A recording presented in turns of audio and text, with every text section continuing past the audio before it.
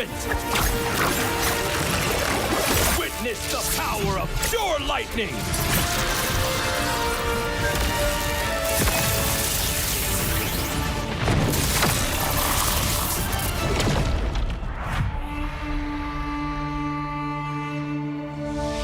All that lies below is under my vigil.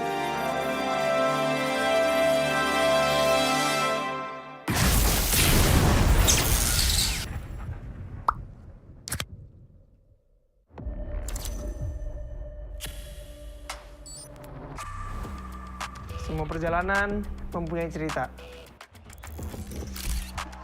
Dan semua orang ingin menjadi pahlawan dalam cerita itu. Menjadi seorang pahlawan bukan hanya sekedar menang perang, namun mampu mencari modal untuk berperang. Oke. Hanya modal gold. Pet sekarang modal gold gampang kena comeback. Pahlawan itu butuh pengalaman. Pengalaman berseason-season adalah hal paling berharga. Alah, pemain tua, mekanik tua, masih ya main raja-rajaan. Orang bilang gue jadi pahlawan cuma karena hoki. Gak gitu, bro. Masihkah hoki? Hoki, faktanya gimana? Untuk menjadi pahlawan, harus bermental baja biar bisa menghadapi segala kondisi. Mental baja? Berarti gue udah bisa jadi pahlawannya dong. Gue baru masuk aja, udah dapat Rookie of the Season. Sebagai anak baru, gue udah cukup hebat kan? Hebat kata lu, dalam hal apa? Kill banyak. Untuk bisa memberikan itu, perlu sosok pahlawan. Kalau sosok itu nggak ada, tim lu nggak bisa apa-apa. Hah? Cut! Rani doang, hanya bikin mati konyol. Masa pahlawan kayak gitu? Kita juga harus bisa menjaga tempo, agar semua bisa berjalan dengan lancar. Lah, talent gue kemana? Kak, cukup kak? Oke, thank you. Gagal lagi jadi pahlawan di MSC. Ah, iya ya. Keburu pensi nih. Tapi, setidaknya gue masih di atas lo.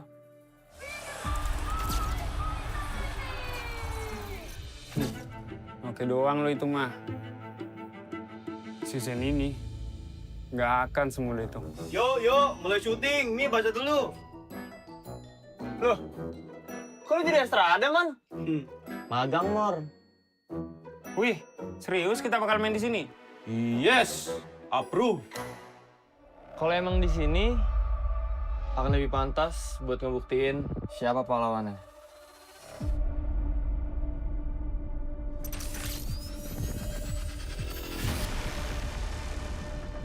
Persiapan kita cukup. Kita berpengalaman. Kita harus sesuai target. Kita punya mental. Kita nggak butuh waktu lama.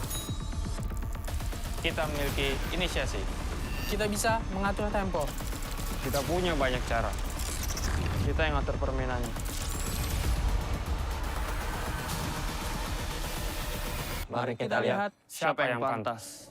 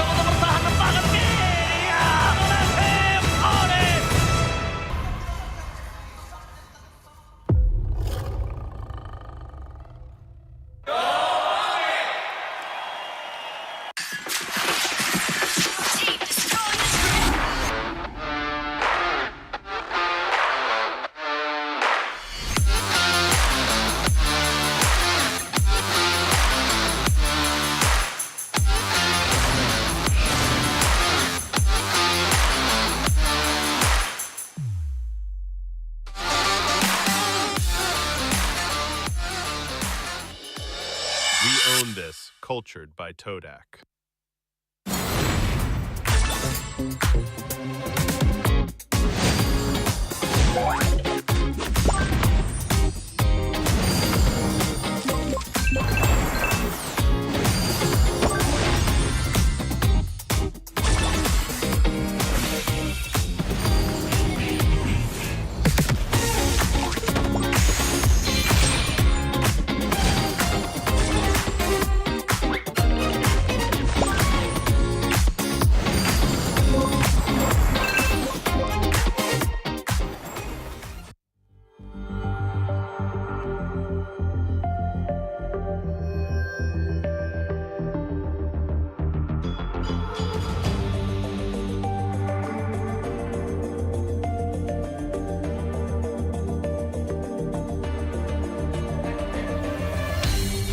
Aku kan berdiri dan terus berlari, terus ke arah puncak tertinggi.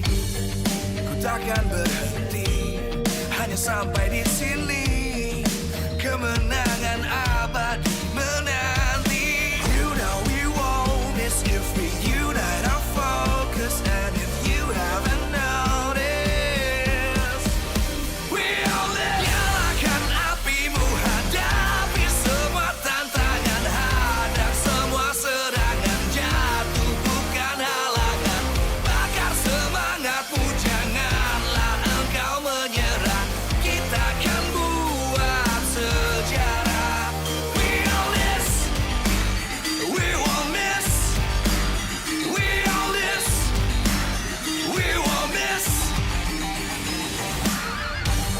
Saatnya beraksi, jalani ambisi. Aku kan menyawakan hari ini. You know we won't miss if we unite our focus. And if you haven't noticed, we all live. Nyalakan apimu, hadapi semua tantangan, hadang semua serangan, jatuh bukan halangan. Bakar semangatmu, janganlah engkau menyerah. Kita akan buat sejarah. We all this, we won't miss. We all this, we won't miss. We all this.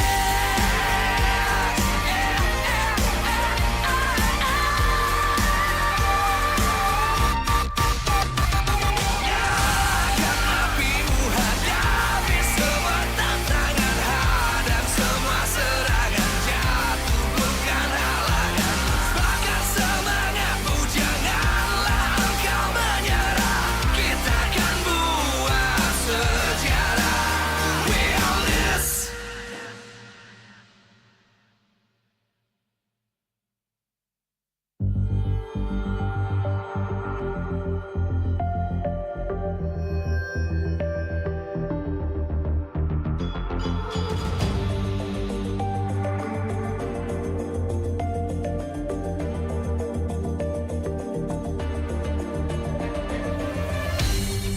Aku kan berdiri dan terus berlari, terus ke arah puncak tertinggi.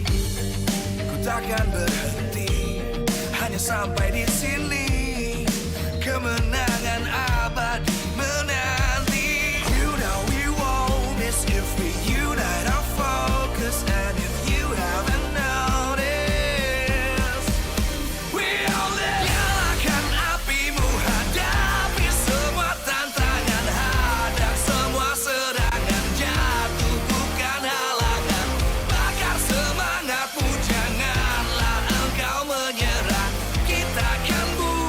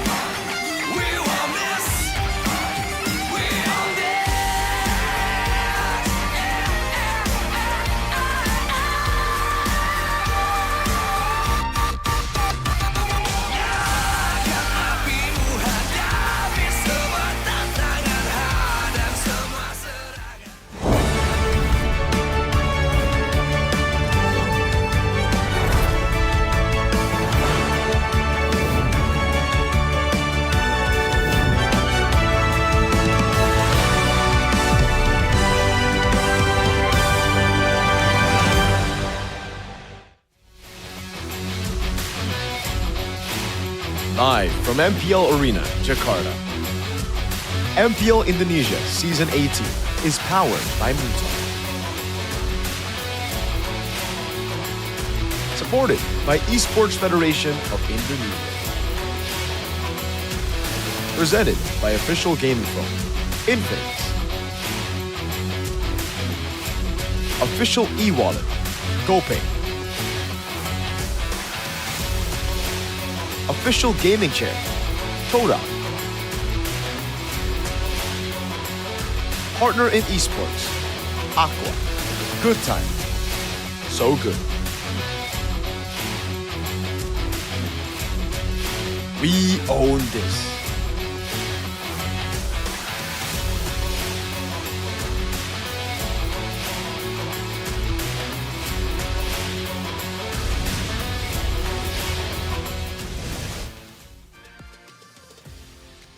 Datang di hari yang ketiga di MPL Indonesia Season 18 di mana tim-tim akan kembali berlaga di hari ini.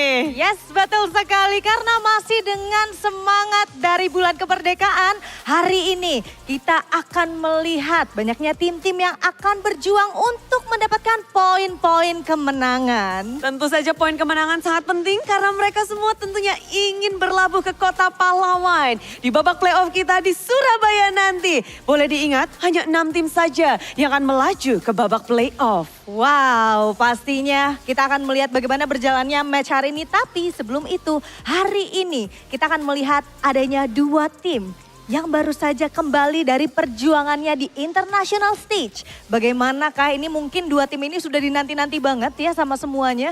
Karena lumayan banyak dimension juga, katanya bisa dibilang 2 tim terkuat untuk di season ini, Bude. Ya, dan banyak sekali yang berekspektasi juga untuk melawan mereka. Dan para fans pun sudah tidak sabar untuk menyaksikan bagaimana mereka beradu di panggung ini. Piketron dan juga Onyx akan kembali hadir nanti, tapi di match kedua dan match ketiga. Yes, betul sekali. Dan di match yang pertama kita akan melihat adanya TLID yang akan berhadapan dengan Dewa United. Di mana seperti yang kita tahu, Kevin dengan Hiraranya membuat kita semua terkejut karena permainan yang cukup baik, yang luar biasa diberikan oleh Kevin. Tapi dari Dewa sendiri membuat kita penasaran, apakah teman-teman dari Dewa United bisa bounce back untuk di first match kita hari ini? Ya, mengingat hari kemarin mereka sudah beradu, namun dengan hasil yang berbeda. Tapi kita lihat perjuangannya 2-1, semuanya benar-benar keras. Dan hari ini siapa yang lebih keras? Wow, makanya sebelum kita mulai untuk match pertama kita hari ini, pastinya kita berdua pengen ingetin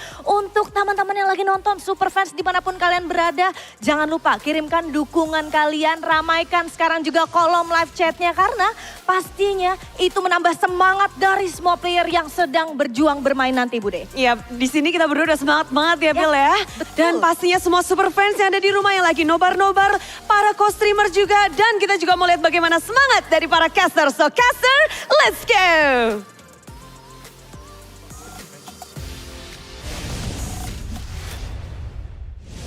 What is good, ladies and gentlemen? Welcome back to MPL Indonesia Season 18.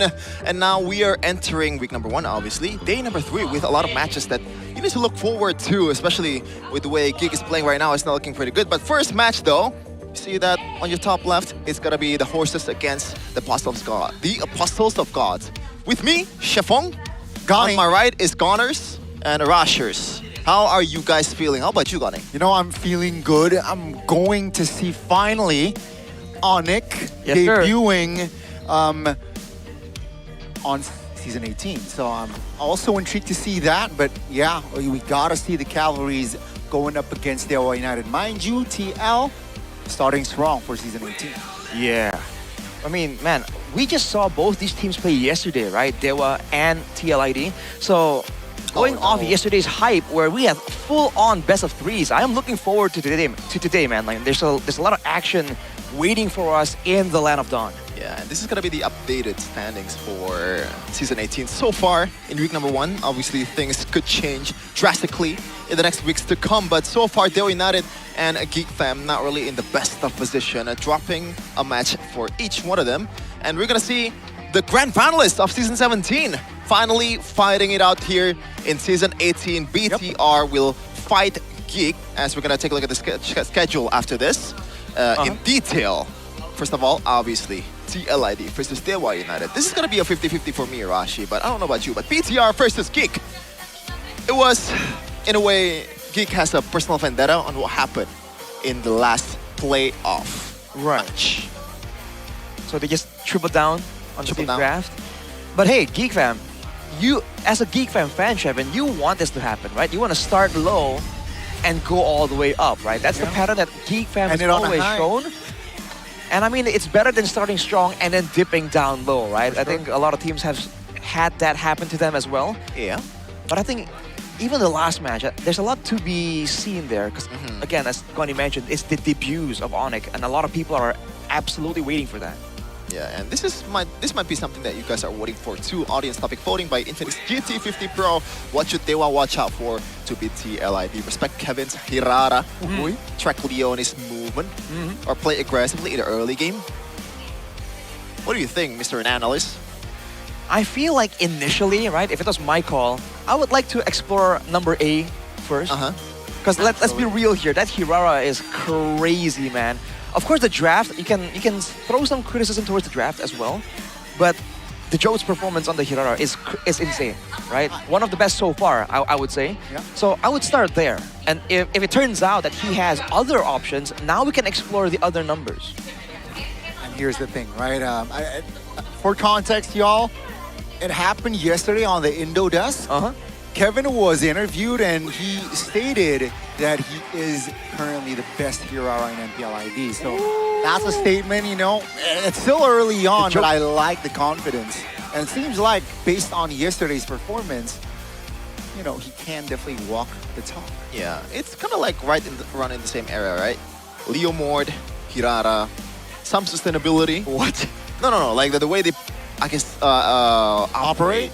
You can dive and not really getting punished too much. And to be fair, Geek's draft against the Hirara was, at least for me as a Geek fan, was kind of lackluster. So maybe we can still doubt the performance of Kevin's Hirara.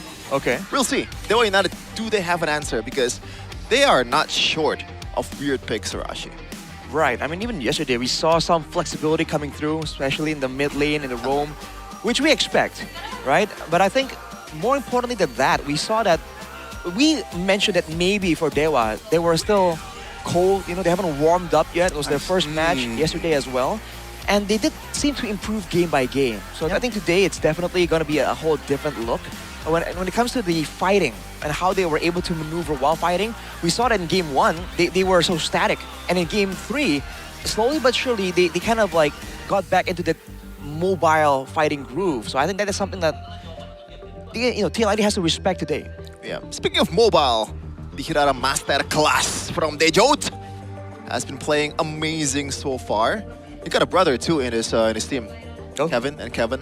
You know. Yeah, Kevin and Kevin. But you can see very here, confusing. 2 picks, 12 kills, 3 deaths, 13 assists. Like the KDA could be better, but you know, this is a pro scene, so a few deaths here and there is not gonna matter as long as you get the W. Goni. And still a positive stat as well, right? 5-1-9 in game 2, so only 1 death. And in game 3, only a couple, but a very positive outcome on this hero. Now, again, it's throwing like Dewa. Are you gonna respect the Hirara immediately, or are you gonna explore it first, game 1? But based on yesterday, bro, it was crazy performance. Yeah, it's a bit crazy too, but not in a good way for Geek Fam, to be honest, man. A bit too crazy. Look at this. They are going for the Hirara, but the CC is not layered properly. Avoid just a bit little damage, and it eventually led to the shortest game time in Season 18 so far, despite it on game day number 2, but still, it's 8 minutes. Oh man, what an escape. 55-second Rashi. That's a bit too quick, man. It is, and honestly, as quick as you. You can say that for Geek Fam, right? The draft wasn't that good. They were unable to actually operate on their terms. But you gotta raise some attention towards TLID as well, because as much as we want to harp on about the Hirara of Kevin, the Jote, everyone else performed really, really well, right? The whole team was able to back him up when he was escaping, right? Yes, he has mechanics, but the team was stunning, was slowing down the opposition. And I think the teamwork is a bit underrated here because of so many highlight moments, because everyone else was really stepping up in that game as well. Speaking of stepping up though, I feel like this is the perfect meta for Prince Aran, Goni. You see the hero pools that's effective in this meta. It's Esmeralda, it's Uranus, it's Barats too. He played amazing yesterday, getting ganked up multiple times and not really dying in the process. Those beefy heroes really works well with him. Yeah, I mean, definitely, right? And remember, Uranus has one title of MPL ID under his belt as well. So let's see if he is able to replicate that sort of run this season. Now, let's talk about TL though. They had a bad stint, yes, last season. It seems like they got a positive start. Are they able to maintain that momentum? And there's this big question already being posed towards Kevin, right, in the gold lane. Where we saw that he can do well on certain picks. By all means, he's new. It's a new face that we are not familiar with. But there's a lot of questions on whether or not he can perform on multiple heroes at the same level, right? When they were winning, when he was on a hero he seems comfortable with, he performs well. But can he maintain that performance, especially if Dewa want to squeeze down on a hero pool? That is a question that has yet to be answered. Yeah, especially yesterday, in some games, I think he got gapped by Kanziski on a losing Game match. 1, I think? Yeah, game 1. It was Game 1 pretty was rough, bad. man. It's pretty rough. But the good news is the only way is up for Kevin, and that also applies to TLID. Despite the hype, or like lack thereof, after last season's performance, a lot of people are still doubting this team, man. Okay. Yeah. Yeah. The roster stays the same. Why do you think that is? Yeah, I think it's just solely because of the outcome last season, right? But now I think with the shift in meta, definitely has more chances. Yeah, we're gonna see though the chances of both teams with the players that they're gonna field here in the land of Dawn. I believe it's still gonna be the same 5 for Dewa United. The Apostles of Gods is here. Kane, Octa in the mid lane, Itoshi Kes, and maybe in the gold lane. Can they do it against the Cavalry? Can they bounce back after yesterday's loss now? Kin displayed a beautiful Alice yesterday. Will he bring the same quality today? Ladies and gentlemen, the 5 men standing in front of you is Dewa United Esports. Despite a setback, they are not one to back away from a challenge. They've shown improvements not overnight, over game yesterday. If they can continue with that pattern, I think it's going to be a very tough order, but they are up against this team right here. Somehow, someway, they finish regular season of last season placing as the 2nd seed right behind Onyx. It's going to be a tough job to do the same here in the season. Competition is heating up with Aran Kevin, Drichel Leone, and the new Cavalry Kevin in the gold lane. A different story for this team. They got the dub they wanted yesterday. They look to maintain with Kevin still filling that jungler position, looking to grab and double their match win today. Ladies and gentlemen, it is the Cavalry. This is Team Liquid. Trying to maintain the momentum they had from yesterday. They have the good drafts, they have recovered, even though a lot of people didn't really have faith in them, but the Cavalry definitely does, and they are here to meet those expectations. Obviously, behind it all, some geniuses in both sides. Coach Wright, which is rightfully placed in the right against Konjao. Great placement. The analyst as well for both teams, obviously bringing new flavors of the draft. And I think we've already mentioned this or talked about this in the previous days, Rashi. It feels like this meta is just so dynamic. You never know what's going to happen in the draft, especially in that 2nd phase. Anything can be brought out to the table. I think if anything is gonna float up to become like really prio, really pick or ban and become a constant in the game, where we're gonna see it starting from next week. This week though, it seems like the EXP lane and the mid lane is where all the attention is, right? Where the counter matchups there can decide a lot of what happens in the game. Looking at the audience topic voting by Infinix GT50 Pro, what should they watch out for to beat TLID? Number A definitely has a lot of attention. If that fails though, number C becomes the option that the people agree can make a difference. Yeah, early game seems to be the name of the game so far in this meta. Tempo. We've seen in EWC or Turkey, they played an amazing early game going, especially when you get those tempo heroes. You're a roamer player yourself. A lot of heroes can be utilized to get the early game. Something like an Atlas, maybe. Atlas, right? Even, you know, we saw like what Cho can do. So again, it's just so open in this current shift. Now, I think the team that finds and sticks to their identity first will have an advantage in this season. So far, Dewa United with the loss yesterday, I hope they keep the hardest team to judge early in this. That split-second evolution that... We get a case of victory here for TLID though. But does the true mid play more aggressively to secure the early game and maximize Kevin and Aran or Kevin? It's not his meta. Even when his signature heroes are picked off, he still has a lot of like kind of surprise that can work. But I feel like maybe leaving that for the roam position could actually allow them to actually do better against Leone. In the XP lane, it's a bit stale, if I'm correct. In terms of how they... dynamic. No, like the way they, I guess like the operator heroes that they pick, it's mostly the one that's gonna tank up for the whole group. Unless you wanna play a glass kind of composition where you put a EXP damage, which is kind of rare, but Goni, this is your time. I feel, I have a sense that it's gonna be dangerous grass. Really? It's almost like the screen has already showed it, Goni. There you go. There's now it's official. Phase, though. Now it's official. Dangerous grass. Yes, sir. Come on, Dexter. All right. It's Paquito, our Atlas, showtime. and Selena. So Hanja definitely aware of the aggressive style that Dewa wants to play. For Dewa, though, Freya, Marcel is a bit of a constant, but the Claude, very early on here, the Melissa is open.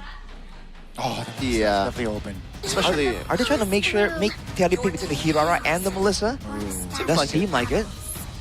Yeah, there's no way they're gonna let go of the Melissa here, right? For Dewa United, there's a reason why you banned the Claude here. So that is to make space for the Melissa to farm easier, and there's no die coming first. Limit the heroes that can make things harder, I guess, for the frontliners of Dewa United, for Itoshikes, and also Kin here with the Esmeralda.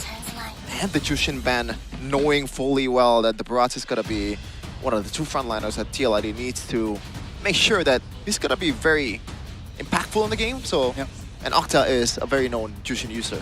Yeah, I think both teams, their approach is similar, if not the same, right? They're hiding the last two picks for their roamers and mid laners here.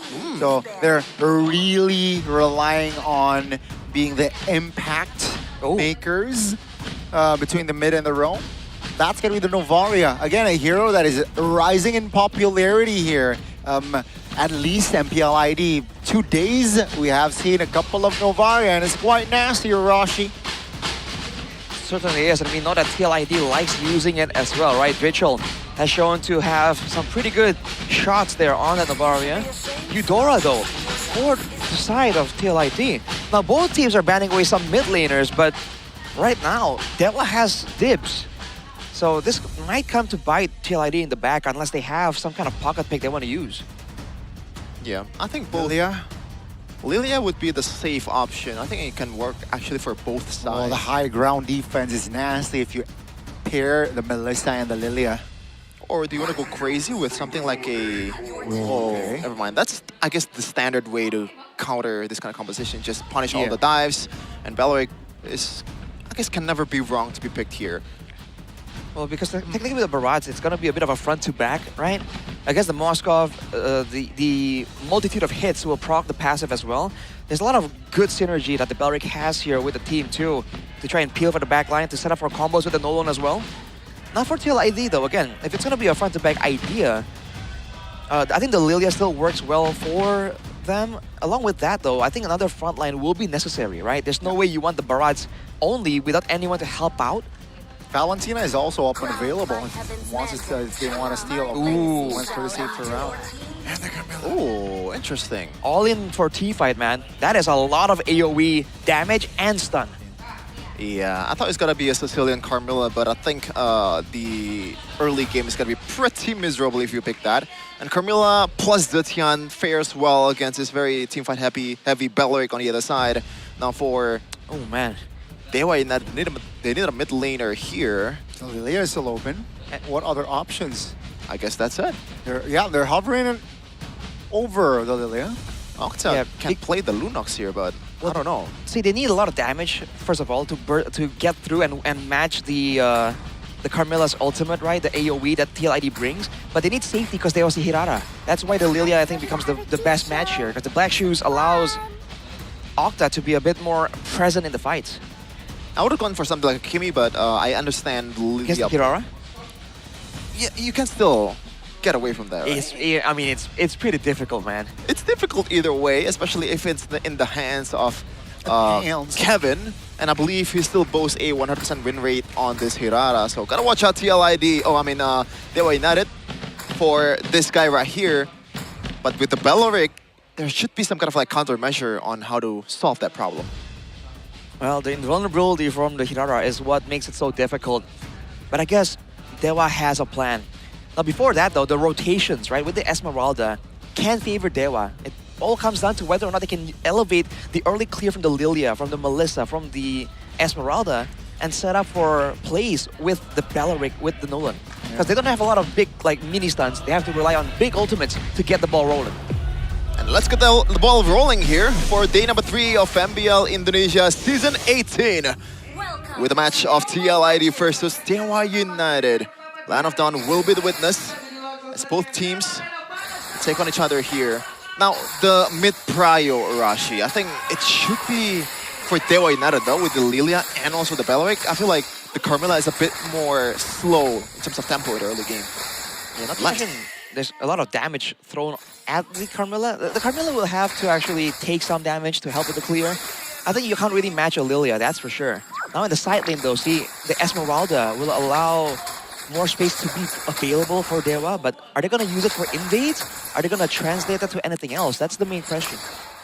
Okay, so Festival of Blood on the Esmeralda. This is pretty interesting because so far, when I see Esmeralda going up against the Barats, they expect that they're going to be eaten by the Barats, right? So you go with tenacity. I don't know about this pick though from Kin with the Festival of Blood, so maybe he's a bit more confident with his very aggressive approach. He might be a bit more lane focused because on the Uranus he has the killing spree as well, so the Master Assassin as well. So he likes having some pressure to throw around in the laning phase before it becomes a big teamfight situation. I think that's what we're seeing right now. Yeah, but it's all good for Iran, especially. Oh, hold on a second, some damage. Pretty good at that. Pretty good at that, and also the lethal ignition proc. And Iran actually builds the rapid boots, which is a bit more prone to get built by a lot of Barret's users currently. It offers you that healing too, Rashi. It's slightly effective against this kind of like losing matchup. Yeah, you want to get some more regen, you want to be able to match the rotations of the Esmeralda. That is the assumption, but now look at this. Dewa already crawling around the neutral objective. No ulti on the Belleric though. Now it seems like Dewa will take initiative, but TLID will not give it for free. It's going to be a reset on the turtle. That's going to be, below 50% HP on Belleric. Not a good sign. Falling Star Moon from Kin. That's already a sign for TLID to let's cycle our resources. But take a look at Kane. Taking his time, patience. Seems like the call is hovering around the turtle, but purple buff already taken out. Now Hirara is now taking his own purple. Interesting decision by TLID. I thought they have the advantage, but look at that, Kevin. Wow. D to save his own life. Now, back to the turtle. That's going to be Zitian popping the ult. That's going to be Octa popping the Black Shoes, but Kevin find time to find the turtle. That's going to be a kill on towards Iran. So 1 for 1, but TLID, they got the turtle. Immaculate job by Leone, just zoning Kane out of the turtle pit, and that gives TLID the advantage on who gets the turtle with the retribution that is as easy as pie for Kevin. I mean, it makes sense as well. They have so much AoE to throw around to really threaten away Kane on the Nolan. Pretty vulnerable. Now it's back to a bit of a waiting game. Dewa, again, with the clear, with the lane advantages in the mid and EXP lane have not been able to really translate it too much because, again, they have a Bellaric as the roamer. It can't really facilitate too many ganks.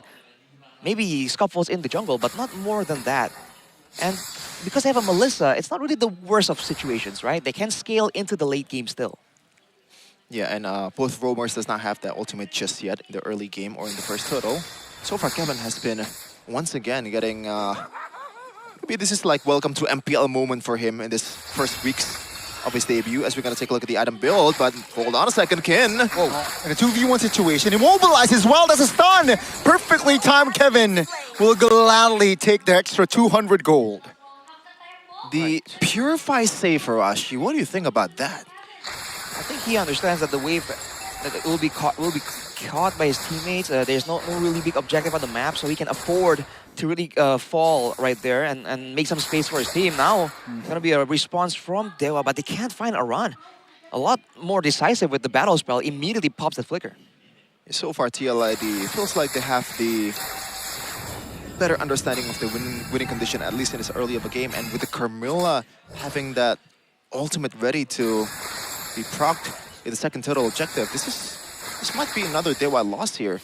I will see though, Zetian also offers a lot of CC, that global presence. Yeah. Gotta watch out for that. Definitely, Cheer of the Phoenix will definitely be of value, but that's going to be a quick turtle take from Kane. TLID a little bit late to pull the trigger there. Dewa United will happily disengage, so that's a win actually for the Apostles of God. Good moves there to spread open and avoid the Spear of Destruction as well. They're doing a great job here, like matching up to TLID despite the risks. It almost feels like TLID should maybe push the pace a little bit more. Because remember, Kevin is on an assassin, right? He wants to really snowball and get some more kills. And now he's getting jumped on by Kane. Yep. It's going to be Kevin taking his time here. Not too hasty. And both teams actually taking it slow here. 6 minutes in, just 3 kills among them. That's going to be maybe showing the power of the Melissa. Now Kevin gets to say on the attack. Take a look at the combination now. Daytona's welcome. The stun will lock Kane down. And that's going to be the purple buff for Iran. TLID, Arashi, you asked them to pick up the pace. Here it is. They surely acknowledge that that is a necessity. Especially in the gold lane, maybe is now picking up some tempo of his own. Kevin liable to getting dove on here, and the whole team is right there to cut off this turret and take it away, but Kevin going for a trade on the other side.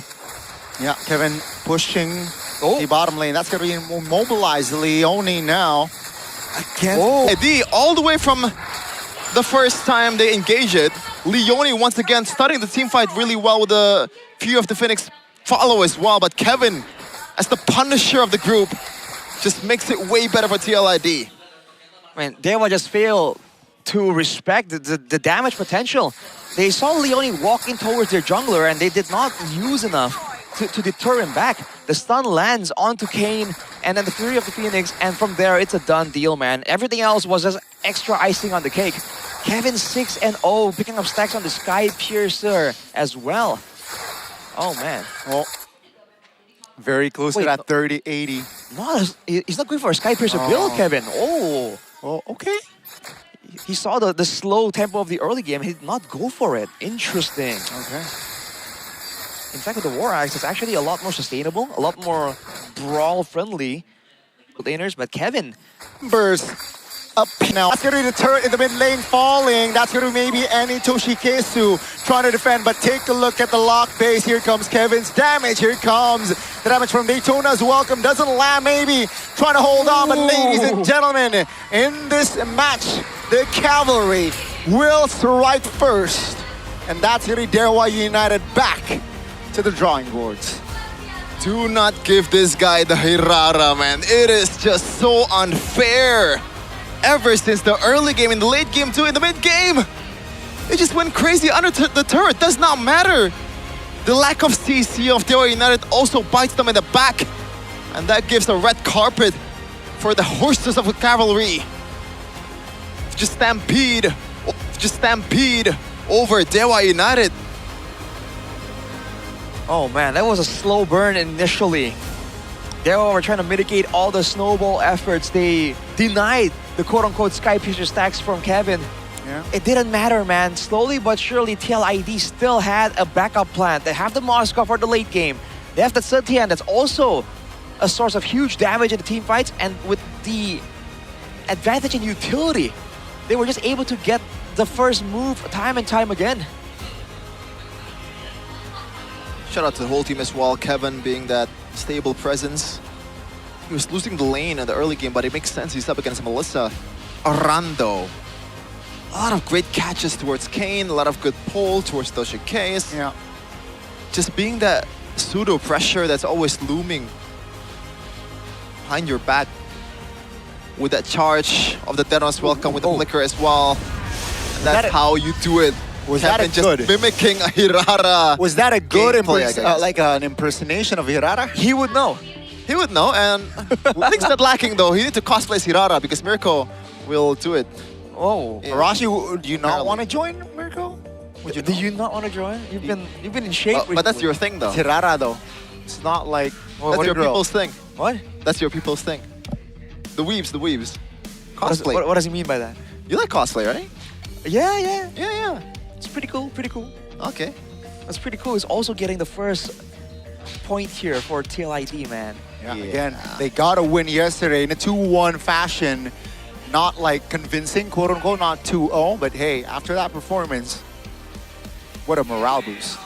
Yeah. It does feel like in the drafting phase, TLID are the ones with the moves, right? Whoa. Yeah, obviously MVP by Infinix GT50 Pro. Without a question, Kevin the Jote. He is living up to his moniker here. Full build. Just amazing on this Hirara. 81% teamfight participation, almost 900 GPM. He has just completely dominated this game right from the get-go. You can see how this plays out every single time, man. For TLID, they can just stick together and clump up as a bunch, and it's fine. And even if they do find moments like this when they can get a Daytona's welcome, then it's all G. Right? So they have the best of both worlds when it comes to pick off and also team fights. But it's really apparent when it comes to the neutral objective fights. You're seeing right here, Leone just comes in all the way from here, right? And because everyone was too focused on the front, looking at Kevin, looking at Aran, right? Because the pressure is there. Leone gets a stun initially, and from there, with so much follow-up, for Kevin without a Purify, because of the retry, can't really do anything. And afterwards, it's the Lord initially, and then it's just Kevin, man. It's just Hirara and Kevin.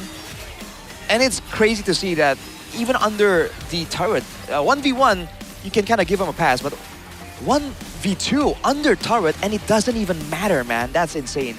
It makes you wonder why the hell did Deo United let go of the Hirara. I guess that was the game plan, right? I don't think it's going to be replicated again in game number 2. The Claude Band, they were setting up for a Melissa bait maybe towards the LID, but no. They still trust Kevin's Hirara. They still get the Melissa, but it doesn't matter. Maybe he was killing a little bit in the late game after he gets his shutdown, but it was a little too late with the way Kevin was playing. It is inevitable. Ooh, man. You see the damage in the late game, though. It's insane from the Melissa, but there's just so much danger thrown on towards him, and unless they get a really good fight, especially on the back foot here for Dewa, if they have to fight moving backwards, it's rough, dude. There's so many ways for TLID to catch them off guard. And from there, even the Black Shoes here just fails to save Octa, man. It's read through by TLID. Read him like a book. And now moving on to game number 2, Dewa United needs to reset and also cook up some game plan here. Coach Wright don't want to make this a 2-0 or 0-2 start in the season because Dewa United last season, they start strong, they falter in the second half. If they falter now, then what happens in the second half, Connie? Perhaps a different story, perhaps a similar, trend, but a more positive outcome. But yeah, I think, again, the time is now if Dewa United wants to change things, right? At least force a game 3. Yeah. I feel like in this composition, this is exactly almost the same comp in terms of how they operate. They have a front-to-back mage, they have a front-to-back marksman, and also a jungle that can break through, just pretty much making the team fight even more chaotic. A great AoE roamer, but unfortunately that Hirara just tips the skills towards TLID by a lot, Arashi. I think there's two main differences here. Number one is how independent jungle can be. Because Kane on the Nolan, can you make solo plays? Right? Yeah. Back then, a few seasons ago, we saw Fabian do the exact same thing on the Nolan. Yeah, but not the same way a Hirara can, right? With the mobility, damage, and invulnerability, it makes Kevin so much more independent compared to Kane. That's number one. Number two, there's so many more cards to play when it comes down to the solo stun from Leone, the Curse of Blood, the SOD, the Spear of Misery. There's so many ways for TLID to get the fight started, to set up for some kind of pick-off, force out an ultimate, right? Whereas for the side of Dewa, it's the only real way to get a pick-off is with the Curse of the Dryad, for the most part. Wrath of the Dryad. Wrath. Oh, sorry, the Wrath of the Dryad. So many curses. Yeah, and I think that makes it so difficult for Dewa to be proactive. And you can see that the only time they really find a favorable fight is when they can force TLID to be where they want, and then like force them to fight in the muddles, in the Wrath of the Dryad as well. And I feel like it's a bit too one-dimensional for a team like TLID that can adjust how they approach the fights. Yeah, so a lot of weapons for TLID, but Dewa United, they only have one way to play, I guess. Yeah, I More think cards. Kevin as well, he gapped Kane so hard in that game. 7 minutes, 2,500 gold lead as a jungler, and on a Nolan, that's you can't do anything, no outplay potential if you're behind 2k gold. There you go. Yeah, that was crazy. And game number 2, surely it's gonna be different, right? Should be, hopefully. You want to get the Hirana to Kevin again? There's no way, no? I think that was the initial game plan, right? Yes, we can somehow solve Kevin's Hirana, but after what happened, there's no way. I mean, is there a possibility you can draft up a composition that really shuts down a Hirara? Yes. Can you win the game after shutting down only one of the 5 players of TLID? That's a whole different question, right? I'm not saying that it's impossible, but considering the possibilities, the odds, right? I think surely banning away the Hirara is a legitimate like option here. Definitely. Although in game 2, there's a chance for Dewa to take it away from TLID and pick it for themselves. Yeah, it seems like in the drafting phase 2, it's mostly just Dewa United responding to what TLID has drafted. Maybe except the Melissa pick. That was the main, I guess, like winning condition and also main weapon of Dewa United. It's just not utilized enough. Maybe they need to rotate more towards the gold lane. I'm not even sure. Because that was the winning lane right from the get-go, right? But even then, they have the global presence of the Zetian. Yeah, That can also appeal for them. So, how do you deal with that? Zetian was low-key very underrated, and the value of that hero in that game was splendid. You know, pops to you all on the right timing again. Shout out to Drishel, just knows when. Perhaps it's communication, perhaps it's instinct. But yeah, again, a change from Dewa is needed. Yeah, but before we break down even further though about what's gonna happen in game number 2, Boss. there's someone here in the sidelines, Hirashi, someone that you're familiar with. Me? Yeah. Who is it? It starts with an A. Who's that? It's Alyssa. Oh. It's Rashi. Alyssa Rashi? Kali ini Alisa sudah bersama The Calvaris. Di Calvaris mana nih semangatnya nih? Halo. Wow, luar biasa sekali di Calvaris ya, di hari Minggu siang ini sudah berkumpul untuk mendukung tim kesayangannya. Kenalan dulu dong, ada siapa nih di sebelah Alisa? Kairu. Ada Kairu dan juga... Halo, namaku Ferdian. Oh, ada Ferdian dan juga Kairu. Kairu ini kamu siapanya Kairi ini? Kakek buyutnya. Kakek buyutnya ya. Alright, ada Kairu dan juga Ferdi di sini yang menemani Alisa. Gimana nih kalian melihat performance dari tim Liquid Indonesia sejauh ini? Apakah makin menggebu dan semakin optimis di season ini? Makin bagus ya, makin improve. Tadi apa ya, Hirara Kevin juga bagus banget. Hirara Kevin. Ferdi, ada yang mau kamu highlight gak nih dari Hiraranya Kevin yang tampil dengan kayaknya apa cuman dia doang yang bisa main Hirara dengan sebegitu bagusnya? Untuk sampai week ini sih sebetulnya dari Kevin Hiraranya yang terbaik. Untuk sampai saat ini ya, kedepannya belum tahu. Cuman semoga dari Kevin sendiri bisa tetap konsisten main gamenya. gitu. Semoga bisa tetap konsisten ya. Tapi Ya. kalau ngelihat dari track recordnya Kevin nih, sejauh ini ya, dia berhasil sampai di level 15 tercepat dengan hanya 9.13 menit aja. Itu menurut kamu gimana nih sejauh ini? Berarti udah menunjukkan konsistensinya belum, Ferdi? Mungkin karena masih week 1 ya, jadi masih angin-angin bagus. Semoga untuk minggu-minggu selanjutnya juga bisa tetap konsisten seperti itu. Dan juga nggak cuma pakai hero Hirara Jong ya, tapi hero-hero lainnya juga gitu. Oh, hero-hero lainnya juga. Ya. Kamu ada rekomendasi nggak? Kira-kira kayaknya Kevin kamu bisa deh coba pakai hero ini. Coba hero-hero assassin dong selain Hirara. Jangan Fredrin atau Leomord lagi. Paling coba Link, Fanny gitu. Oh, coba Fanny, kita bakal lihat Fanny-nya Kevin mungkin ya. Tapi kalau dari kalian berdua juga melihat performance dari tim Liquid Indonesia dibandingkan dengan season lalu, seperti apa nih kira-kira? Dari season lalu hero pool-nya kurang sih menurut aku ya. Oh, kurang. Kelihatan kebaca apalagi waktu di playoff season lalu ya sama tim-tim lain. Yes. Dari draft, dari gameplaynya seperti apa. Betul. Dan dilihat dari gameplay di season baru ini, kelihatan dari sisi draft dan dari sisi gameplaynya, dari sisi rotasi, sepertinya akan jadi angin yang bagus untuk week-week selanjutnya. Amin. Sepertinya akan jadi angin yang bagus dan apakah ini musim yang bagus juga untuk tim Liquid Indonesia? Kalau gitu pesan-pesannya dulu dong.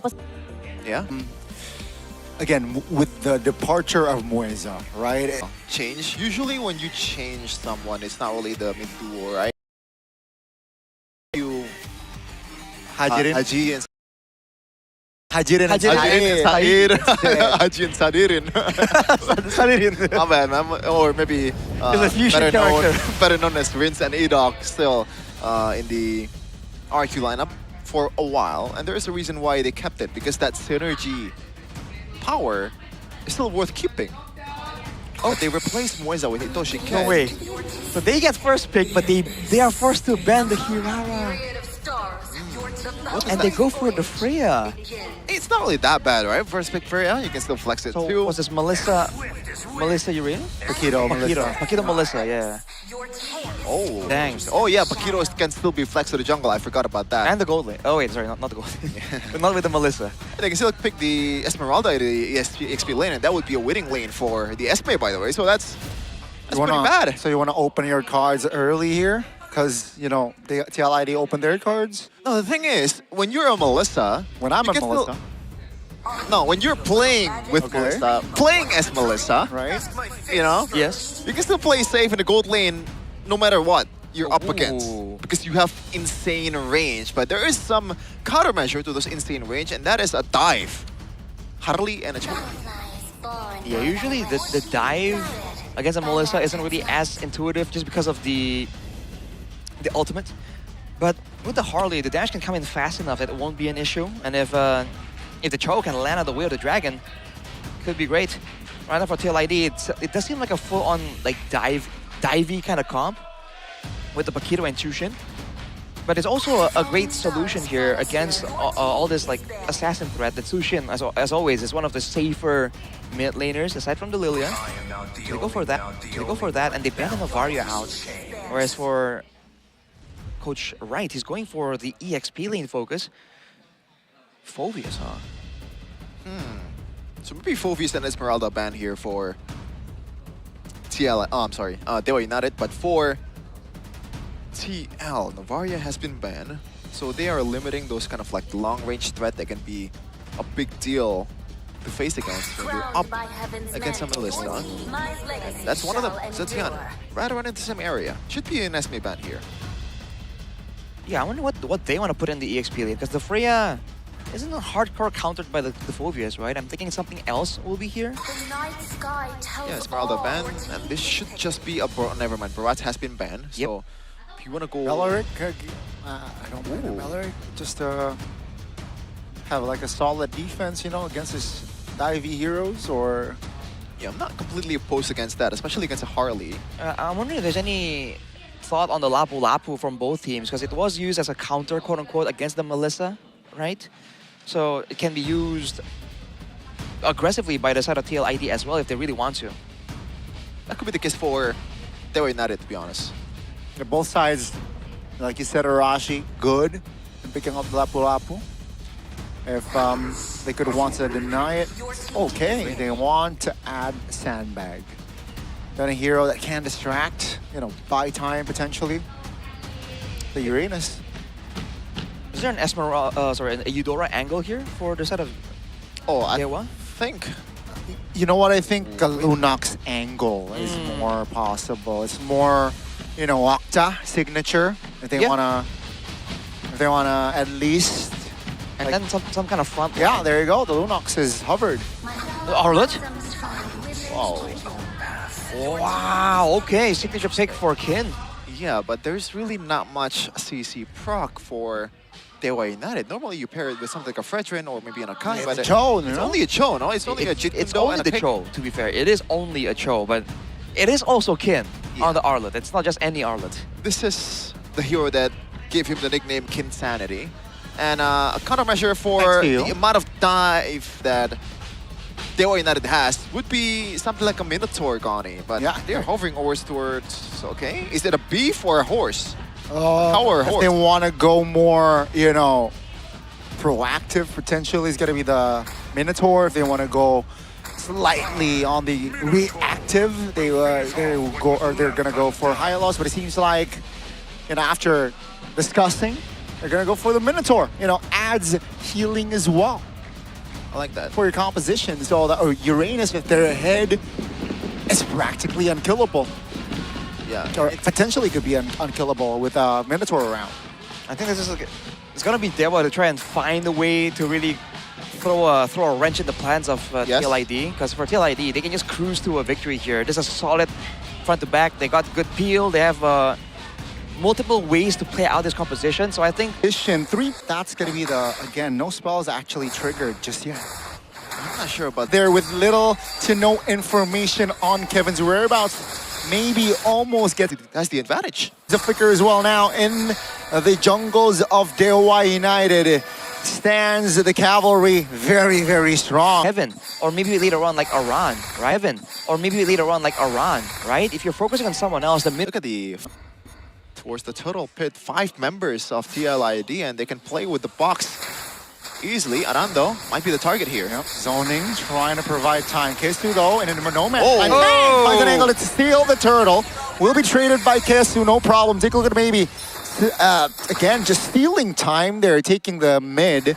But that's a great steal attempt by Dewa United. So it will not be a perfect turtle this time for TL.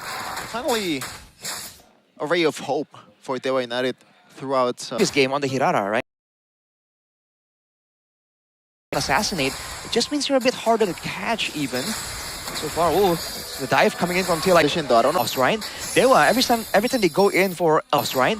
Dewa, every time they go in for a play there, especially maybe a run just one time. So TLID can definitely work with that. So far, a lot of the turret sieges has been very telegraph Arashi. Yeah. And the reason why Dewa United cannot defend that is there's nothing they can do. Up. Either way, so it is a W, a big W for Kevin and the crew here. The other side though, TLID, it seems like they drafted a pretty hard composition to execute. I thought it was a mistake by Kevin, by the way. I think it was overextending, but the beef is there. The Minion's Fury is there, but we're gonna see the stage here for the winning interview with TLID. Stage is yours.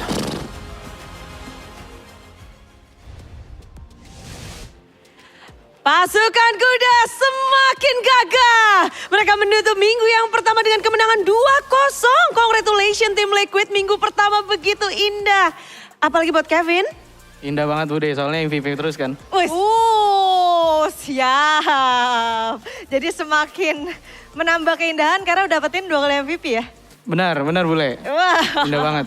Apalagi dikasih Hirara lagi tadi. Nah itu ngomong-ngomong soal Hirara, menurut kamu kenapa sih Hirara kamu dilepas lagi?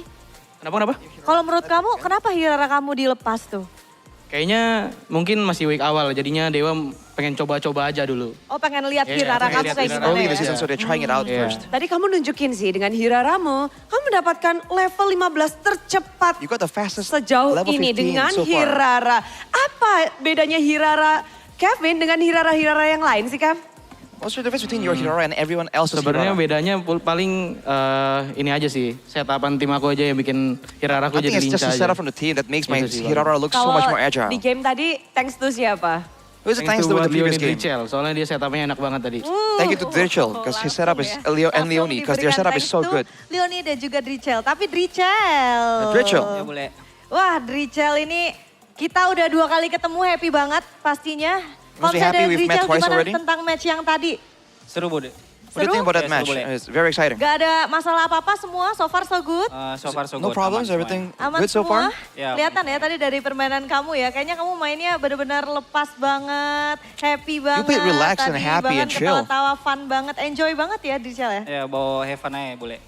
Tapi sehat We just have kan? to bring it, Alhamdulillah sehat. just play with fun. Tangannya sehat, itu pakai koyo 2. Your arm's okay Karena because you ini have like kedinginan aja, Bude. pads. Oh kedinginan, biar anget-anget dikit tadi ya. Oh, Tadi it's because it's tadi cold. kayak 2 game So it's to cepet warm his banget hands. kita ngelihatnya. Sempet panas? Atau nggak sempet baru pemanasan tiba-tiba udah end? Kevin katanya pengen cepet pulang boleh. Oke. Oh, Kevin said he wants to go Oke, home Kevin fast, pengen cepet so pulang. we just Pawangnya Kevin, Turn up the Kevin pace. atau kamu sih Drichel? Pawangnya Kevin?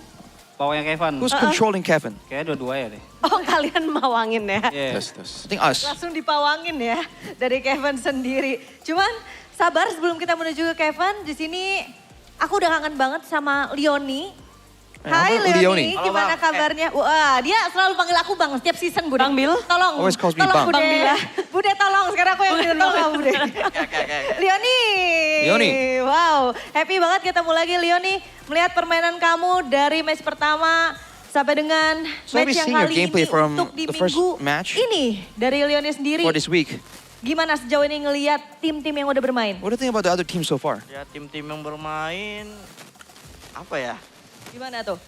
Ya kalau dari aku sendiri ya tadi apa sih pertanyaannya? Lupa. Ya ampun udah manggil Bang, lupa pula pertanyaannya, nggak apa-apa nih aku Oh, ulang what was ya. the question? Kalau dari Forgot. Leonie sendiri ngeliat kan udah banyak nih kan tim-tim yang main. Menurut Leonie pandangan kamu gimana nih? What is your opinion on the teams that have played so aja far? sih semua tim. It's the same, Tapi all the teams. Lawan masih belum kelihatan nih Onyx sama BTR nih kan ya. But we still haven't seen Onyx or Bigatron. EWC kan.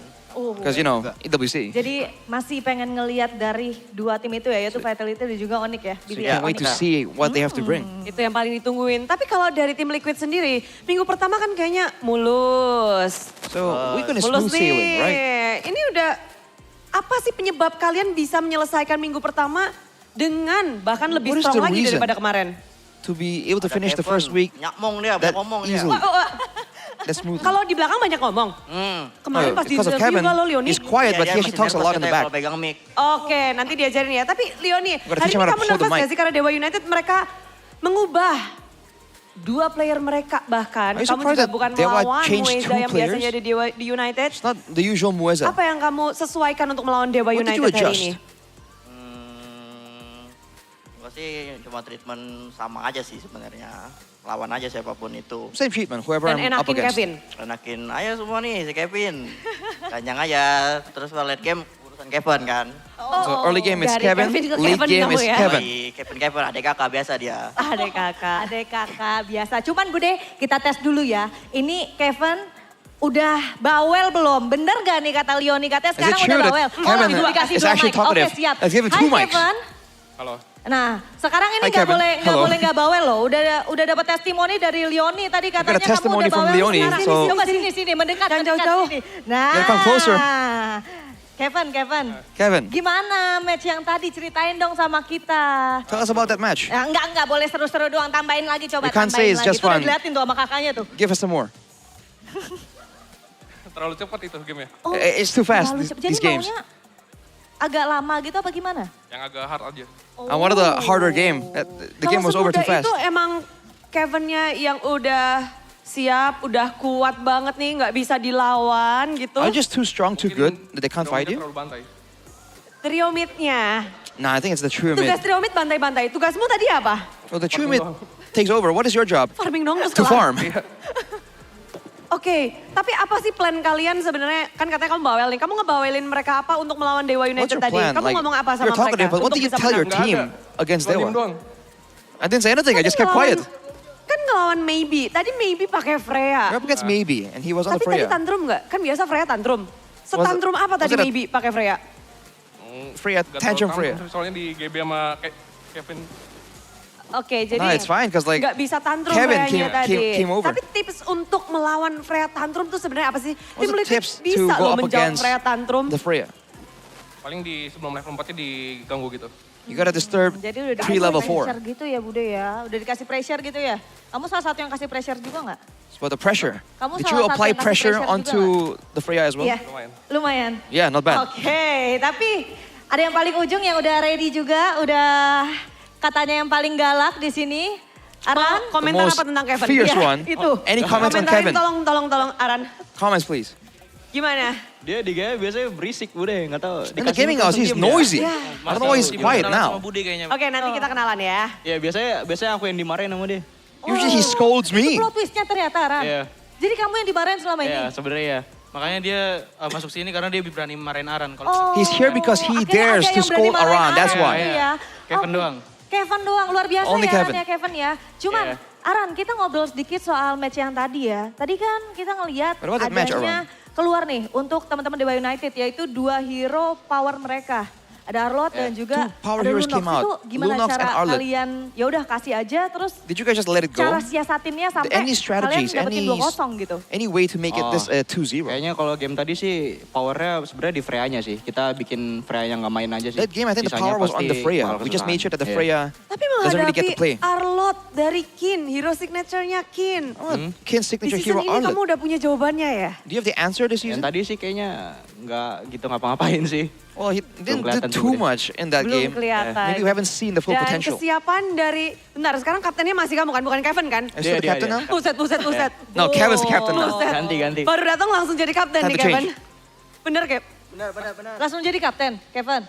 Iya. Oh iya, Yeah. siap Bude. Saya siap. Mengirim tahta kapten.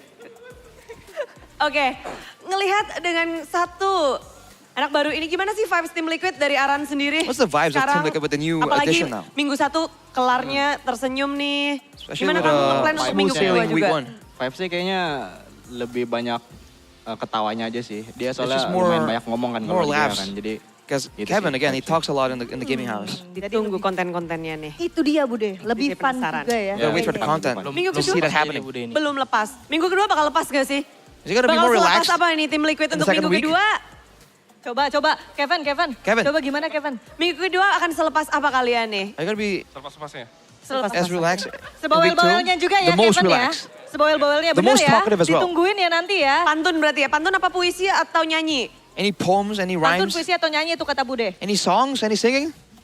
Apa Bude? Yang penting ya udahlah, yang penting menang ya, kita ngobrol ya. Yang penting menang. Oke, kita nanti ya Didn't Bude hear, ya so. bagaimana kebawelan dari Kevin karena dia bakal bilang selepas-lepasnya. Tapi ini dia yang berhasil mengamankan di match kita yang pertama. So, This is the di victors top of baris, marilah kita match one. sambut. Inilah The Cavalry. dia Team Liquid ID. Cheers for Team Liquid ID.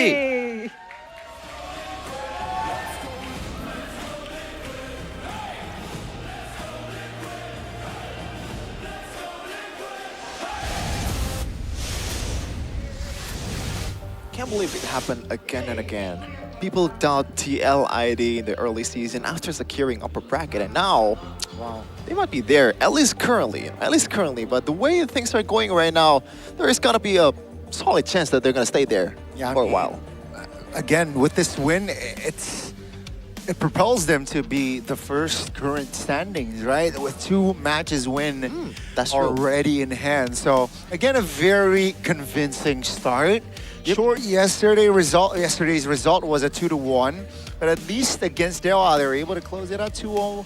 No response. So again, just collecting as much points as possible in the early stages. Now, again, getting to the top is easy. Maintaining is a different ballgame.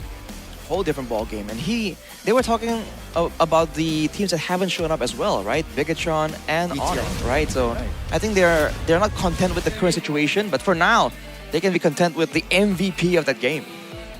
It's going to be Kevin. Interesting build as well with that mobility boost instead of just the usual, maybe a thrill for some players out there to boost their farming potential. But yeah, it works out really well for the guy. And I think it's not crazy to say so far, he's the player of the week. I think so. He has been so impressive on not just one hero, right? In this game, dude, they really abused the burst potential of the Paquito. A lot of times, I think they were really thought that, oh, we can get away with moving up just a little bit, and then the Paquito just says no. And this was the one I was talking about, where you can see that there was responses from Dewa, right? They saw the opportunity to go for a combo, try and catch someone, but every single time something like that happens, the Leone on the Minotaur, if he isn't picked off like this, always finds ways to disrupt the movements. And same thing here, right? They jump in, even though the neutral objective was taken by the side of Dewa, there was always an answer coming in from TLID. Yeah. If Itoshukes gets the pickoffs over and over again, it's just a cumulative small wins for Dewa once at a part. It's only Leone, it's only around. There's not much big conversion, but when TLID strikes, it's just a whole different ballgame. Rashid did too much CC at this point. I don't know if the Cho is effective enough against this kind of composition. I mean, look at the response here, right? There was a flicker final slash coming in from Kin to try and catch the members of TL, and immediately it gets cancelled. It gets dove through almost. So at any point, even when they're winning, right, it's hard to catch them off guard when you see that they have this kind of awareness where they still ration some kind of crowd control, some kind of skill as a response just in case, right? If the opposition doesn't use it, it's fine. If they do, then the answer is right there. Two different results, two different start of the season for both of these teams. TLID, number one in the standings, but Dewa United, unfortunately, after losing to RRQ2 last day, now they have to lose 2-0. Not again, just a contrast, It's right? literally a Dewa and TL sandwich. And that's the thing. That's the thing. And you kind of almost feel bad for them because when against RRQ, it was a slow, like a slow game towards the late game. I was surprised, by the way. Well, yeah, thank you for the input. good to know. But yeah, it's a slow late game angle. Now against TL, it's just early game. It's just Kevin wrecking everyone. Yeah. It has to be quite a jarring contrast, dude. Playing like a long match, maybe mentally having this vibe that it's gonna be long games, and then getting rushed. Yeah. And here's the thing. Yeah. The question was Hirara banned, right? Earlier at the topic, but game 2 it was banned, but yeah, it's Paquito. Yeah, I think. So how do you stop Kevin becoming the joke? Maybe ban these two? I'm not sure, because these two are probably the best jungler in terms of like tempo. Maybe right behind the Fanny if you really know how to play the Fanny, right? So you get the snowball easily. Yeah, easily. Not situationally. Yeah.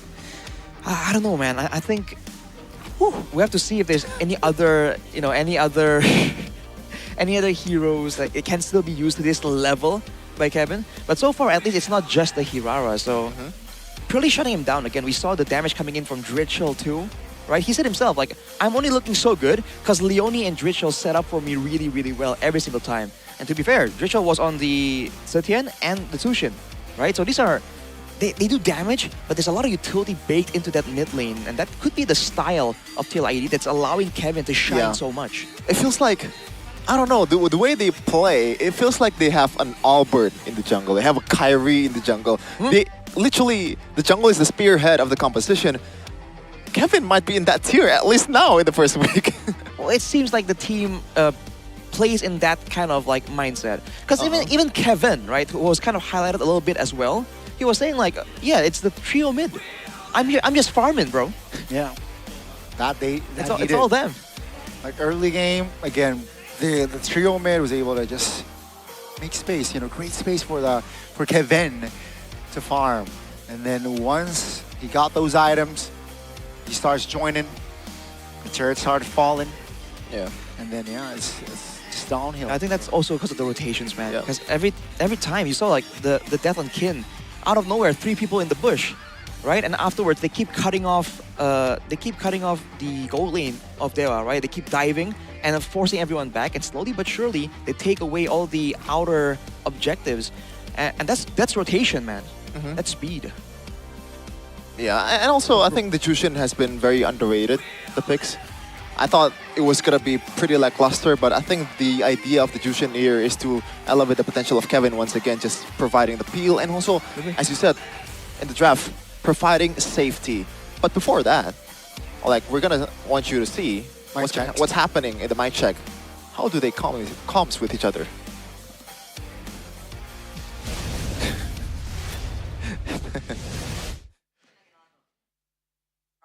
Dapat. Lihat. Depan dulu boleh. Backup Joy terus.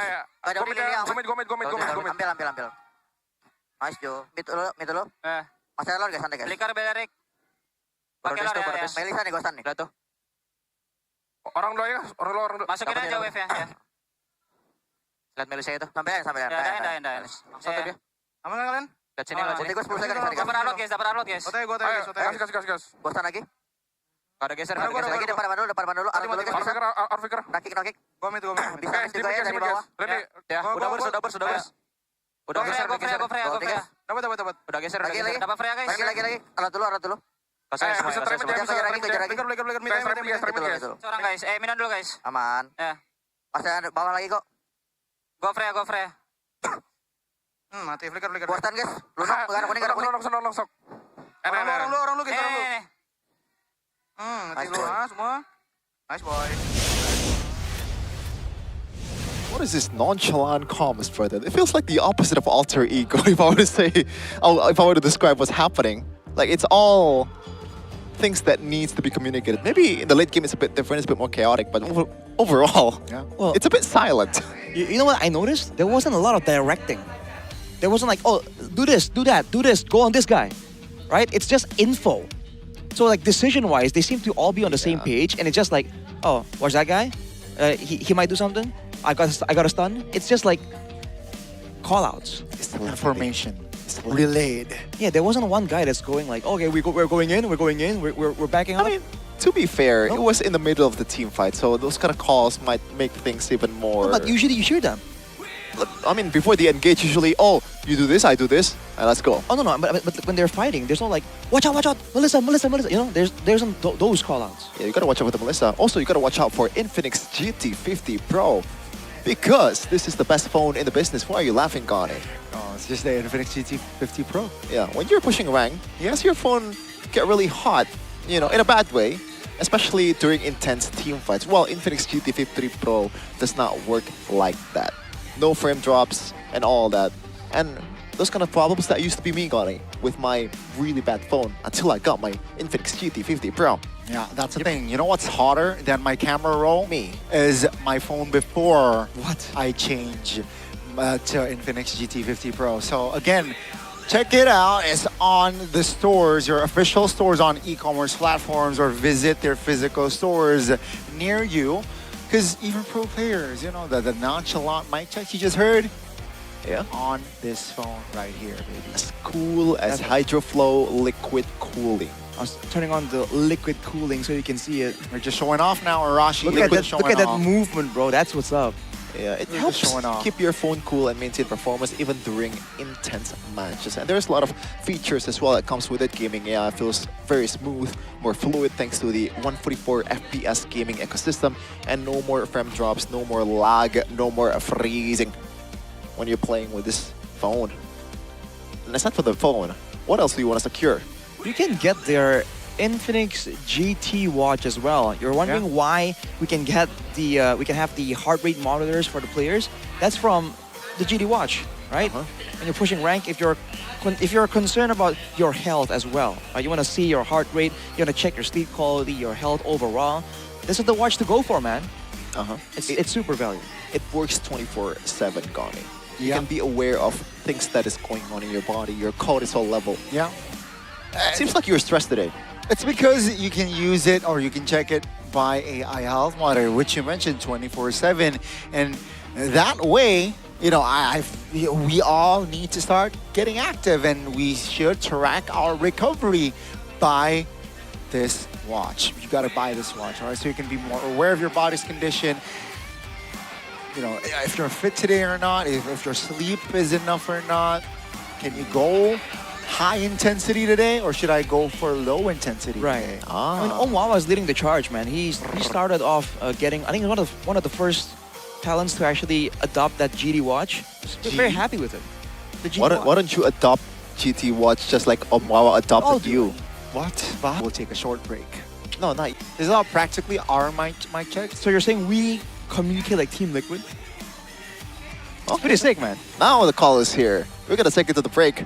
After this, BTR versus Geek Fam. Do not go anywhere in MPL. BTR's debut. Defending champions.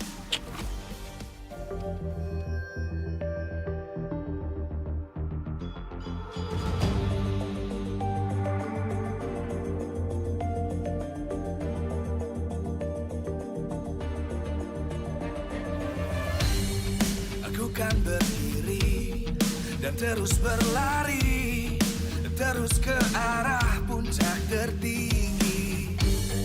Ku takkan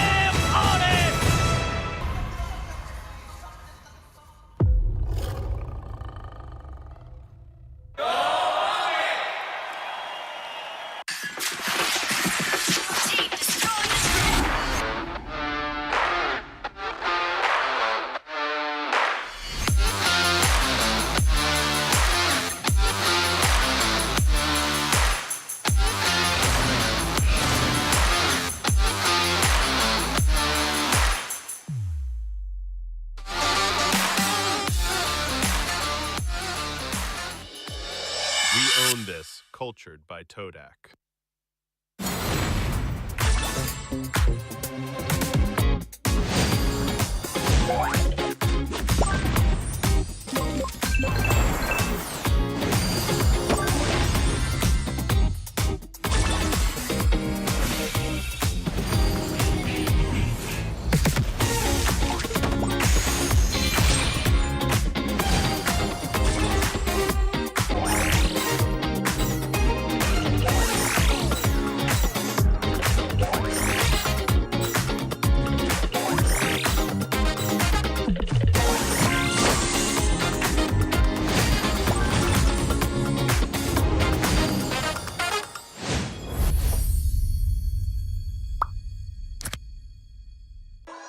Di tim yang paling susah itu nyatuin semua di tengah perubahan yang nggak ada habisnya. Kami bukan lemah, kami cuma belum searah. Menang atau kalah itu biasa, tapi ingat satu hal, kita itu keluarga. Waktunya konsisten saling percaya. Sejak kapan Navari jadi CEO? Hah? Lalu diam, Ming. Mending lihat ini. Yang ini murahnya beneran. Bantu kita naik level barengan.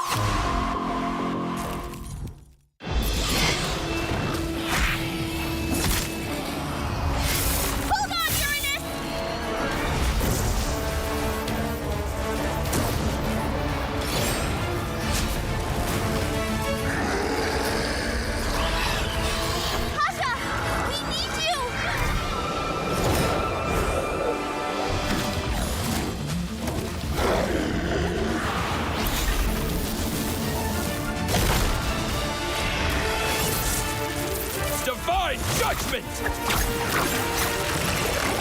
Witness the power of pure lightning!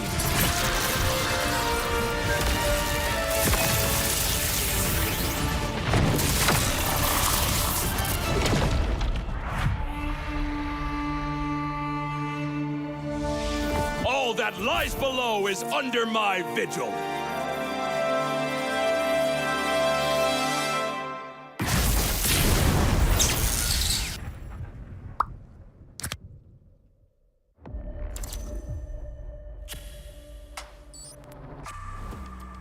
Semua perjalanan mempunyai cerita. Dan semua orang ingin menjadi pahlawan dalam cerita itu. Menjadi seorang pahlawan bukan hanya sekedar menang perang, namun mampu mencari modal depan. Untuk bisa memberikan itu, perlu sosok pahlawan. Kalau sosok itu nggak ada, tim lu nggak bisa apa-apa. Hah? Cut. Kita harus bisa menjaga tempo agar semua bisa berjalan dengan lancar. Wah, Thank you. Gagal lagi jadi pahlawan.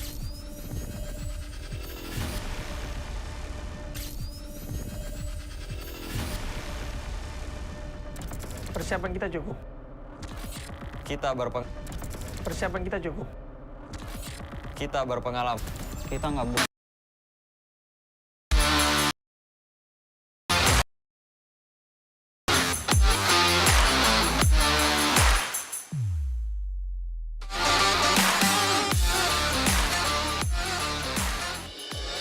We own this, cultured by Todak.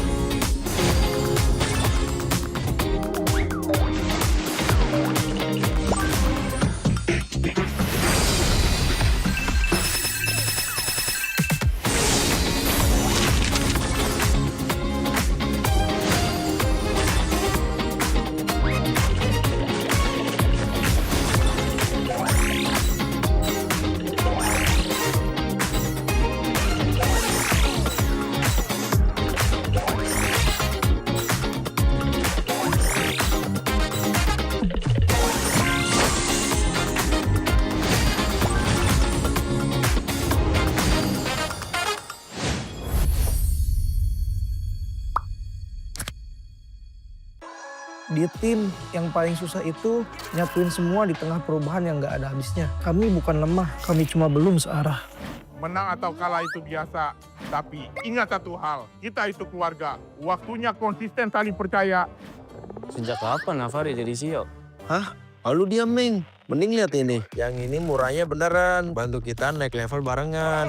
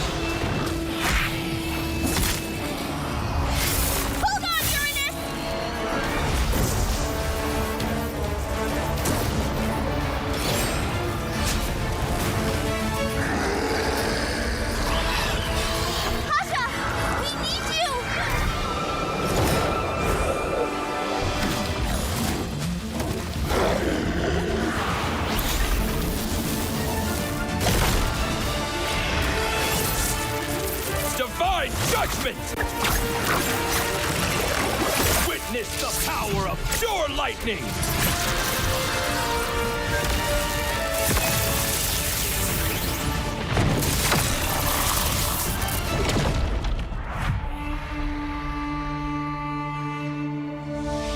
All that lies below is under my vigil.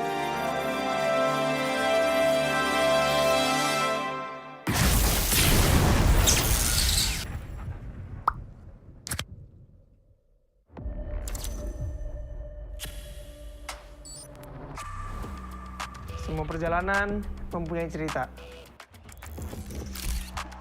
Dan semua orang ingin menjadi pahlawan dalam cerita itu.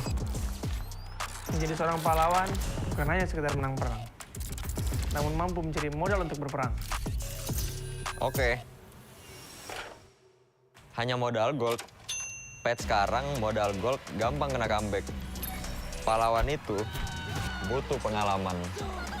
Pengalaman berseason-season adalah hal paling berharga. Alah, pemain tua, mekanik tua, masih main raja-rajaan. Orang bilang gue jadi pahlawan cuma karena hoki. Gak gitu, bro. Masihkah hoki? Hoki, faktanya gimana? Untuk menjadi pahlawan, harus bermental baja biar bisa menghadapi segala kondisi. Mental baja? Berarti gue udah bisa jadi pahlawannya dong. Gue baru masuk aja, udah dapat Rookie of the Season. Sebagai anak baru, gue udah cukup hebat kan? Hebat kata lu, dalam hal apa? Kill banyak. Untuk bisa memberikan itu, perlu sosok pahlawan. Kalau sosok itu nggak ada, tim lu nggak bisa apa-apa. Hah? Cut. Rani doang, hanya bikin mati konyol. Masa pahlawan kayak gitu? Kita juga harus bisa menjaga tempo agar semua bisa berjalan dengan lancar.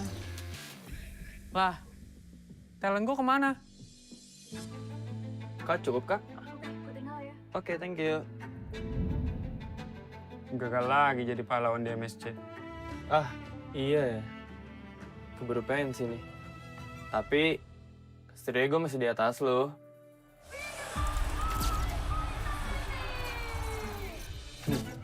Oke doang lo itu mah. Season ini nggak akan semudah itu. Yuk, mulai syuting. Mi, baca dulu. Loh, kok lu jadi Estrada, Man? Magang, Mor. Wih, serius kita bakal main di sini? Yes, approve. Kalau emang di sini akan lebih pantas buat ngebuktiin siapa pahlawannya.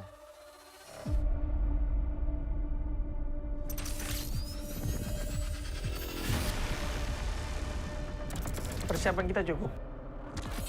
Kita berpengalaman. Kita harus sesuai target. Kita punya mental. Kita nggak butuh waktu lama. Kita memiliki inisiasi. Kita bisa mengatur tempo. Kita punya banyak cara. Kita yang ngatur permainannya. Mari kita lihat siapa yang pantas.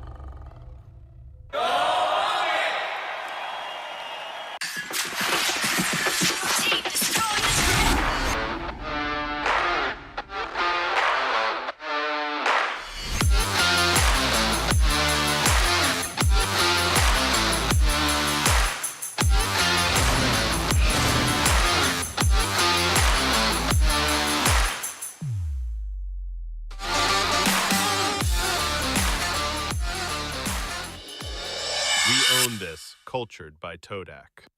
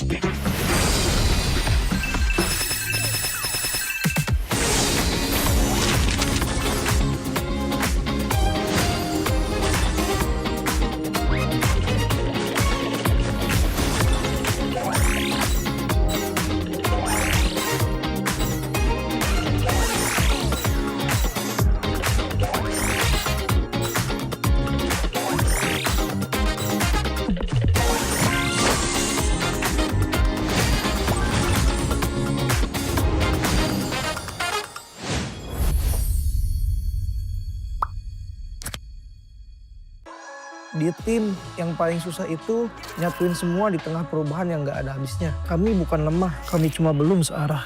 Menang atau kalah itu biasa, tapi ingat satu hal, kita itu keluarga. Waktunya konsisten saling percaya. Sejak kapan Navari jadi CEO? Hah? Lalu diam, Ming. Mending lihat ini. Yang ini murahnya beneran. Bantu kita naik level barengan.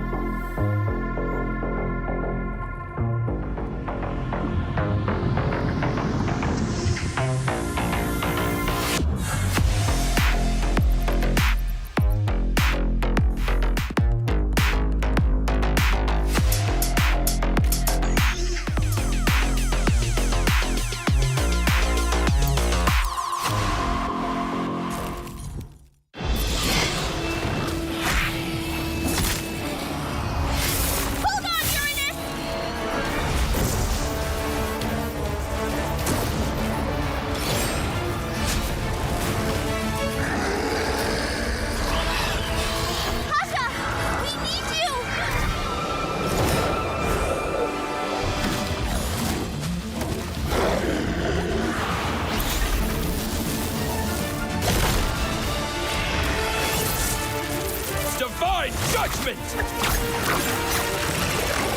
Witness the power of pure lightning!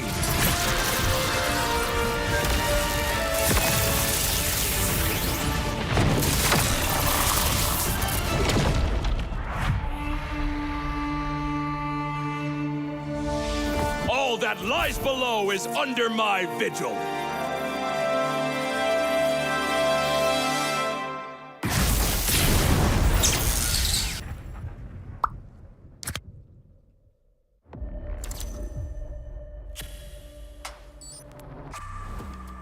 Semua perjalanan mempunyai cerita. Dan semua orang ingin menjadi pahlawan dalam cerita itu. Menjadi seorang pahlawan bukan hanya sekedar menang perang, namun mampu mencari modal untuk berperang. Oke. Hanya modal gold. Pet sekarang modal gold gampang kena comeback. Pahlawan itu butuh pengalaman. Pengalaman berseason-season adalah hal paling berharga. Alah, pemain tua, mekanik tua, masih main raja-rajaan. Orang bilang gue jadi pahlawan cuma karena hoki. Gak gitu, bro. Masihkah hoki? Hoki, faktanya gimana? Untuk menjadi pahlawan, harus bermental baja biar bisa menghadapi segala kondisi. Mental baja? Berarti gue udah bisa jadi pahlawannya dong. Gue baru masuk aja, udah dapat Rookie of the Season. Sebagai anak baru, gue udah cukup hebat kan? Hebat kata lu, dalam hal apa? Kill banyak. Untuk bisa memberikan itu, perlu sosok pahlawan. Kalau sosok itu nggak ada, tim lu nggak bisa apa-apa. Hah? Cut. Rani doang, hanya bikin mati konyol. Masa pahlawan kayak gitu? Kita juga harus bisa menjaga tempo, agar semua bisa berjalan dengan lancar. Lah, talent gue kemana? Kak, cukup kak? Oke, thank you. Gagal lagi jadi pahlawan di MSC. Ah, iya ya. Keburu pensi nih. Tapi, setidaknya gue masih di atas lo.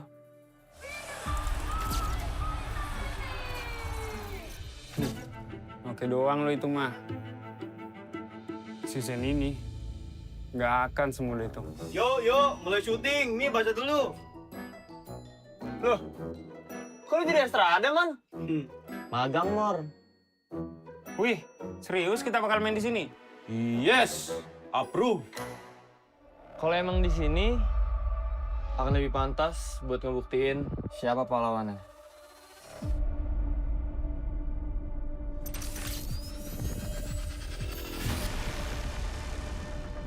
Persiapan kita cukup. Kita berpengalaman. Kita harus sesuai target. Kita punya mental. Kita nggak butuh waktu lama. Kita memiliki inisiasi. Kita bisa mengatur tempo. Kita punya banyak cara. Kita yang ngatur permainannya. Mari kita lihat siapa yang pantas.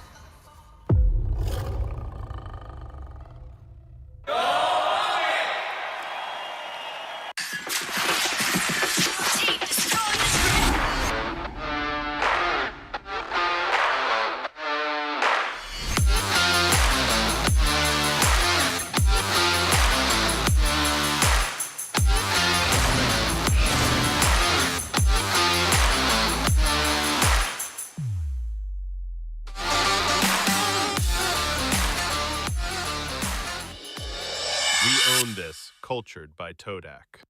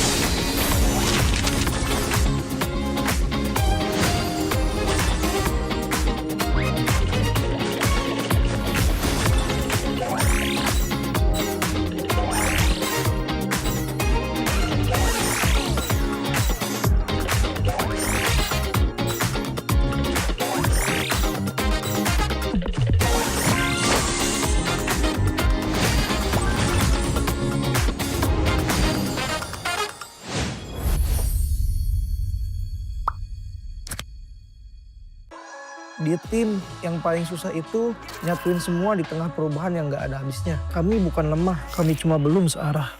Menang atau kalah itu biasa, tapi ingat satu hal, kita itu keluarga. Waktunya konsisten saling percaya. Sejak kapan Navari jadi CEO? Hah? Lalu dia Ming. Mending lihat ini. Yang ini murahnya beneran. Bantu kita naik level barengan.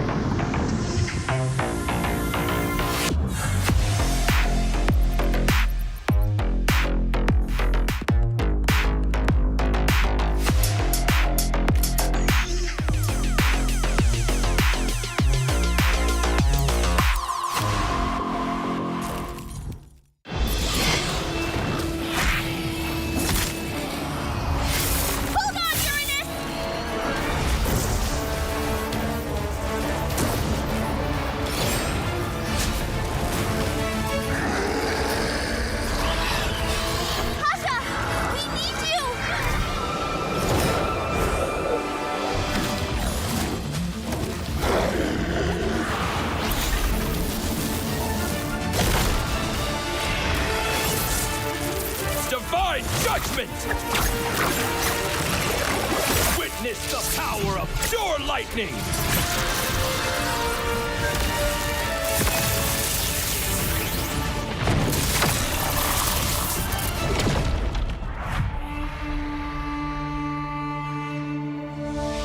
All that lies below is under my vigil.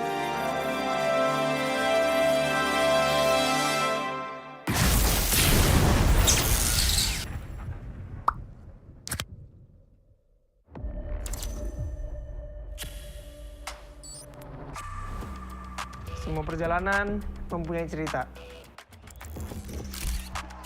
Dan semua orang ingin menjadi pahlawan dalam cerita itu.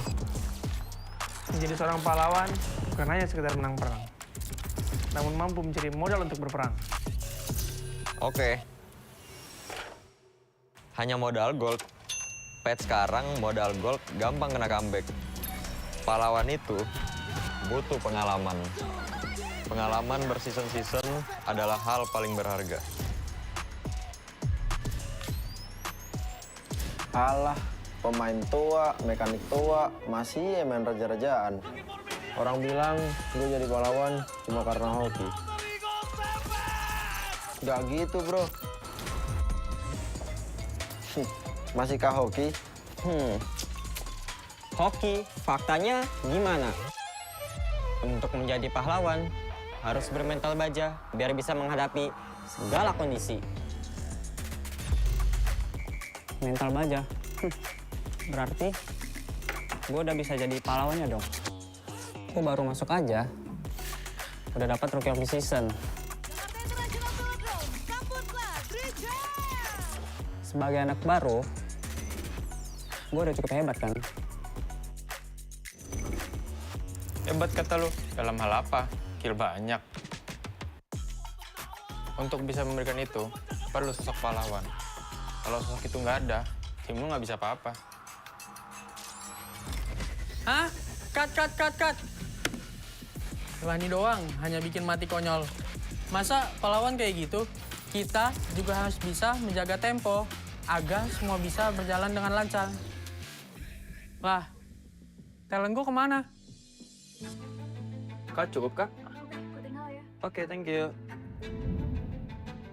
Gagal lagi jadi pahlawan di MSC. Ah, iya ya. Keburu pensi nih. Tapi, setidaknya gue masih di atas lo.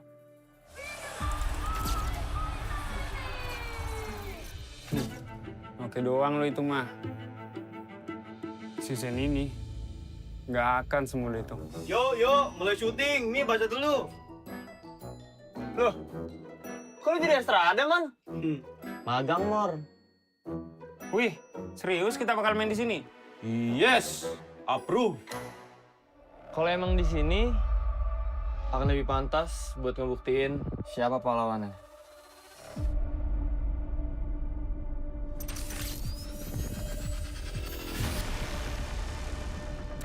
Persiapan kita cukup. Kita berpengalaman. Kita harus sesuai target. Kita punya mental. Kita nggak butuh waktu lama. Kita memiliki inisiasi. Kita bisa mengatur tempo. Kita punya banyak cara. Kita yang ngatur permainannya. Mari kita lihat siapa yang pantas.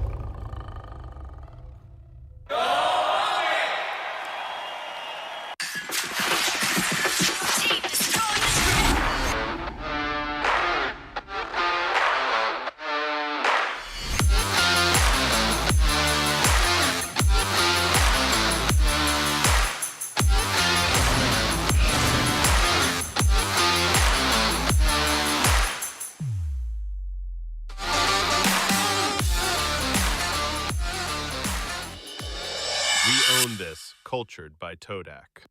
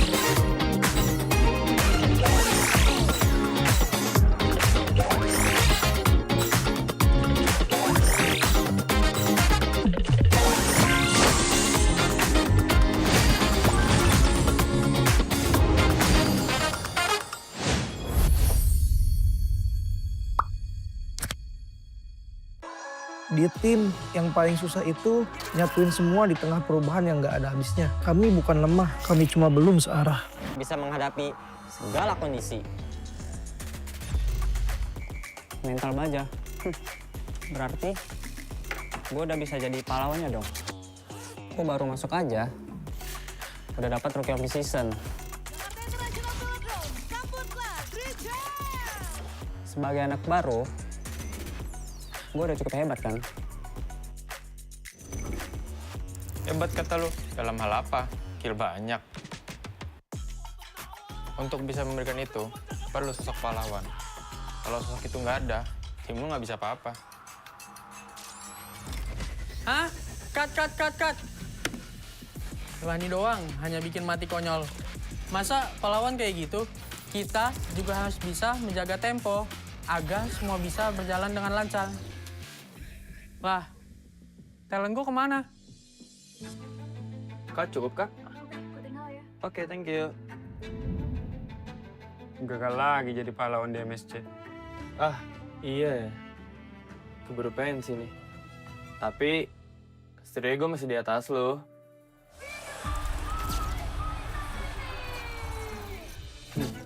Oke doang lo itu mah. Season ini nggak akan semudah itu. Yo, mulai syuting. Mi, baca dulu. Loh, kok lu jadi Estrada, Man? Magang, Mor. Wih, serius kita bakal main di sini? Yes, approve. Kalau emang di sini akan lebih pantas buat ngebuktiin siapa pahlawannya.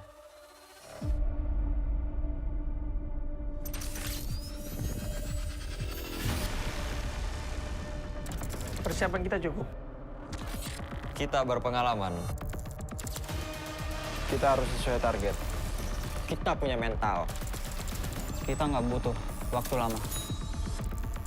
Kita memiliki inisiasi. Kita bisa mengatur tempo. Kita punya banyak cara.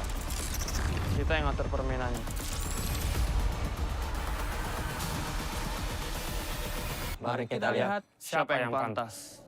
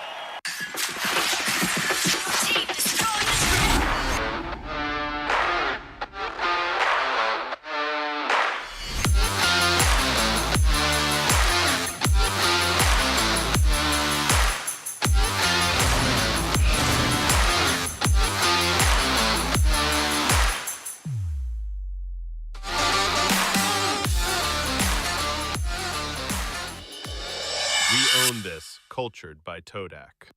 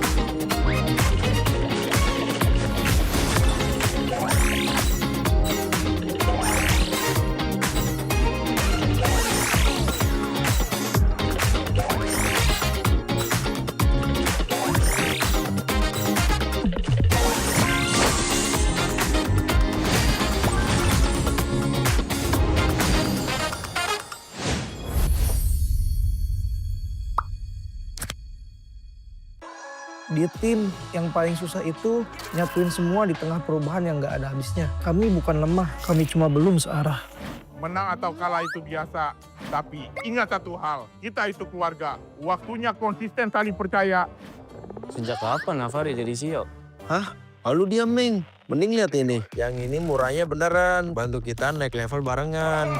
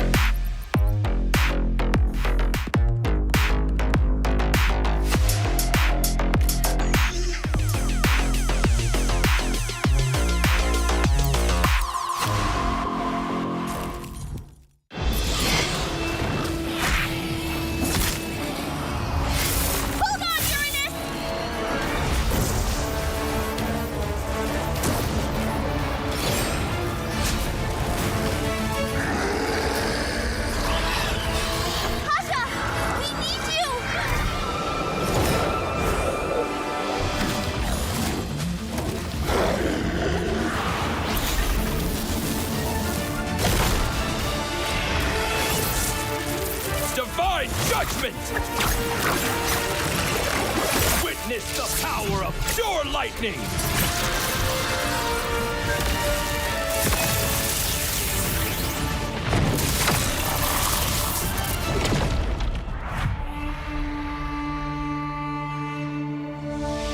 All that lies below is under my vigil.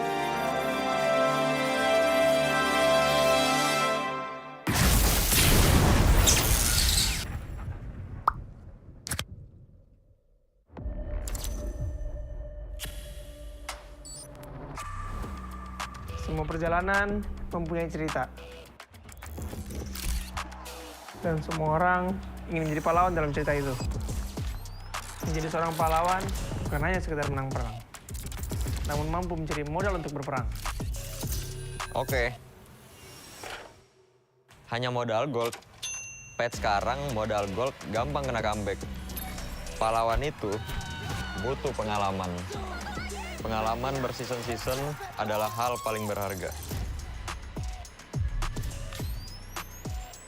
Alah, pemain tua, mekanik tua, masih main raja-rajaan.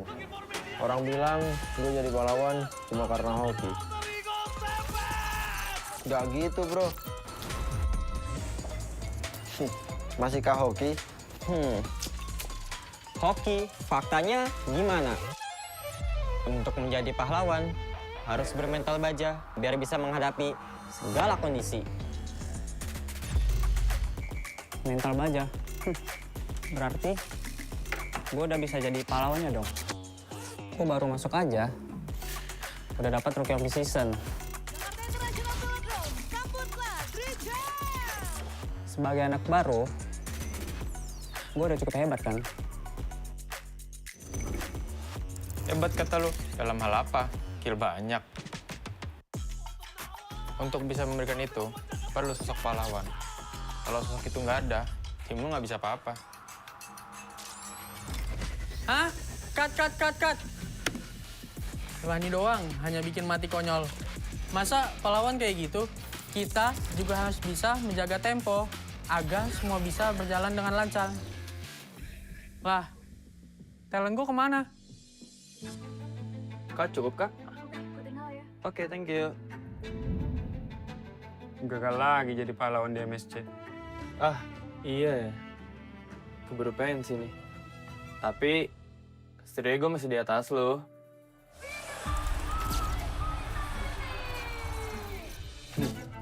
Oke doang lo itu mah. Season ini nggak akan semudah itu. Yuk, mulai syuting. Mi, baca dulu. Loh, kok lu jadi Estrada, Man? Magang, Mor. Wih, serius kita bakal main di sini? Yes, approve. Kalau emang di sini akan lebih pantas buat ngebuktiin siapa pahlawannya.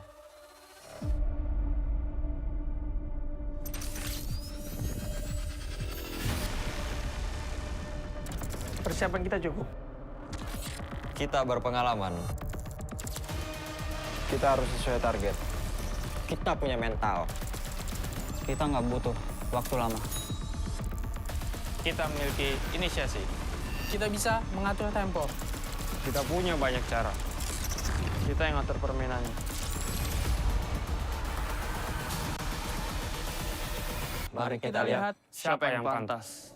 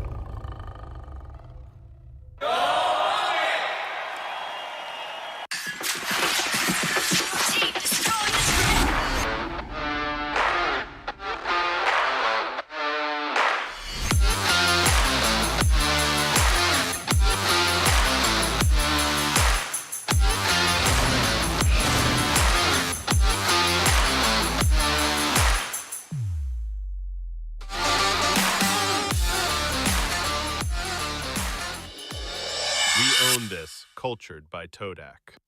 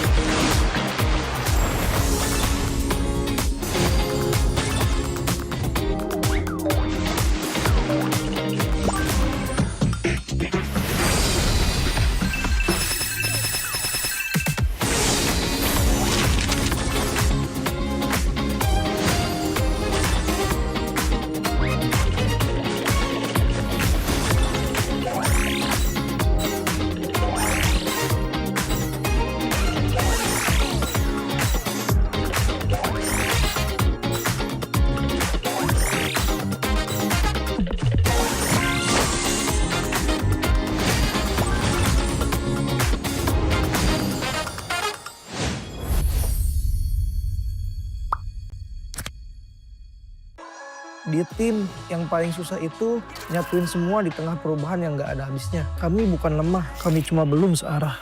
Menang atau kalah itu biasa, tapi ingat satu hal, kita itu keluarga. Waktunya konsisten saling percaya. Sejak kapan Navari jadi CEO? Hah? Lalu dia Ming. Mending lihat ini. Yang ini murahnya beneran. Bantu kita naik level barengan.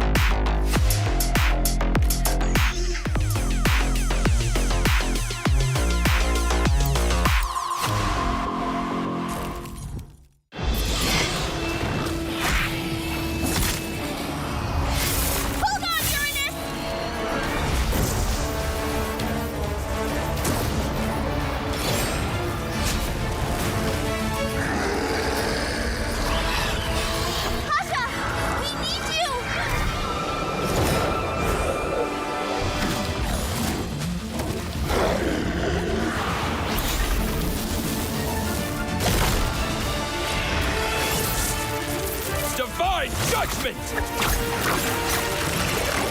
Witness the power of pure lightning!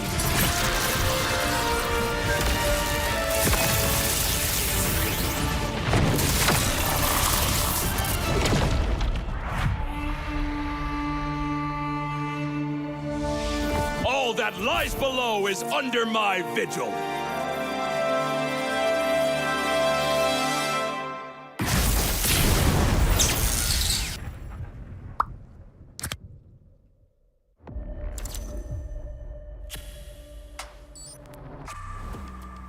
Semua perjalanan mempunyai cerita.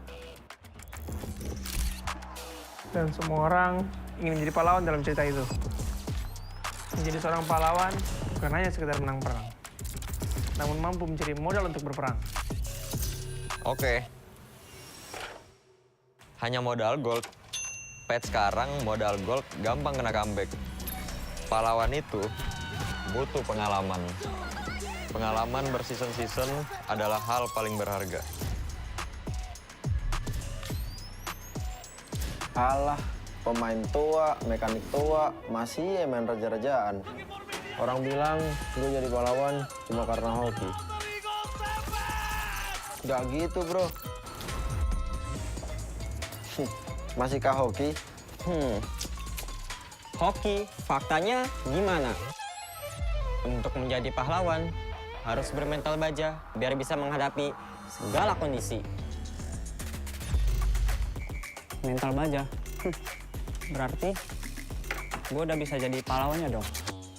Gue baru masuk aja, udah dapat Rookie of the Season. Sebagai anak baru, gue udah cukup hebat kan? Hebat kata lu, dalam hal apa? Kill banyak. Untuk bisa memberikan itu, perlu sosok pahlawan. Kalau sosok itu nggak ada, tim lu nggak bisa apa-apa. Hah? Cut. Lani doang, hanya bikin mati konyol. Masa pahlawan kayak gitu? Kita juga harus bisa menjaga tempo, agar semua bisa berjalan dengan lancar.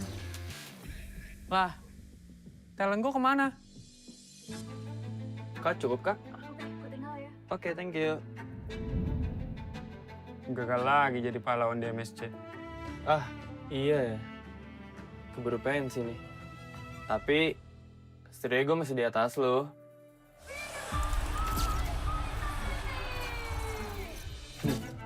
Oke doang lo itu mah.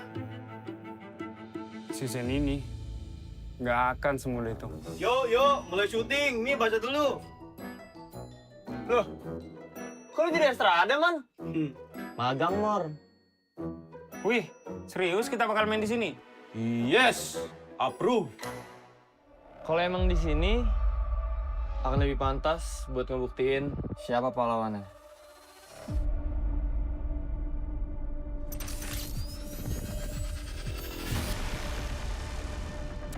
Persiapan kita cukup. Kita berpengalaman. Kita harus sesuai target. Kita punya mental. Kita nggak butuh waktu lama. Kita memiliki inisiasi. Kita bisa mengatur tempo. Kita punya banyak cara. Kita yang ngatur permainannya. Mari kita lihat siapa yang pantas.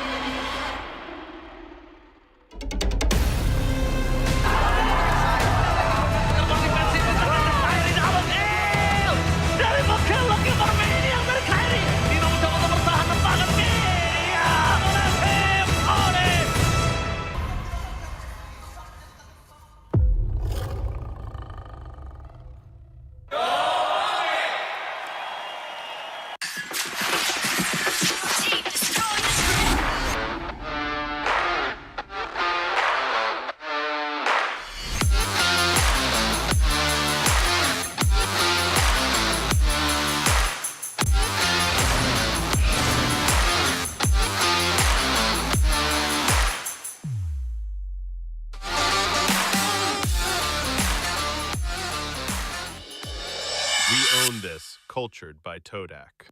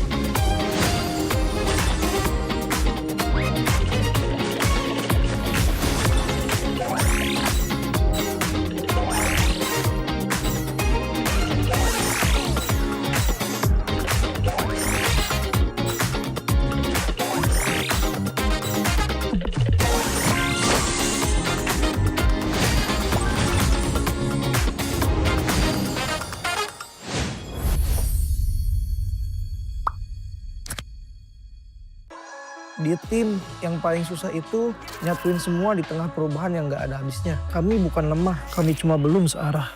Menang atau kalah itu biasa, tapi ingat satu hal, kita itu keluarga. Waktunya konsisten saling percaya. Sejak kapan Navari jadi CEO? Hah? Lalu diam, Ming. Mending lihat ini. Yang ini murahnya beneran. Bantu kita naik level barengan.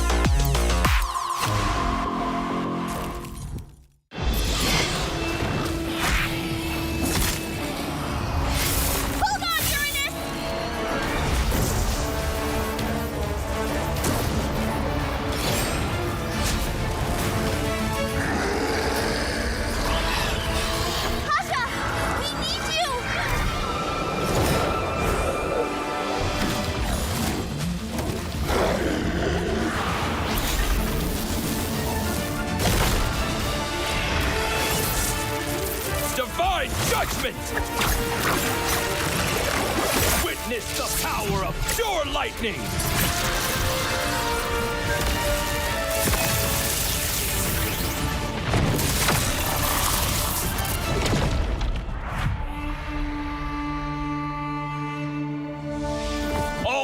lies below is under my vigil.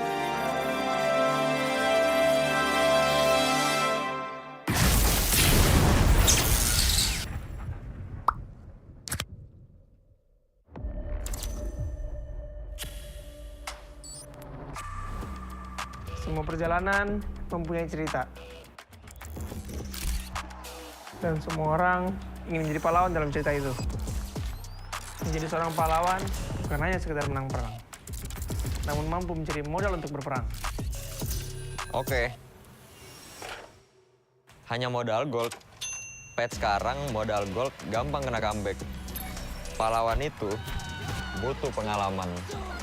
Pengalaman berseason-season adalah hal paling berharga. Alah, pemain tua, mekanik tua, masih main raja-rajaan. Orang bilang gue jadi pahlawan cuma karena hoki. Gak gitu, bro. Masihkah hoki? Hoki, faktanya gimana? Untuk menjadi pahlawan, harus bermental baja biar bisa menghadapi segala kondisi. Mental baja? Berarti gue udah bisa jadi pahlawannya dong. Gue baru masuk aja, udah dapat Rookie of the Season. Sebagai anak baru, gue udah cukup hebat kan? Hebat kata lu, dalam hal apa? Kill banyak. Untuk bisa memberikan itu, perlu sosok pahlawan. Kalau sosok itu nggak ada, tim lu nggak bisa apa-apa. Hah? Cut. Rani doang, hanya bikin mati konyol. Masa pahlawan kayak gitu? Kita juga harus bisa menjaga tempo, agar semua bisa berjalan dengan lancar. Lah, talent gue kemana? Kak, cukup kak? Oke, thank you. Gagal lagi jadi pahlawan di MSC. Ah, iya ya. Keburu pensi nih. Tapi, setidaknya gue masih di atas lo.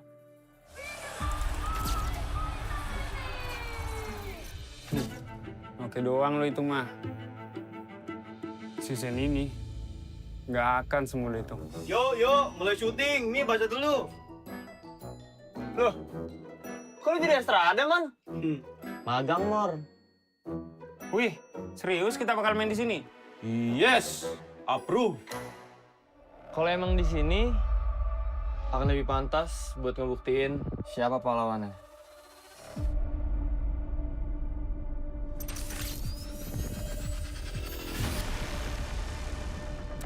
Persiapan kita cukup. Kita berpengalaman. Kita harus sesuai target. Kita punya mental. Kita nggak butuh waktu lama. Kita memiliki inisiasi. Kita bisa mengatur tempo. Kita punya banyak cara. Kita yang ngatur permainannya. Mari kita lihat siapa yang pantas.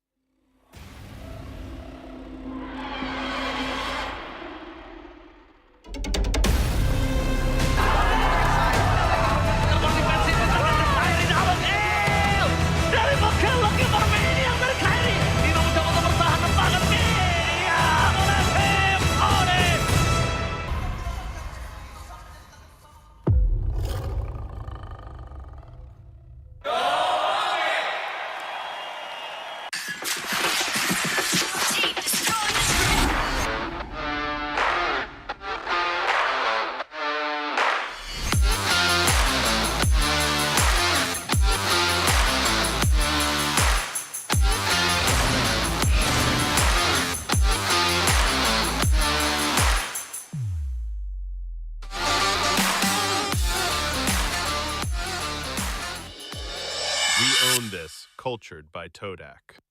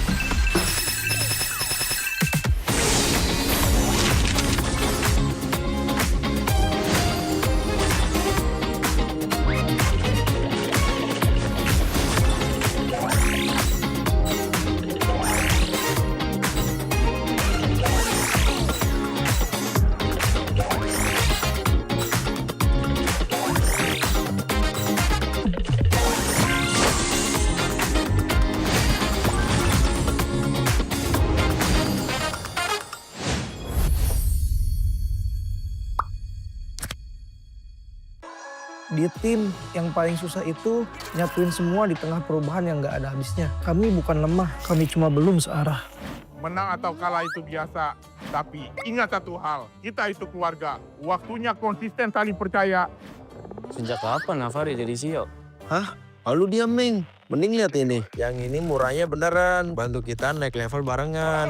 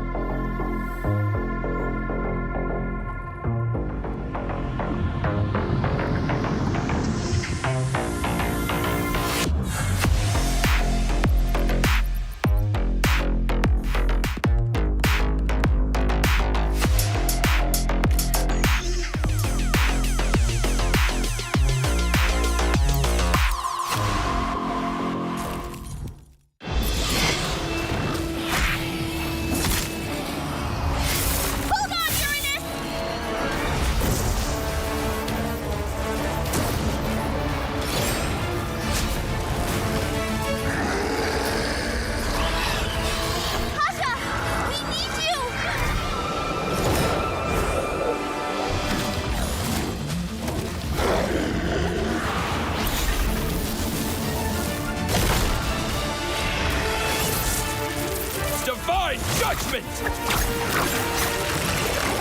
Witness the power of pure lightning!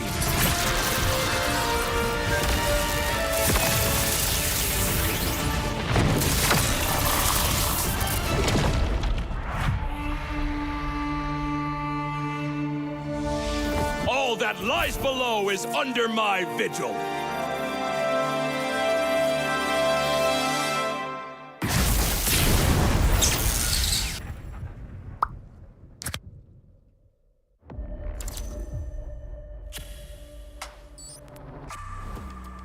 Semua perjalanan mempunyai cerita. Dan semua orang ingin menjadi pahlawan dalam cerita itu. Menjadi seorang pahlawan bukan hanya sekedar menang perang, namun mampu mencari modal untuk berperang. Oke. Hanya modal gold. Patch sekarang modal gold gampang kena comeback. Pahlawan itu butuh pengalaman. Pengalaman berseason-season adalah hal paling berharga. Alah, pemain tua, mekanik tua, masih main raja-rajaan. Orang bilang gue jadi pahlawan cuma karena hoki. Gak gitu, bro. Masihkah hoki? Hoki, faktanya gimana? Untuk menjadi pahlawan, harus bermental baja biar bisa menghadapi segala kondisi. Mental baja? Berarti gue udah bisa jadi pahlawannya dong. Gue baru masuk aja, udah dapat Rookie of the Season.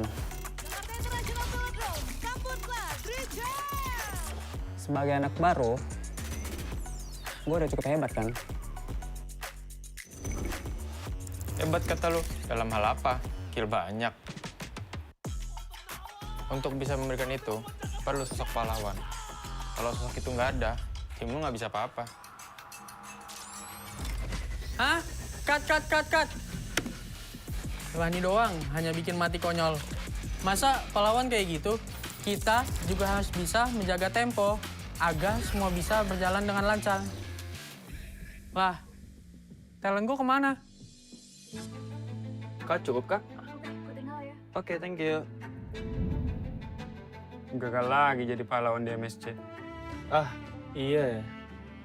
Keburu pensi nih. Tapi, setidaknya gue masih di atas lo.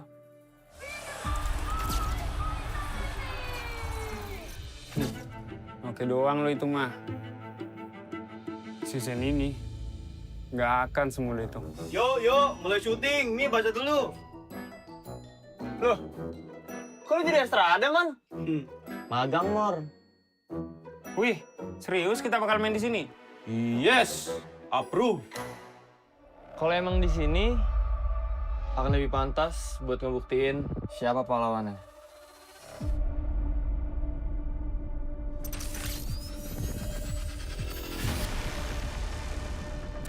Persiapan kita cukup. Kita berpengalaman. Kita harus sesuai target. Kita punya mental. Kita nggak butuh waktu lama. Kita memiliki inisiasi. Kita bisa mengatur tempo. Kita punya banyak cara. Kita yang ngatur permainannya.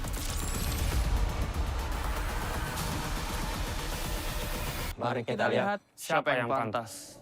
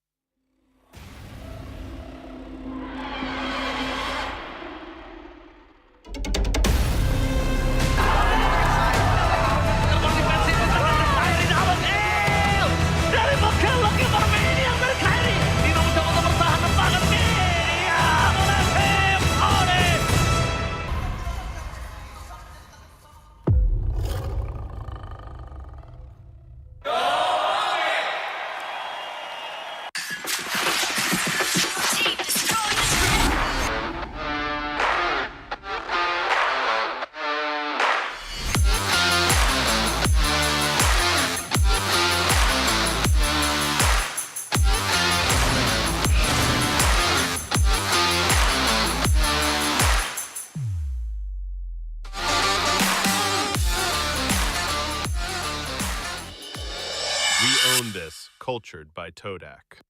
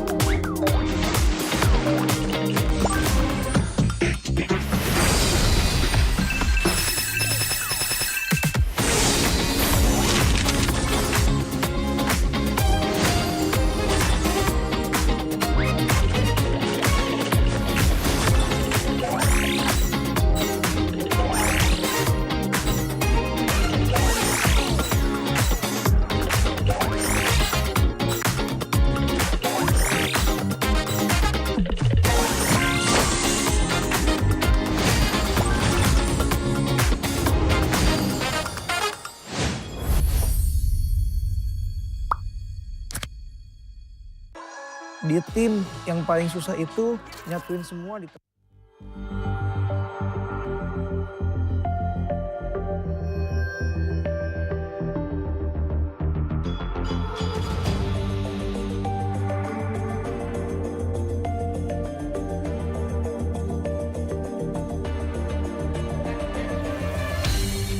Aku kan berdiri dan terus berlari, terus ke arah puncak tertinggi.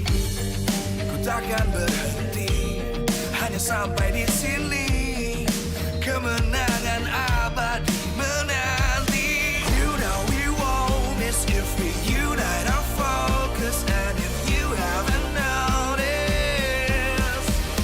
we all live. Nyalakan apimu, hadapi semua tantangan, hadang semua serangan, jatuh bukan halangan. Bakar semangatmu, janganlah engkau menyerah. Kita akan buat sejarah. We all this, we won't miss. We all this, we won't miss. Saatnya beraksi, jalani ambisi. Aku kan menyawakan hari ini. You know we won't miss if we unite our focus. And if you haven't noticed,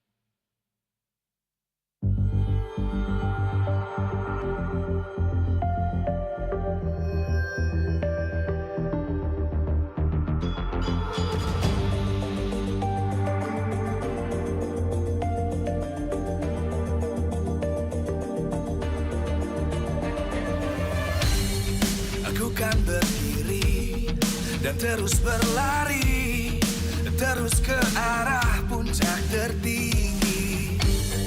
Ku takkan berhenti, hanya sampai di sini. Kemenangan abadi menanti. You know we won't miss if we unite our focus. And if you haven't noticed, we all live. Nyalakan apimu, hadapi semua tantangan, hadang semua serangan, jatuh bukan halangan. Bakar semangatmu, janganlah engkau menyerah. Kita akan buat sejarah. We all this, we won't miss. We all this, we won't miss. Saatnya beraksi, jalani ambisi. Aku kan menyawakan hari ini. You know we won't miss if we unite our focus. And if you haven't noticed, we all live. Nyalakan apimu, hadapi semua tantangan, hadang semua serangan, jatuh bukan halangan. Bakar semangatmu, janganlah engkau menyerah. Kita akan buat sejarah. We all this, we won't miss. We all this, we won't miss. We all this.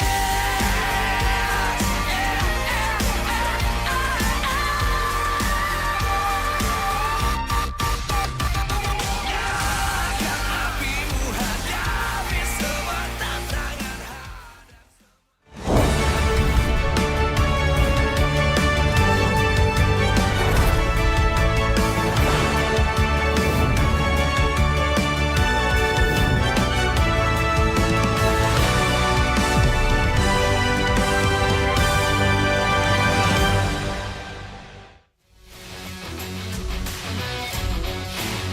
Live from MPL Arena, Jakarta.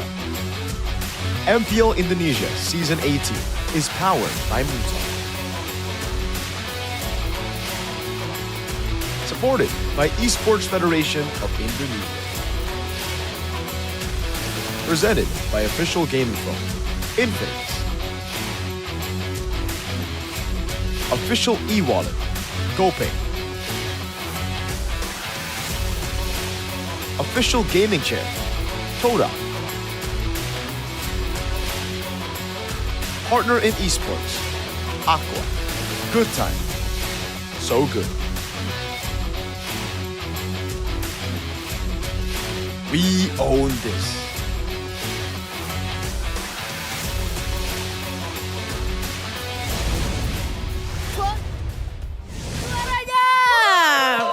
BTR, where is your Ini katanya maunya voice? pakai bahasa Jawa sih. Piye kabare? Apparently today they want to use Javanese. Oh, this is my expertise. Kabare. What's up? Baik. What's up, Moreno? It's pretty good, pretty good. Iyo. Gabung dong sama Alisa kalau gitu gabung ke sini. Join here with Alyssa. Come here, come here. Diri dong. Stand up, stand up. Piye kabare? Dari How are you guys doing? How was Paris? Since Paris. Bagus. Paris was great. Mantap. Mantap, kita semua mantap lah. We're pretty good, all of us. Nail gimana Nail? Oh, but Niall. Oke lah, oke.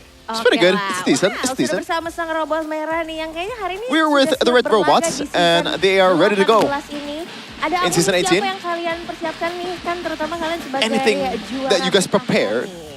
Soal amunisi as the defending banyak. champion. Nael yang bisa There is a lot of jawab, Nael. preparation. Niall will answer that. Banyak Amunisi dari ya. dia. Oke, Nael silakan monggo. Niall, Disepil.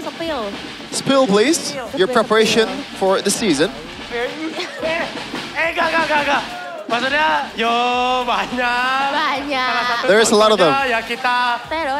bahasa medok. We Kita di Surabaya nanti. try to speak Javanese in Surabaya. Wes, kayak gitu aja. Just like that? Kalau dari Moreno, How about Moreno? ini gimmicknya selesai lah ya. Oke. Oh, the gimmick's over, please. Selesai, gimmick selesai. Makasih ya. Gimmick's over, gimmick's over. Gimmick pekerjaan saya ya. Oke. Ya amunisinya paling kita For me, bawa momentum kita aja sih. Karena just kemarin kita carry our momentum. juga. Betul. Because we Congratulations loh ya. was able to win last season. Terima kasih. Thank you. Jadi kita bawa momentum itu aja sih buat memulai season baru kita. We just carry on the momentum to start the season.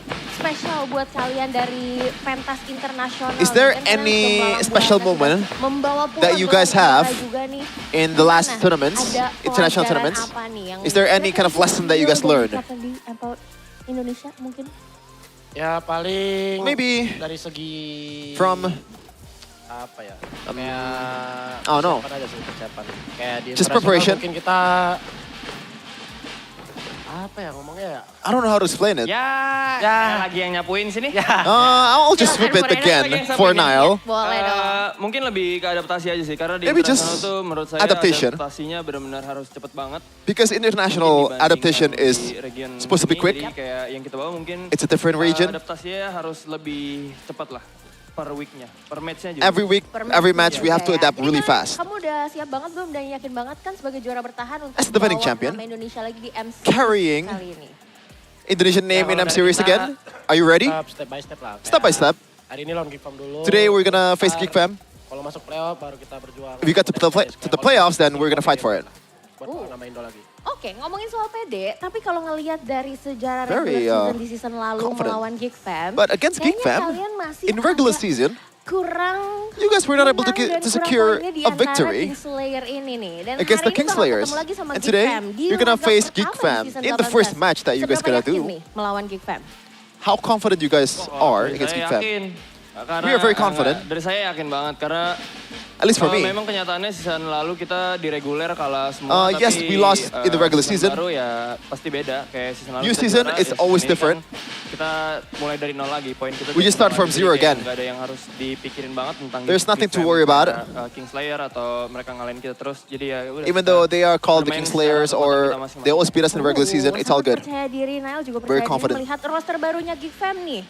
New roster of Gigfam. Oh kurang karena gak ada Baloy. It's not that great because Beloy is not there. I missed that. My bad. Sapu lagi, Moreno sapu lagi. Moreno, sweep it again. Enggak, maksudnya kita tahu lah Baloy pilar kan. We know Beloy is the pillar. Apa ya? Berasa no. bukan Gigfam aja sih kalau bukan Baloy. It just doesn't feel like a Gigfam without Beloy.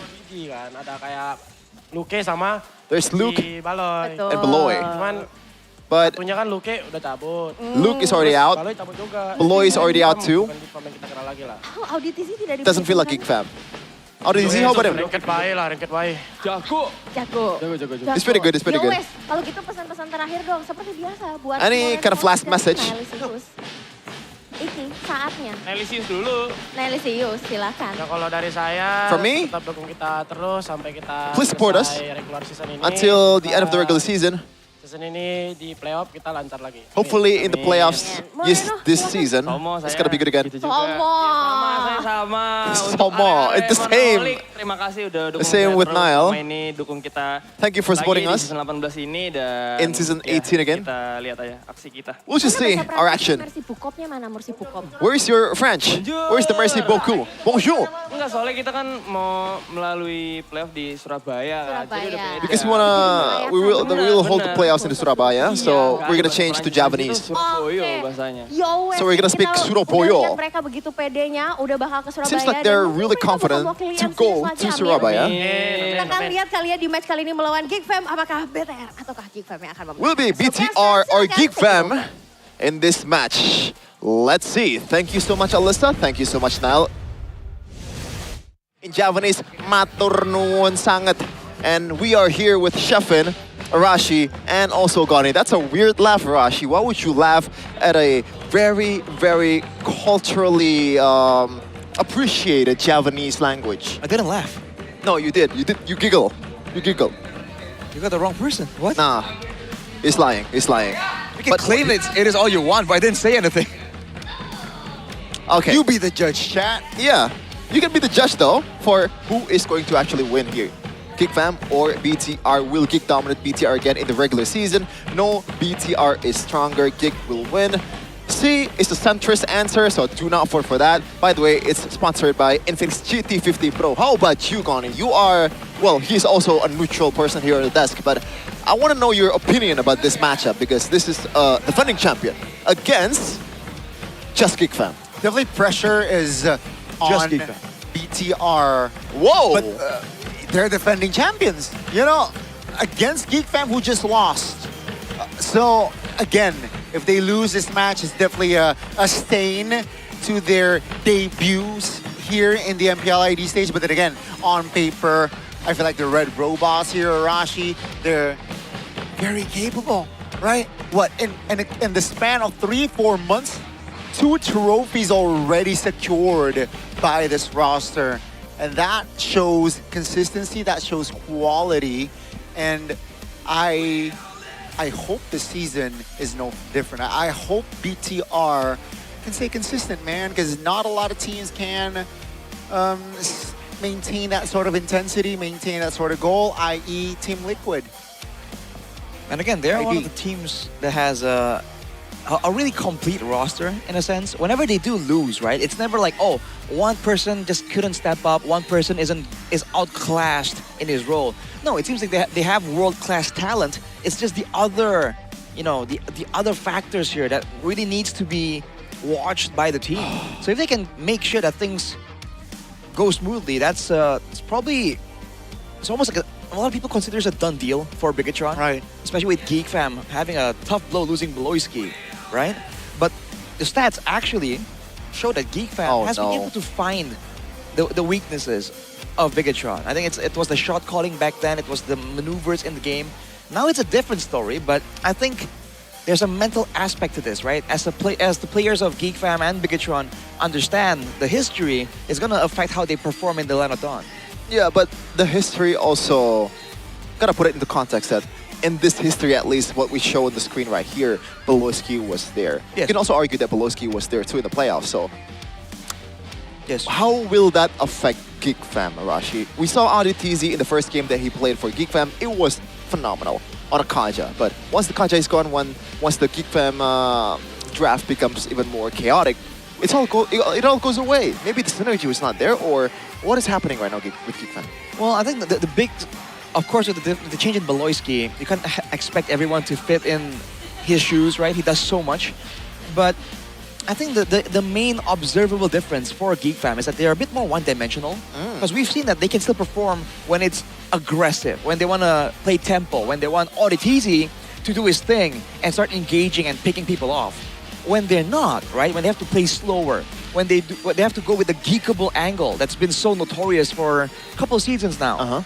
Now it's no longer as scary facing the geekable scenarios, because Geek Fam aren't really as proficient in the macros when they're behind, when they're trying to survive. Yeah, because it feels like with the draft, the chip draft, the Kenziski, Masha, Gold Lane, all that, when you think about it, somehow, as a Geek Fam fan, I can feel like if it's Beloy, maybe they can pull it off. Now, here's the big question, right? Do AudiTZ replicate Beloyski's playstyle, or will he bring his own style? Because I feel like if he wants to try replicate that Beloyski role, it's gonna take seasons, bro. You know, again, right? Beloyski did built to at least invested in Geek season after season. Now I don't think an Audi can do that instantly. So at least the approach here for Audi is just be him, you know? Yeah. Create his own name for Geek Fam. Sure, Beloyski, you know, the positive qualities that he can bring to the table, copy it, but you can't copy and paste 100%. And I think AudiTZ needs to realize that, identify his strengths, and bring his own persona, bring his own style to fill Beloyski's role. You know, it's a big shoe to fill, but you know, Audi, I'm sure with time and also, you know, just believe in yourself. Yeah, gotta fill it up. And I feel like he's also trying to bring his own persona into the game with the draft. I believe that was the only Kaja game so far this season, and it's the only chip game this season, if I'm not mistaken. Well, technically there are 2 chip games. Well, I said technically. all Yeah, right. yeah. Go on. Actually. Actually. Yeah, so Yeah, go on. it looks like Audi TZ is really trying to be himself. And when we talk with Coach Aldo, apparently Audi TZ is also very prone to pick those kind of like weird niche picks that he has. I'm not sure which heroes that Coach Aldo is talking about, but at least 2 of them has come out. Back then, you know, the first Bavaria Rome, back then. Well, again, in the current meta, there's a lot of flexibility. The meta technically isn't really consolidated just yet. We're yet to see, right?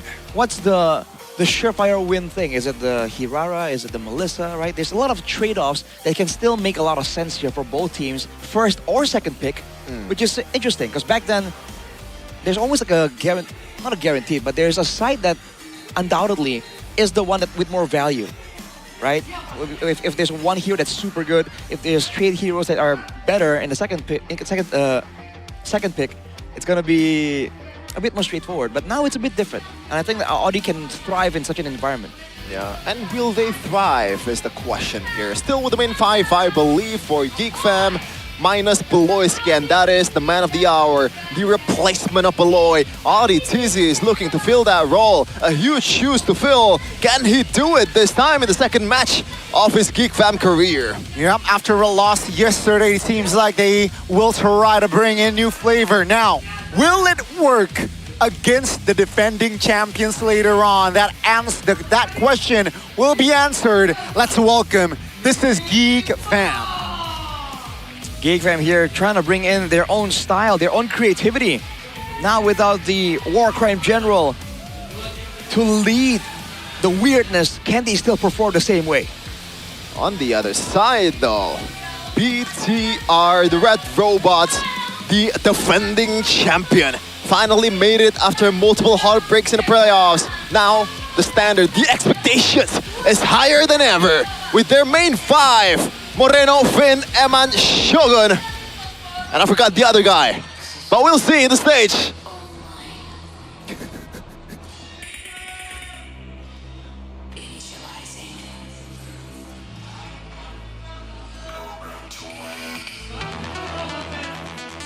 It's like homecoming, but this is your defending champions. Their aim is to go back-to-back this season. Can they do it? It all starts today against the Geeks. The Red Robots, Bigatron by Vitality. Back to remind everyone who they are. With a stellar track record, with an uphill trajectory, they're gonna try once more to show that they can assert dominance for a long duration in the season, in the scene. Gotta say sorry to my bro. You know, I can't believe I forgot the only ex-Geek Fam member in BTR, Niall. My bad, man, bad, man. But speaking of ex-Geek Fam, who returned to Geek Fam, it's Erpang in the helm, Rashi. Back for the Geeks. It's gonna be his debut technically as well. So what is his moniker? The prodigal son? The mountain man? Erpang, a man of many colors here. Oh. He's been crazy so far. I think we were very impressed with the draft where the Kaja showed out, but afterwards, not so much. Not his debut. Right? I think there's a lot of doubters right now because of the double down on the chip strat. But now he can prove it to us, right? Especially against Bigatron by Vitality. Even if he puts up a strong fight and doesn't really win it out, it's going to increase his standings and a lot of people's opinions. Well, this is your answer. We asked the question, you guys answered. BTR is stronger. I'm sure like a smidge of that percentage is just Mirko voted as well. On With 15 phones. Yeah, 50 accounts, 50 emails. Oh my goodness gracious. 70% is pretty darn harsh though, Rashi. How about that? They're defending champions though. They're defending champions. Yeah, but still, regular season, it was 4-0 for Geek Fam. They got another trophy abroad as well. Yeah, did they go overseas, Shevin, Geek Fam? Once. Well, no, I mean, because Bigatron by Vitality did, you know? So I think it makes sense that the perception is that way. But hey, this is where Geek Fam can prove, right? If they're saying that this is a different time, we can take down the defending champions. This is the time to start it. Oh, okay. I thought the topic voting changed for a second there. It's just some kind of like UI thing that we have here in MPL Indonesia. Okay. Yeah. The battle of two red teams here. Geek Fam versus BTR. In the playoffs, we want to remind you guys that it More of a was... black- What? Black concept, you know? Yeah, Black, yeah. you know? Both teams has a bit of black in their One is jerseys. more red majority. You just complain, Gani. Well, the keys to victory here by the Infinix GT50 Pro for the red team, Bigachan by Vitality. Maximize their versatile drafting experience from international tournaments. I think even before talking about international tournaments, they've had a vast array of drafting experience already, right? Their draft has been always so dynamic because they have such good players. Pick counter setups if ODTZ plays pick off heroes. This is something we know Finn can do, and they can play to deny engages because they've been up against teams with that kind of focus before. And now having farming space and prioritizing rotations to Iman's lane, that could be the pillars, but you can't forget about Shogun, man. You can't forget about Moreno either. No. This is the problem when you go with Geek Fam, with Bigatron, right? If they want to go on the gold lane, they can, but if they want to play for EXP, that is very possible. Now for the other red team with a bit of black in the color scheme, disrupt Bigatron's early game, that can definitely work. Play aggressively and maximize the early game, prioritize objectives and play a fast tempo. We've seen that work in the first game that they played before, and afterwards prepare heroes to shut down Eman's movement in the late game. But again, that should be like the main plan, but you need to have plan Bs, plan Cs whenever you're up against Bigatron. I'm not sure if that's the main plan even. Like before Eman is online, you have to face, you know, the mid trio of BTR and also Exactly. DXP.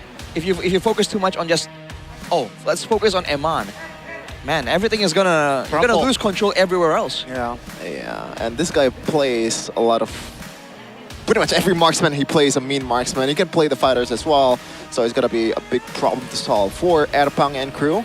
Is there gonna be some insider info for Erpang?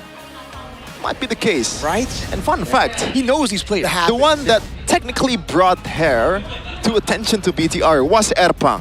Oh, That's true. Let me meditate a bit. I know my answer. I have my answer. It's I think it might be broken walls. Oh, hey, okay. hey. You're onto something, Arashi. That's crazy. Kind of crazy. Not as crazy though as the banning phase here. So far it's been pretty standard. It's not crazy. Huh? So it's not crazy. Yeah, not as wait, you're right. You're okay. My bad. Atlas and the Freya for the second pick here for Geek Fam. Pretty straightforward. And they eliminated the Paquito. So I think the only jungle that can match up the Hirata and the Paquito's tempo, or like they can match up with each other is what I'm trying to say. So maybe expect a Hirata ban from each of this team. Interesting. Well, it's a Fanny band for Geek Fam, so that's already quite interesting. You understand where the respect is coming from. And now, is Bigatron gonna force this other jungle assassin band towards Geek Fam? Because then they have a free reign for a lot of options. For example, Marcel is still open, Valentina is still open. Right. And Melissa is open. Yeah, it's kind of crazy that Belloc is not really as prio as before compared to the EWC meta. Yeah. There's not much emphasis on those kind of heroes. Well, you're seeing it picked up a lot. It's just not banned a lot. But it's like a second phase kind of hero most of the time. So Marcel's getting banned, very on brand, very expected. Geek Fam though, Hirata is Hirata, okay. Alright. It has to be Melissa, no? So if it's a Melissa, it's gotta be automatic Cloud on the red 3 probably for Geek Fam, unless they have something else that they want to do. Moskov kind of worked too for TLID in the previous match, so it doesn't necessarily have to be a Claude. That's true. Aside from that, maybe could be an EXP lane angle. Like a Uranus maybe. Right, because the Barats can be countered, so they don't want to pick that up too early. I really don't see a pick that's more valid than the Melissa Gold though. Same. Whoa! Okay. The first pick! This is interesting. Are they trying to set up for a Barats potentially? Might be. It's a do-it-all hero Right. for BTR. Yeah. It's so opening things up there. Finn, and you know, back then, Finn on the Matilda is also one of his own signature picks as well. So very comfortable on that Matilda. Geek Fam, again, Erpang, knowing his ex-player's habits, will he, you know, share an insight or two to the players of Geek Fam? Melissa Uranus is the immediate assumption, but aside from that, there's no real prio mid lane or jungle that they want to get super early. Whoa! Too quick to assume now, Arashi. Holy moly! I guess this kind of denies the Melissa, or if they want to play it, you know, no matter what, it's still gonna be a losing lane for Eman. So I guess that's they are acknowledging one of the keys to victory that we brought out. I don't know about that, like denying the Melissa though, because again, we've seen Melissas come out of that matchup before. It's a bit of a skill matchup, honestly. And I think more importantly for that side lane, you need to look at the mid lane, right? If the mid and roam and jungle do well, it doesn't matter how well you can do in that gold lane if you keep getting ganked, right? The meme is like, oh, gold lane, play safe. And you get dove by 4 people. Yeah. But what is good though in this kind of scenario for Moreno? I think something like a Novaria is way too early. Something like a Eudora kinda... Whoa, never mind. It is not too early. Oh man. It makes sense though. Just you have to have some kind of shred in the gold lane like a Moskov maybe, or... whoa, okay. We completely forgot about the Kaja. I can't believe that. Well, it hasn't been super prio. It's just a Geek Fam thing, and Bigatron doesn't see fit to expend a ban or even a pick to try and deny that Kaja. They go for the Uranus and Novaria. So in terms of poke, they've already secured a huge deal, man. There's a lot of sustain already built in, good range as well. And again, the Novaria is actually very versatile. It's not only a poke hero, it's a burst hero technically. It's also a good scouting hero. It's safer than you would expect, even though you're quite vulnerable. Yeah, in retrospect, or like in hindsight, it is safe, but the first game that all the DC played against the LID, the Novaria got caught up in the Kaja ultimate by a lot of time, Gani. Right, so it's just, again, skill, timing as well. Definitely needs to be more precise. Eudora ban? Here comes a Melissa ban. I think this should be the first time here, at least so far. Melissa survived the first phase, right? That's true. All right, what's the angle here? It's a gold lane look from Geek Fam, from the side of Bigatron. They have to deny someone that can complement the Kaja, right? And Eudora first comes to mind. Okay, there you go. Eliminated. But what else is on the table for a boy?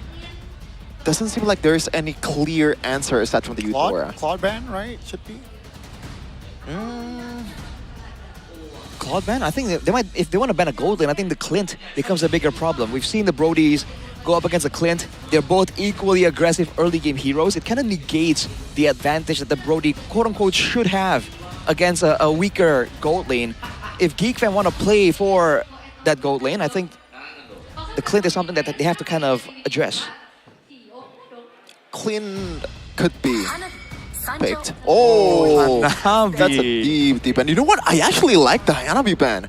Yeah, when you think about it, nasty, man. against the Barats too, you can't really lock the Hanabi ban, right? The Hanabi, right? Plus the shields from the Mathilda. That is quite nasty. Okay. Now for the side of Bigatron though, with the Eudora. Are they trying to ban more burst? I think the wave clear is something they have to kind of consider. If they want to play for the Kaja and go for these catches, they need to make sure that they can get lane prio, especially in the mid lane. And I guess Novaria, it's a tall order, man. Dude, I wonder... I know this is way too reaching of a prediction of me. I wonder if Nana is playable for Geek Fam. No, what? Wow. Why? What do you think Nana brings to the table? Okay, that goes in the same area, I think. It's just Pixana enforces more CC than everyone else. It's just like the burst. Someone that can complement the Kaja. And back then, when it was a Kalea kind of meta, EVOS likes to pick the Nana, man. I know that this hero is not really that mobile, but there is an angle for it. I'm not sure if it's now. Go jungler then, right? If they want to save a surprise mid lane, they go jungler, but no one's dead. They will hide their cards for that jungler position. That's the answer. They want more DPS. It's more catch potential as well, but now the only real burst threat is the Brody. Technically, I think the Kaja loses a lot of threat in this kind of composition. No burst. Unless you pick something like maybe a Nolan that can burst down with a fracture. That's true. There's still that position to fill in for Geek Fam. Right. Against this composition, it's quite nasty, honestly. Yeah, like it or not, the Kaja will catch you. Oh, is Hanzo playable for... That is pretty brave. For Geek? Whoa. That's just an ego pick, no? And Ixia. Oh, I don't know about that though. Hang on. I'm actually rocking with it because the only like way for Geek Fam to get to the Ixia is probably the Kaja. And we might see a full barrage, a flying full barrage with a guiding wind, ladies and gentlemen. Shades. So expect. Yeah. Shades of Aaron Shiki and Oh, look at Weedy. Erpang's heart rate monitor. Oh my god, Haya and Ling? What are we in, 2020? What the heck? A Ling into an Ixia, where have I seen that before? Game 7 of the infamous draft of RRQ Yes, against sir. LID. And it was a Mathilda as well. Right. I think it's not. I think it's not as clear cut. There's going to be a lot of execution required here. A lot of layers. Honestly, the Ixia and Novaria, like you said, Shevin, the Novaria isn't as safe against the Kaja, technically. And I don't know, the Ixia, I've been in a game with Mirko and we've been up against a Kaja when he was on an Ixia. It can be done, but there's a lot of ifs here, okay? They need to ensure that they can threaten the Kaja enough that he can just walk past the teammates and get to that backline. And you gotta be careful or like perfectly time the flicker. Oh, Shogun with a vengeance. That's something we don't really see very often. And I can rock kinda the choice here because you're gonna get locked down no matter what by the Barats. But we'll see though. We'll break it down even further once we get into the game between Geek Fam versus Bigatron by Vitality. Ladies and gentlemen, this officially marks the defending champion first performance on MPL ID Season 18. And now let's see, will they bring the same intensity with their opening match this season, or perhaps we might see an upset. AudiTZ again trying to find still his first win on the Geek Fam's jersey. You see the early game in the gold lane is going to be a bit intense, man. The Ixia actually does a ton of damage, and you get a real good amount of sustain if you can be allowed to actually do a lot of hits in the lane. Looking at the emblems here, tenacity for Shogun. It's all about surviving, man. That with the vengeance, I think he's planning on taking the brunt of the assault for his team and relying maybe on the Mathilda for a bit more of that help. Same thing for Marcel though, right? Being in the front line, but also a boy. Against a Hayabusa, he is a very juicy target that Bigatron definitely have their eyes on. Yeah, thankfully he's on tenacity, but Eman might have to use the flicker here. Yeah, that's gonna be the flicker already burnt. That's a win trade for Kenzie. Rian. The lane. Oh, now. Oh, even level 4. There you go.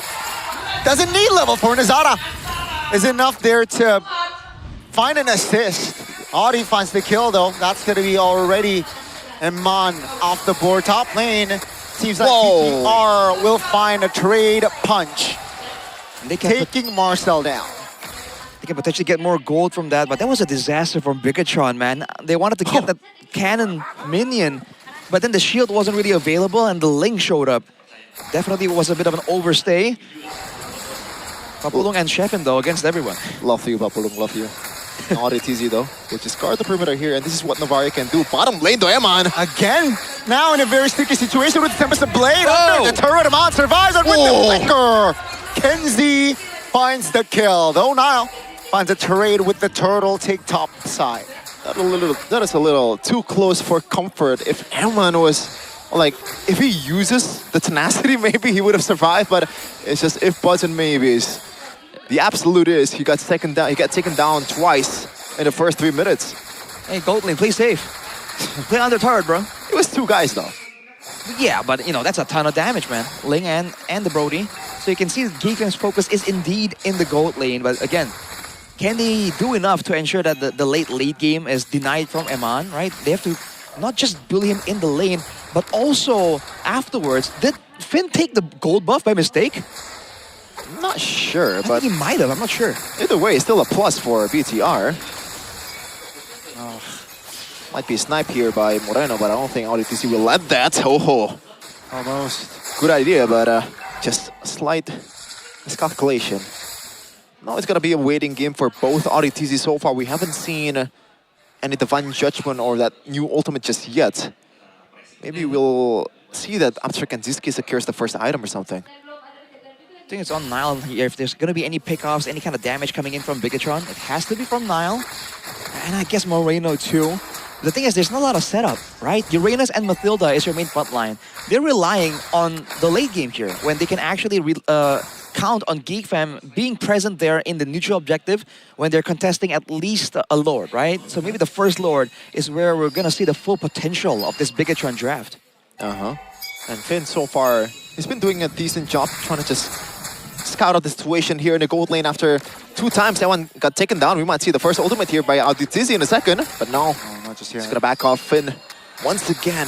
Just good map awareness from this guy right here, Finn the Human. Finn the Human indeed. Now with the second turtle already up and standing. Let's see, both teams though taking it slow. Skypiercer first item, Marashi, for Kanziski. Well, I mean, again, they want to play for that lane. They want to snowball. Oh, Finn!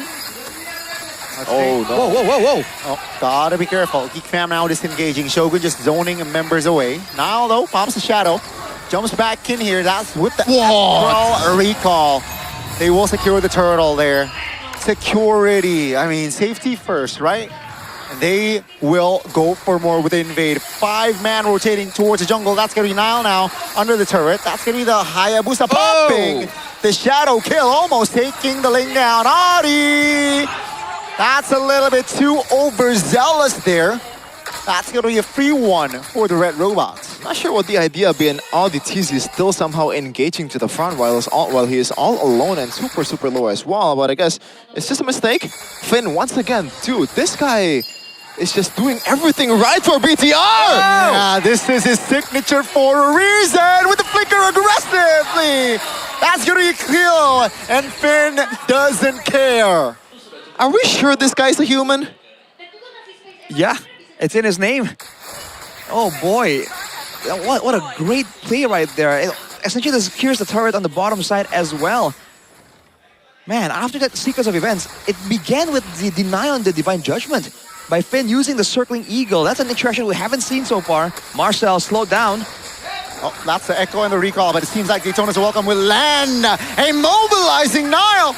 That's going to kill for Geek, and they add another. That's Kenzie picking up the double. That feels like deja vu. That looks like a Beloyski engage from RDTZ, and a Beloyski call as well. Oh man, looking now Moreno trying to defend, but getting caught by Marcel. Bigatron has evened out in the gold lead. And that's a dangerous thing to be playing around with for GeekFam. But you almost expect it, right? Both these teams, GeekFam and Bigatron, historically, they don't really sit still when they're behind. They try and do something. Audi. Yep, that's the Divine Binding. Binding him on. Now pops the full barrage with the guiding wind. Pulls him back. That's the healing. But Kenzie finds a burst and turn around. That's going to be a kill. Him on off the board. And ladies and gentlemen, with the turtle up, GeekFam. Oh my God. For that turtle, Shogun still has enough sustainability to get back in the fight. But take a look at Nizara now, already on the turtle. Shogun providing information, providing the body. That's Kenzie already providing the damage. Nizara claims the turtle, and BTR says enough is enough. We go back. Control is back towards GeekFam, but I don't think BTR is definitely out of it just yet. You can see how close it was in the team fights earlier in this game. Oh my God, this Kenzie with the help of the Echo. The damage is going to be enough to take him down. That's going to be Shogun though, binded with the Divine Binding. Oh no! It helps him to provide pressure onto his boy. A boy barely survived, but here comes the damage. Shogun. He's not dead. Knows that there is not enough damage to take him down. Down goes the mid turret of GeekFam. One thing for sure in MPL ID is the pendulum swings quickly all the time. Even then, two teams still trading blows in terms of structure, both securing a second-tier tower. RDTZ though, Yeah, is this an engage? Yeah, looking for an attempt. That's the Echo spotting 3. The recall doesn't really land, but my oh my, the economy here is still very close. Look at the big difference here. Kenzie was taken out in that fight, so the stacks are down, and Eman has evened out the gold. He's actually in the lead against Kenziski. That's a huge problem. Whoa! Yep, that's the full barrage popped. Marcel taking it very low. Oh my God. Three hitting in the back. That's in the back. Take a look at Nazara dealing with him on now. Marcel off the board. Tempest blade on towards him on. Great timing on the flicker, but Niall will not survive this time. And Nazara will not provide enough damage to take him on down. It's a 2-4-2 as the Lord will spawn in 30. What a game so far, but good ultimate once again from Audi TC, just bringing the whole village under the second tier turret. Once again, BTR, it feels like somehow they always find the right play every time, looking like a true defending champion. It's just interesting to see the approach that they have against the Kaja, man. They try and use the Mathilda to get the Ixia out of there. But time and time again, Nazara comes in afterwards, and you saw this weird interaction where everyone's beating on Niall, but then the whole team of Bigatron are beating Nazara as well. Now it's back to a neutral objective. The pace that Bigatron is putting on right now definitely has Geek Fam uncomfortable. Feels like they learned from EWC. A boy though charging up the ultimate. A boy. Yep. Divine Binding on towards Niall. That's a stun. That's the damage. Oh, wow. No retribution for BTR. A green light for the Geek Fam for the river control. That's the Echo hitting a boy. All the CCs are perfectly timed. Even the kiss from Brody was also perfecto as well. Now Geek has to say on this Lord. I don't know if they can actually do this though. They have a lot of damage, BTR. Yep, that's Echo spotting all members of Geek Fam except the Barat. That's gonna be Audi though, trying to provide the damage. Tempest Blade used on towards Amon. Oh my God. Take a look at Kenzie taken down. That's Amon with the trade. No marksman for both teams. That's going to be Audi though in the no man's land. No flicker for him. That means that Moreno will claim the kill. BTR, they manage to take control even with 4 members only up. The game is more than just a man advantage. Geek Fam has to realize that the fighting power of BTR at that time was still very high against this kind of composition. Once again, Moreno just sniping everyone from downtown. Yep, that's a free one for BTR, and perhaps with this lore they might push their agenda further. I'm very crazy that the Ixia of Nazara? I don't think Hello? Right call. Oh, here. that was close. Whoa, whoa, whoa. Flask of the Oasis still is so annoying. The willingness to fight from Bigatron, like when Eman was jumped on right there, he wasn't focused on getting out. He was focused on getting even. And he took someone from Geek Fam with him. And with the sustain built into Bigatron, they actually have a lot of brawling power because, again, they have range. They can stay in the backline, the damage dealers. And then Shogun, along with Finn, they can actually do a lot of damage reliably and also sustain at the same time. For Geek Fam, that's not the case. Yeah, Geek Fam's win though is pretty close, but BTR, they can cycle however times they want to with the healing as well. And Shogun with his vengeance, man. Like, there's no Purifier, there's no Flicker, but there is a guiding wind, so it's all G for this Yuta. Once again, Astral Echo Moreno. Spotting 2 members of Geek Fam. They manage at least to defend all 3. Oh, full barrage popped. The flicker as well to safety. That's a Divine Binding, finding Niall with the kiss from Kenzie. The kiss of death is there. They managed to defend all 3 base turrets and they managed to get Niall, so that's value for Geek Fam. Unfortunate. Eman was ready with the Flicker against the ultimate from the Kaja, but Niall was not ready at all. But 2k gold lead still for BTR. I feel like it feels a lot more than 2k, Arashi. Not 1.3. I don't know, it's just how they are playing this. It's how they are confidently moving up. They seem to understand the factors better than Geek Fam, right? Which is why Geek Fam, despite having like a man advantage, when they earlier got some sort of pickoff, they're a lot more hesitant. And for good reason, right? You can see that for Bigatron, they are planning ahead a lot more. They are more ready for these surprise maneuvers. Whereas for Geek Fam, they're relying only on the Divine Judgment with the immobilizing beam combo to really get a lockdown onto the members of Bigatron. Man, Azara, Ling running away from an Ixia is a sight to see. But obviously, it's not a 1v1, so makes sense. Now for Geek Fam, what's gonna be the idea here? Because if you play a long game, it's gonna be tough for them to be able to sustain through the whole team fights. They have to deal the killing blow as quickly as possible. With the damage profile that they have and with the items that they have, Arashi, is it enough currently? Oh man, especially against the Uranus that's full tank with a vengeance, I think might be a bit too close. Even if they do take him out, I feel like Bigatron wouldn't mind continuing the fight after. And that's the problem here. They can, even the Ling can't really pay for the angle. no. And the purple Okay. gets Nazara taken got by it. Nazara still. Yeah. He But did he popped the though. retry though. Exactly. So that's again just opening things up here for BTR to take on the Lord. Let's see what BFAM will do. But at least Big Fam wants to fight. Yep, here comes again the Divine Binding, finding him on. Demobilization, the damage is here. That's going to be, oh my goodness! No amount for BTR, but they got the Lord. Nile still claims it. Tempest of Blade in the mid lane now, trying to find a member. Very low, Nazara still able to get out now with the Shadow Kill in the mid. Finds a mark. Down goes the Dinosaur. Echo doesn't land, and Geek Fam, they have hit the reset button. The Lord will spawn in 5 seconds. Man, the even trade after even trade. Bigatron hasn't been a clean journey to get here, but they've always gotten something in return, and it really does not favor Geek Fam when that happens. Right here, they got the catch onto Eman, but at what cost? The Lord initially got taken, and Nazara, he was trying to go for a pickup onto Moreno, but he got outmaneuvered, man. And afterwards, even then, they struggled to get out unscathed. Yeah. Now it's a defense situation. This is exactly what Bigatron wants. Geek Fam on the back foot, can't really go for the Divine Judgment, going for the poke from the Novaria and the Ixia. Yeah, it feels like this is pretty much Moreno's playground at this point. All you have to do is watch out for the Ling and watch out for the Kaja. And you do have that safety net in that Matilda as well. So you can play a bit more aggressively from now on, just shooting his shots from Yucatan from now on. Now they're striking towards the top lane. Will it happen? They're looking for the keys. Here comes a full barrage. Quicker from a boy. Now take a look at the Kaja. Well, the barrage now taking a lot of damage. Taken down! And Mon is free hitting and now adds a kill. 3 members left standing. Geek Fam now, can they hold on?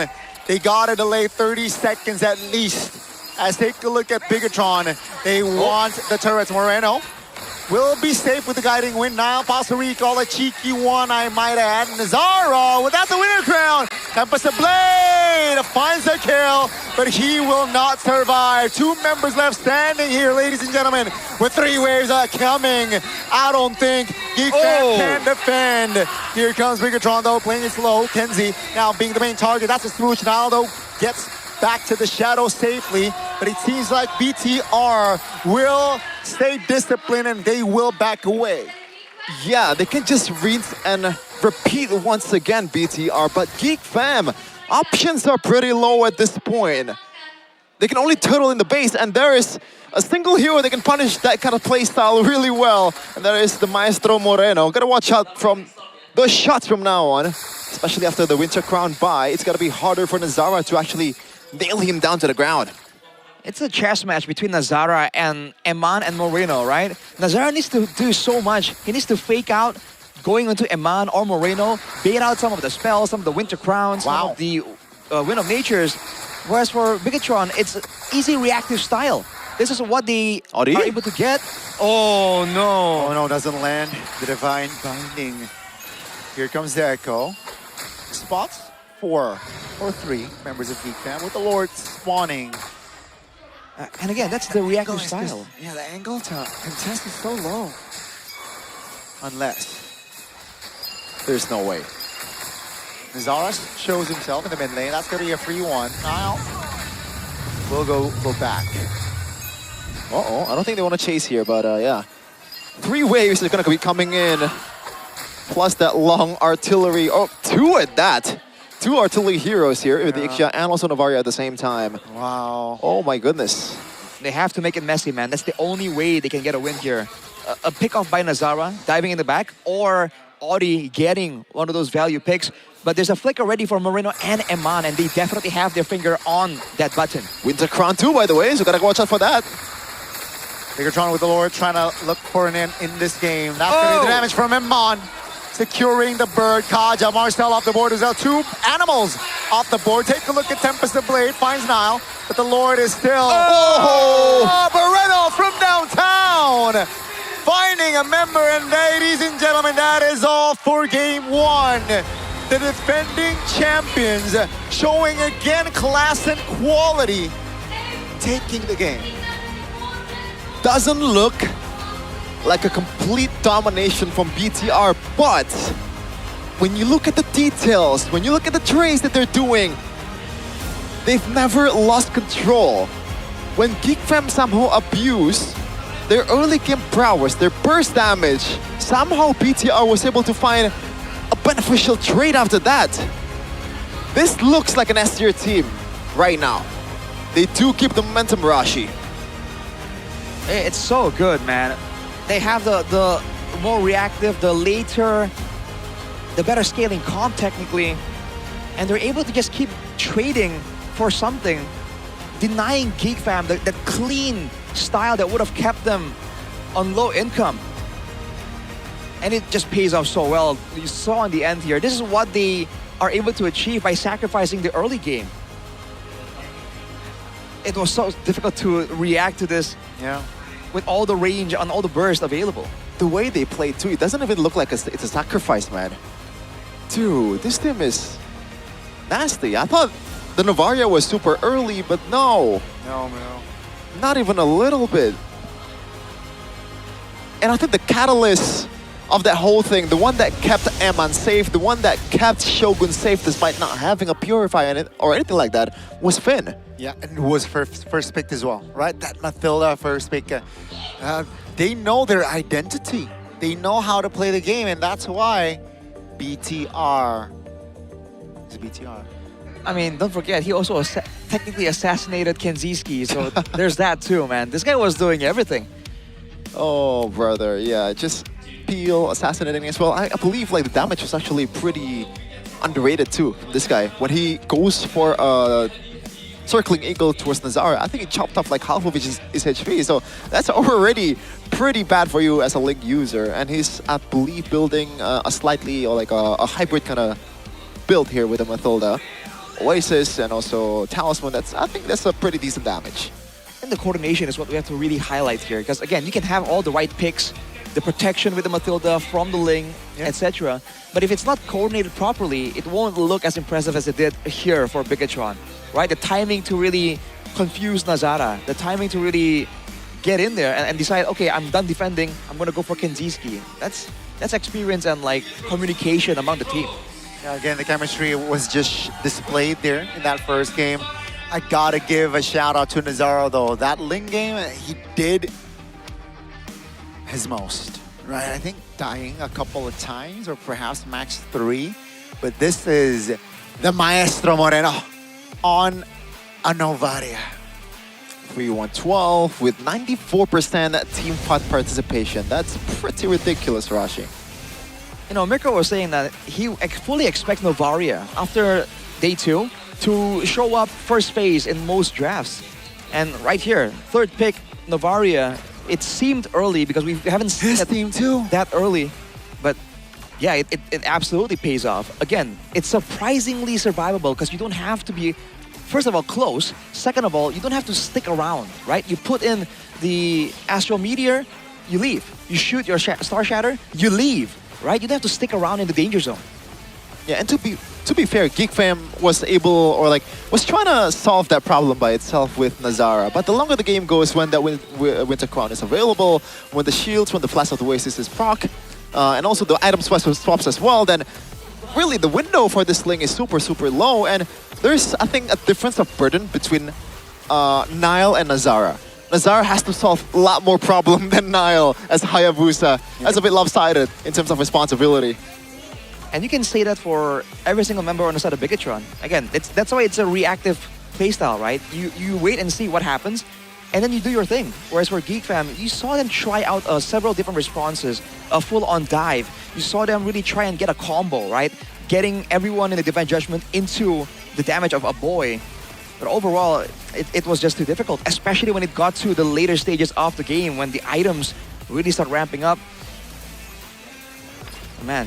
This was the fight where they got Eman, but you can see, man, Moreno and Finn. Finn was always on Nazara, always making sure that he can't really get anything. I don't know if this is just a bias, but I don't think Geek Fam played that bad.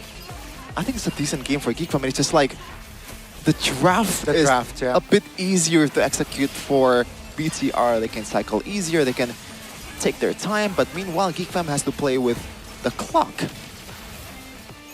It's a bit different. The range is just so annoying, right? Maybe it wasn't felt like in the early stages, but the later stages, Arashi's chefing, you know, the range from Novaria, the range from Extra plus the guiding wind, plus the flicker as well. Definitely is intense. I think that's where you can see as well, like how more difficult it is to go proactive against a team like this. Because initially they got the 2 kills onto Eman, right? That's true. As per the win conditions. And then because of the trades, because Eman still was able to get something, because then it became more of a macro game. Eman in the mid, just like maybe 7-8 minute mark, quite relatively early, he was able to actually catch up in goal to Kenzie, despite the difficult early start. Look at that. This is a game of mid-trio for BTR. 5 deaths for Nile, 5 deaths for Eman. And to be fair, I think all the DC so far has been doing a pretty decent job on locking down the actual target that can be bursted down, but unfortunately, like, it's just not enough. It's not enough. It's not enough. I mean, at that point, where I think above 13 minutes, Shogun cannot be taken down, right? Unless perhaps a turret hit. Yeah, but the damage, you know, the damage profile from GeekFam, man, was not enough to penetrate the Uranus. I hope that we get... I don't think we were gonna get it, obviously, but I am very curious about how much HP and shields that Finn is responsible for in that game. Probably a lot. From the flask, from the second skill, from the guiding wind, and all that. And also from the favor as well. So, yeah. Fun fact, I actually voted for Finn. I think he got robbed. But I think Morena played a great game too, so I'm not really mad. Vote for Finn as well, but you know, hey, there's more than one way of seeing how this game played out, right? Layers. Yeah. The bunkers sucks. Oh, never mind. Never mind. Forget what I said. Forget what I said. Oh, clippable. But you can't really forget right there. You can't really forget though that second game might just be as good as hopefully. That was pretty fun. Actually, fun as a GeekFam fan. But there is something that's even more fun for you guys out there, especially all you Indonesian that has GoPay, brother. Is it me or that you? is? What is it? What? What? What? Remember the pecking order, Oh, okay? okay. You are beneath me. Okay, okay. Yeah. There you go. This is gonna be a big section for you guys. Free money for all. Dengan adanya GoPay hadiah GG. GoPay pastinya di season 18 ini udah mempersiapkan hadiah yang lebih besar, lebih heboh. Jadi persiapkan diri kalian. Gimana sih caranya? Langsung aja yuk, inilah dia. Untuk mendapatkan GoPay, Bude yakin yang ada di sini, buset Biga Troopers, buset Geek Community, buset ini super fans udah langsung pada kayak gini. Berarti udah punya aplikasi GoPay kan? Yang belum langsung download aja. Kalau sudah, langsung buka kamera, arahkan kamera kalian ke layar yang ada di sini. Layar putih ini nanti akan muncul QR code-nya. Dan ketika QR code muncul, tinggal di-scan, tinggal diklik buka hadiah. Setelah itu otomatis saldo GoPay kalian akan bertambah. Jadi udah pada siap super fans? Sudah, di sini langsung rame banget jadi bersiaplah. Inilah dia. GoPay hadiah GG. Wah, ini bukan lagi foto Bude kan? Bukan. Semuanya kayak lagi pada ini nih. Pada heboh. Langsung pamerin ya. Jangan lupa langsung pamerin. Karena kita pengen tahu dapat berapa kalian. Siapa aja yang dapat, siapa yang hoki. Jangan sampai ketinggalan. Nanti keburu ditarik aja. Dan ya, jangan lupa juga untuk upload ke sosial media, tag MPL Indonesia dan juga GoPay. Karena tentu saja di season baru ini hadiah semakin besar, semuanya semakin bahagia. Namun Piketron dengan performa mereka yang begitu apik di game pertama, bagaimana mereka bisa membawa ke game kedua? Karena di sini GeekFam seperti juga tak mau kalah. Keduanya sama-sama ngotot. Seperti apa kelanjutan game kedua? Masih bersambung. Langsung dilanjutkan oleh para caster. Api-api.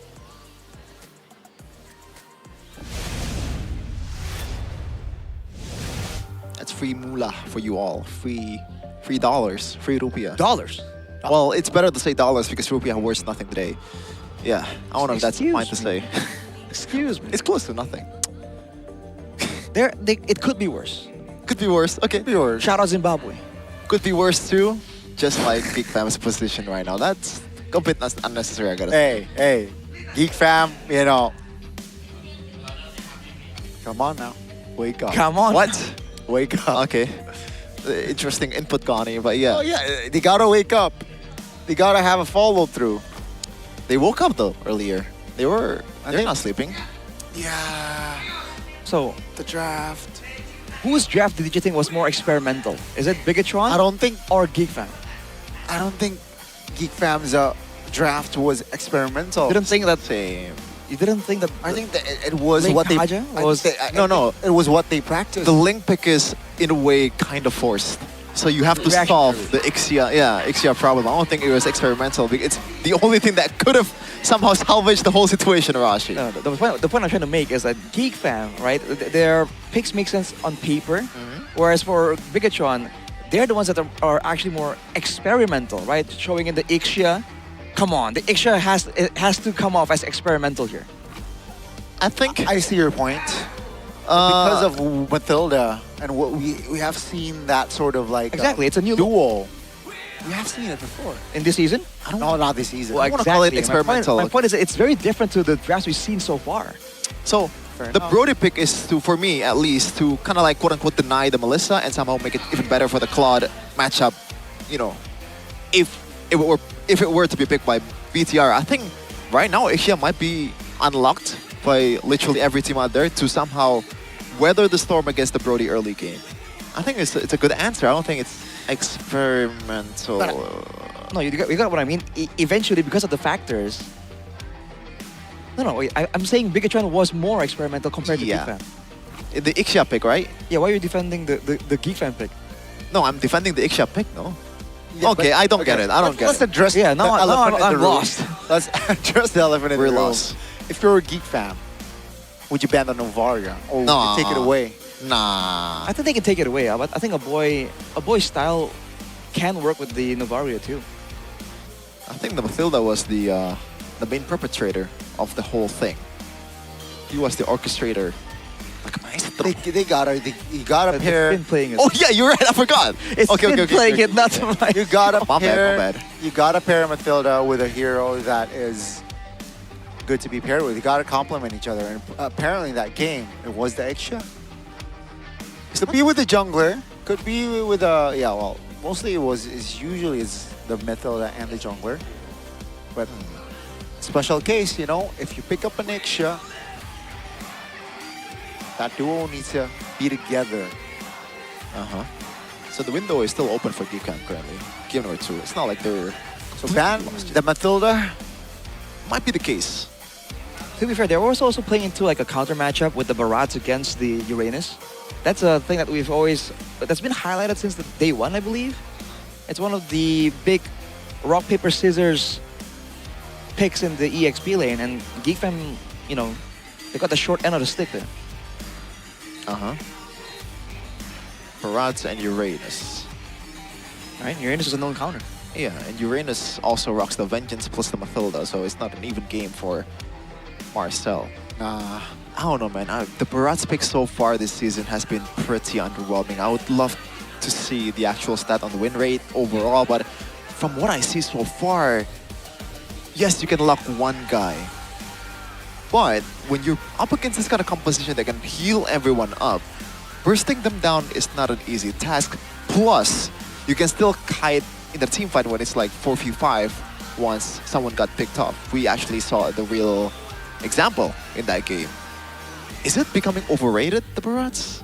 Or is it just Geek Fam not utilizing it properly? Or BTR just drafted a really good comp against them? I think with the Barats, right? I think teams are now, they understand how to deal with the Barats, and I don't think it's just like there's only one way to deal with the Barats. Actually, there's multiple ways, and teams they figured that out. You know, that's why the win rate hasn't been too positive for the Big Dino. Yeah, a performance that comes to mind for a Barats that did well was Aran, I believe, yesterday. That was pretty good.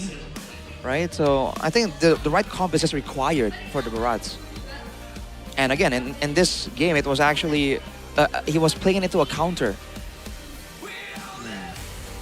That's why I proposed the Nana, bro. Would the Nana have saved that game? I don't think it will save that game, but it would be What would interesting. Nana do? No, you can burst through the Uranus even with the Vengeance. I swear, I promise you. I don't see the Divine Binding. You think so? Taking 3 members of... I promise you it would burst. Yeah, obviously. It would burst better than a Kimmy. And it would lock someone down. But it would be more vulnerable. Yeah. So you're playing with more risk, but higher ceiling. I do agree, though. We were talking about the need for crowd control and burst, and they settled for the Kimmy, right? I guess this was a bit more of a guarantee to the late game, because they had Brody, remember? So they want a bit more DPS in the late game, get more magic damage, and they did combo the immobilizing beam a lot. But they have to find a different solution, man, because Bigatron solved that quite handily. Would you look at that? Nice prediction. BW. Nice prediction. I got a feeling of broken walls. Got a feeling. BW. BW indeed. But hey, on a serious note, Geek Fam BTR, it's game 2, folks, again. Erbang going up against his old boys here.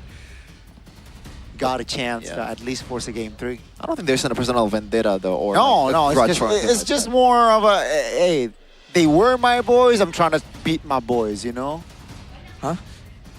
You beat your boys, Connie? I mean, like, competitively. Okay. Oh, competitively. We're in a competitive Okay, I'm not judging. Don't worry. Come on now. You can be what you Give him a competitive beating. Right. Melissa banned earlier here for Geek Fam. Feels like really they're trying to take the Mathilda away. And leave the Hirara open?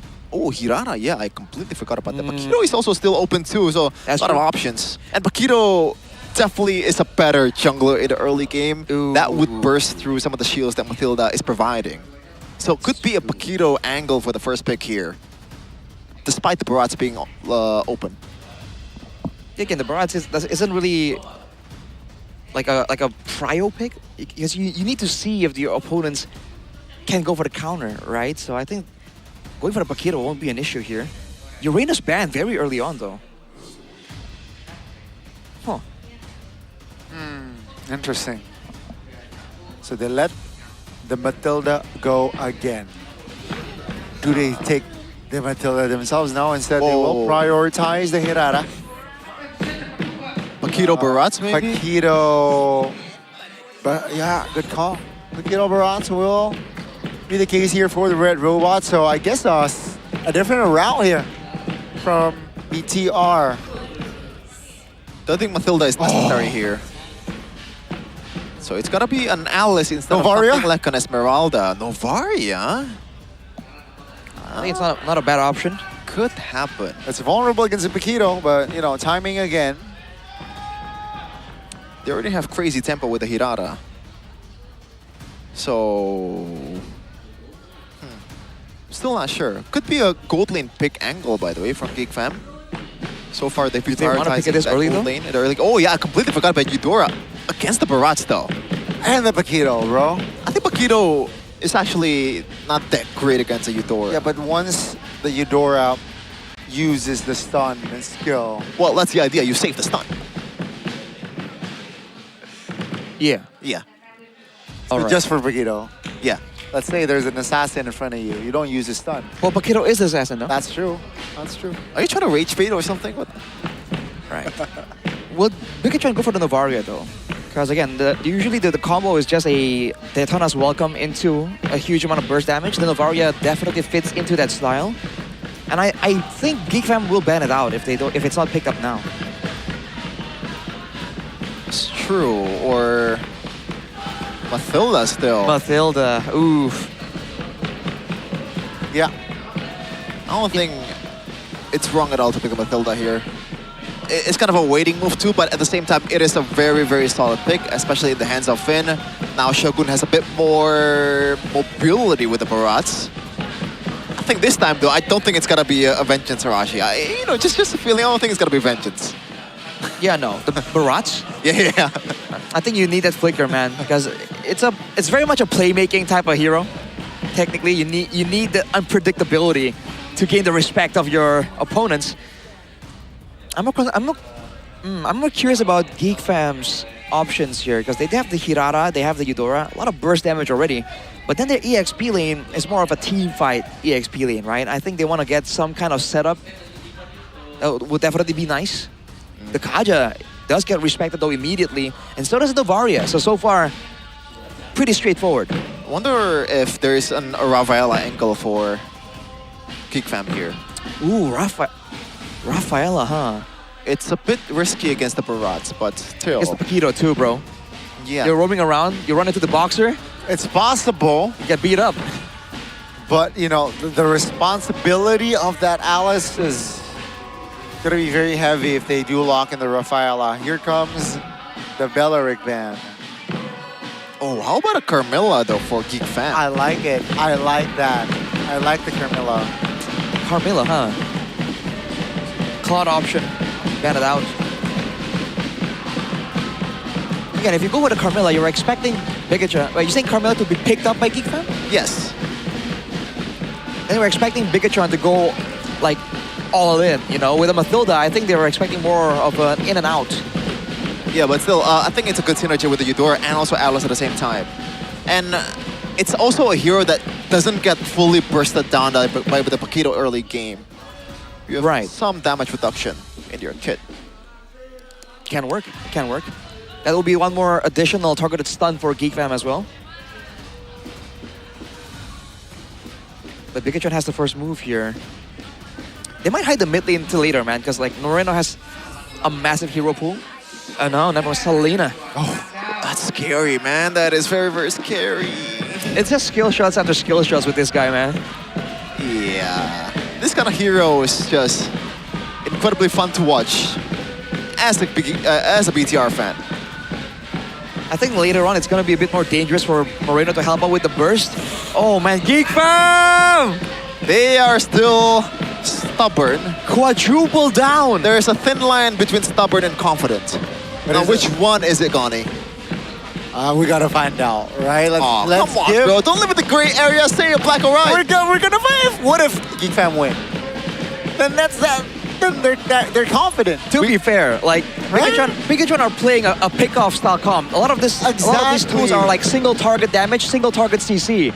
So against a whole-on like dive with a chip, they might be able to do more than you expect, Shevin. If they lose for Bigatron though, what options do they have now? Because the Claude would be ideal here, but they banned it out. Okay. Bane gold lane. Oh! Oh my god. Cho Amon, baby. By the way, shout out to Midnight in the chat. I'm sure that we look like a bunch of Dumbos compared to you analyzing the draft, so my bad. So it's gonna be a Cho Amon. I don't know, I feel like, I guess it's a way for you to evade the initial engage, but this is, in a way, such a throwback, man. Wow. Dude, when you want to talk about a pick-off composition, this is the comp that would pop up. Cho, Selena, Barat, Paquito. They quadruple down. Dude, I would go for something like a Ruby or a Bane, but this is a bit dangerous. It's a single target. They're doubling down, right? I think they feel like going for a team fight at this point with the rest of the roster not really supporting it might be unfeasible. So they're tripling down. If they don't really get snowballing and really destroy Geek Fam in the early game, it's going to be difficult. Yeah, I feel like this is going to be a quick game for one of these teams. They have a lot of tempo to work with, man. The Chip, the Selena, but we'll see though. Game 2, BTR versus Geek Fam. Geek Fam is trailing 1-0. Can they force it to 3? Ladies and gentlemen, again, the defending champions here up on stage. They got game 1. Can they close it out with a 2-0 fashion on their debut on the Season 18 stage? Or perhaps Geek Fam can spoil the party by forcing a game 3. Let's find out with Amon on the Cho in this game. Looking at the emblems, inspires for Selena and Mathilda. So it's about spamming the skills out. Same thing for the mid and roam combo from the side of Geek Fam. That is pretty smart coming in from BTR. Same with Geek Fam as well. So both teams are getting all the creeps from the opposing team. They know what to abuse here. A boy though, that's a lot of damage. Oh! That's a miscalculation. Nazara is in the right place, in the right time. That's first blood again. Geek Fam getting the tempo that Hiroro wants. Yeah, good start for Geek Fam. A kill towards Moreno, but unfortunately this hero does not need level 4 to actually pop off. It's already a threat at level 2, so nothing too crazy. The advantage of Geek Fam currently. So far only 500 gold lead for Geek Fam. And it feels like they're trying to get more here. And Finn so far, once again, playing a very defensive game in the early game. Makes sense against this kind of composition. As Nazara will take the crab, and there's nothing that Kenziski can do to stop Eman from cutting the lane. He gets more tempo. He's gonna rotate towards the turtle. This is tough, but Kenziski can definitely use... Wait, it's not level 4 just yet, so Marcel, watch out.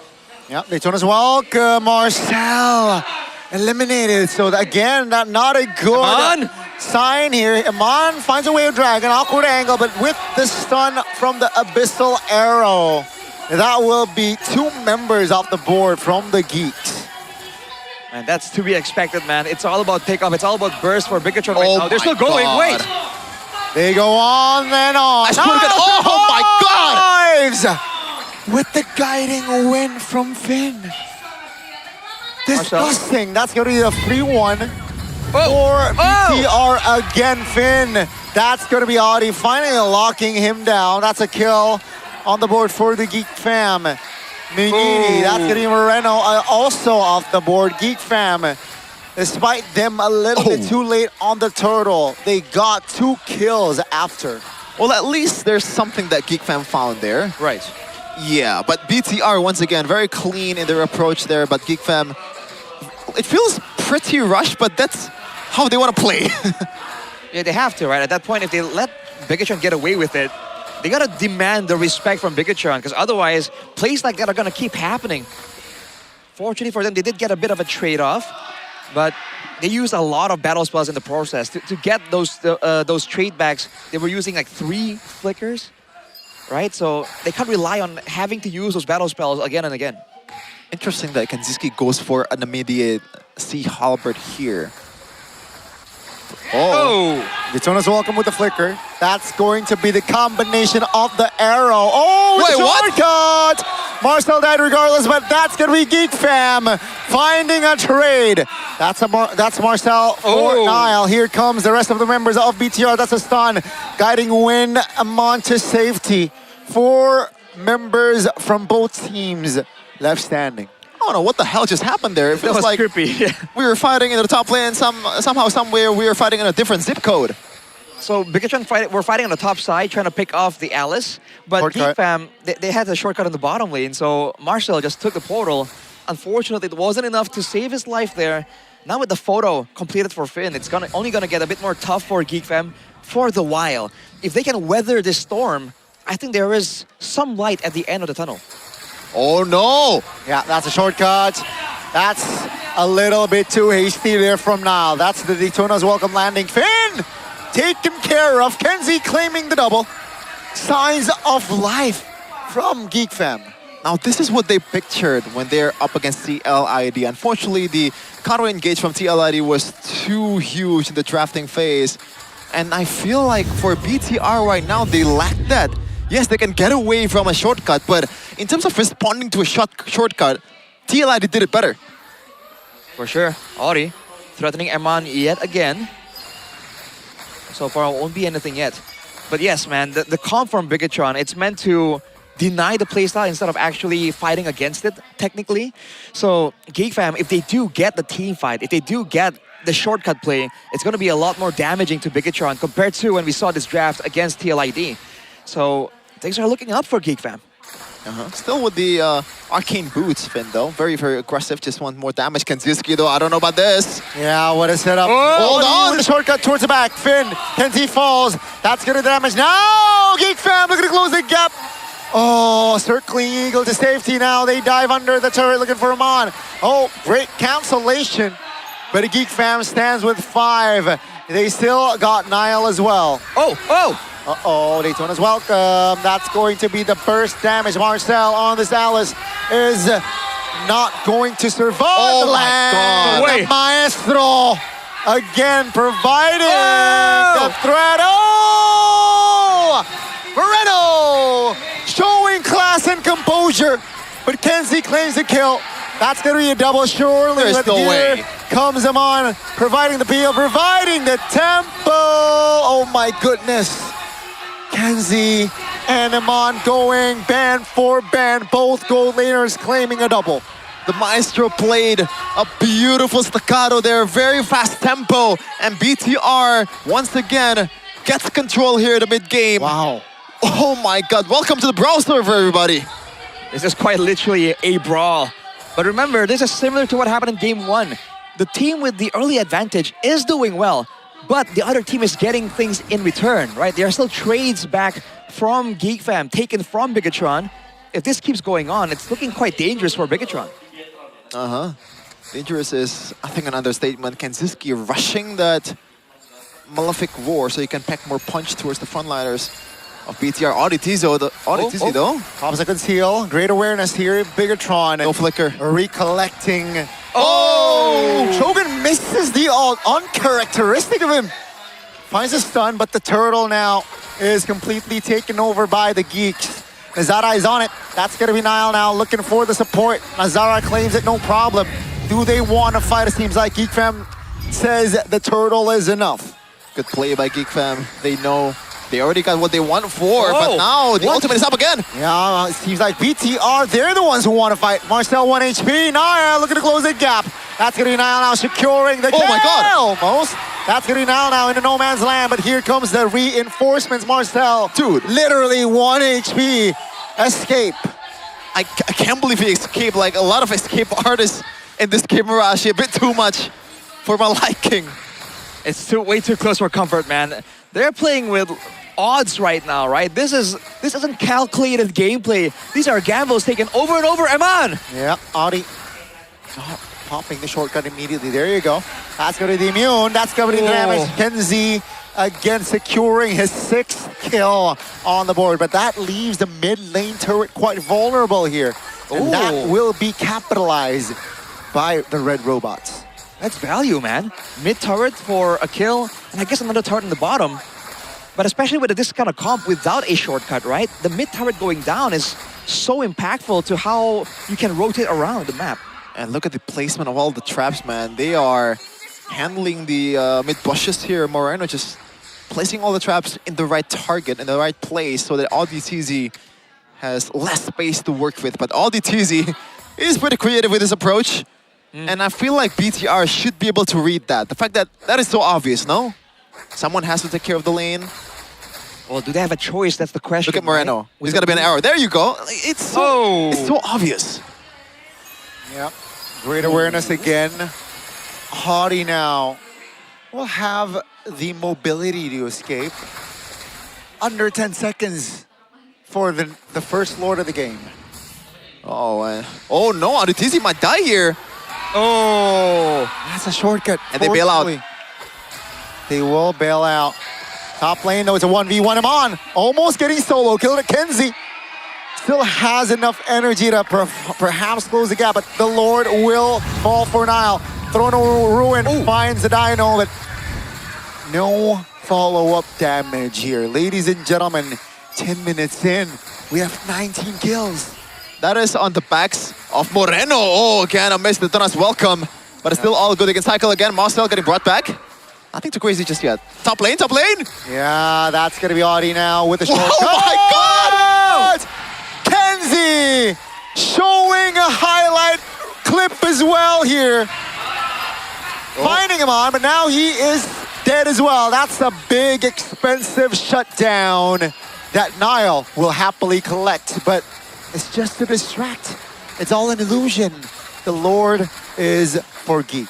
I feel like I need a couple more eyes to actually understand the tempo that's going on and all the fights that's going on in the game right now. It's just fights after fights, man. Solo outplays upon solo outplays. The fact that the Lord got cleared, though, that was an important one for Bigatron, right? They need more of that macro pressure. And now Aman, once again, might walk into Audi. Yeah, again, just a shortcut. They just want to shut him on down, bro. Amon just respawn and he falls again. Now, Geek Fam, what do you go for after killing him on? Seems like they want the map control. Geek Fam. Like in the last 3 minutes, they were down by 2K or something around that. But it does not feel like it matters at all, Rashi. Because Geek Fam, they always have a man advantage. Like this. Shortcut again. Here comes Kenzie. Looking for a target. That's going to be Shogun here in the front. Throne of Ruin. Locking one down. That's Shogun off the board. No Finn on the vicinity. Oh, that's a stun! A board finds a burst. That's going to be 3 members left standing here for BTR. They should disengage, but it seems like they're confident enough here to find a mid clear, and they will get the clear. Wow. That's Cassius right there, by the way. Oh! Whoa, whoa, whoa! It's not over! It is not over. They dive again. Nazara, though. Nobody to protect Nazara, and he will fall for 30. Yeah, thank God though the timer is definitely on their side. The Lord is still coming up in about 30 seconds. Nazara will be up by that minute. Oh man, I'm not even sure. I think, is it crazy to say that Geek Fam has control currently? They do. It's because of the shortcut presence, man. Everyone can funnel through into fight at the same time. That's a War Axe for Shogun, by the way. I guess he wants part of the brawl too. He's been ignored, right? For the most part, whenever the shortcut play is being used, it's not onto Shogun. So he's trying to get some more value here, hit back a little more. Even with the Sky Guardian build, just to ensure that he can take less burst and also regen and stay out of the base for even longer. Because again, it's all about tempo and movement, and Geek Fam is just outmaneuvering Bigatron. But they're cheating, they're using portals. Hold on. Oh, they don't want to go for Kanzinski. They know the portal is there. Yeah. They're unsure of the whereabouts of the chip. Wait a minute. Lord Pit? That's info. That's a lot of information that already TZ gathered. And that's going to be Nazara now. Oh my God! What? Mirko's goat finding the clutch of retribution, and Nile might just save BTR for this game. I would be fuming if I was a Geek Fam fan, which I am. Oh my God! I feel like they got robbed out of a Lord. That was decently played by Geek Fam. Kanzinski shows, the whole team shows in the bottom lane, and somehow Nile just tapped the retribution like it's nothing. He cannot keep getting away with this. Highway robbery from Nile on the Boxer, the underground Boxer, the Street Fighter. That is so unfortunate for Geek Fam now. What's the play here, Bigatron? They needed something like this to push with macro pressure. If they don't defend this, wait, Bigatron. Oh no! That's a stun. Beautiful Throne of Ruin finding 3, but no clear follow-up damage. And Azara falls here. 4 members left standing for the Geeks. And here comes the revenge from the Red Robots. Audi taken very low, and BTR, they smell blood. Nile, he wants to take Audi down. Take a look at the mid lane as well, folks. The mini map. That's getting the base turret falling. Kenzie now perhaps providing damage. That's a flicker shortcut as well. Moreno taken off the board. Wait. Geek Fam, don't count them out just yet. That's the stun. That's going to be the Alice again, just jumping in. 3 members of BTR zoning them away. As, ladies and gentlemen, 15 minutes in, we still got a game. With the burst damage, finally, Alice will be taken down. I can't keep going on with this game, bro. Like, the pendulum really swings quickly. 1 minute, BTR has the control, gets the Lord. Geek Fam somehow strikes back, but in a way, BTR got a lot of things in their hands. The mid turrets are gone. You gotta give Audi his props, man. The fact that he went out there and distracted Bigatron long enough, that really could have been a full-on 5v5 death ball with the Lord to end the game. But now Audi bought enough time, and now it's back to the neutral. It's back to the mind games, and this is where Geek Fam was excelling before that Lord moment. Crazy game, bruh. Interesting item choice here, Rashi. Eman going for C Halpert instead of something like maybe that can elevate his survivability? For me personally, I would go for something like a Rose Gold Meteor or a Wings. I think he's just concerned about beating up Marcel, bro, because like Marcel is surviving for a bit too long in these fights. I think they're trying to fight fire with fire. right? Instead of having safety measures, they want to make sure that they can hit blows of their own. It's a risky strat by all means. Oh no, this is risky too. No, shortcut spent. 10 seconds on the clock for the Lord. Kenzie now all alone. Oh, 3 members on him. Kenzie off the board. BTR now stands with 5 with the Lord now spawning in the land of dawn. No Kenzie. That is massive, man. They still have burst damage, especially from the Eudora at this point in the game, but it's not enough to threaten dives in the backline. Bigatron get a Lord for free. A Lord that they desperately required. Yeah, and mind you, this is not a composition that is built to defend or like have a solid high ground to defend this kind of sieges from BTR. To be fair, BTR siege is also pretty bad.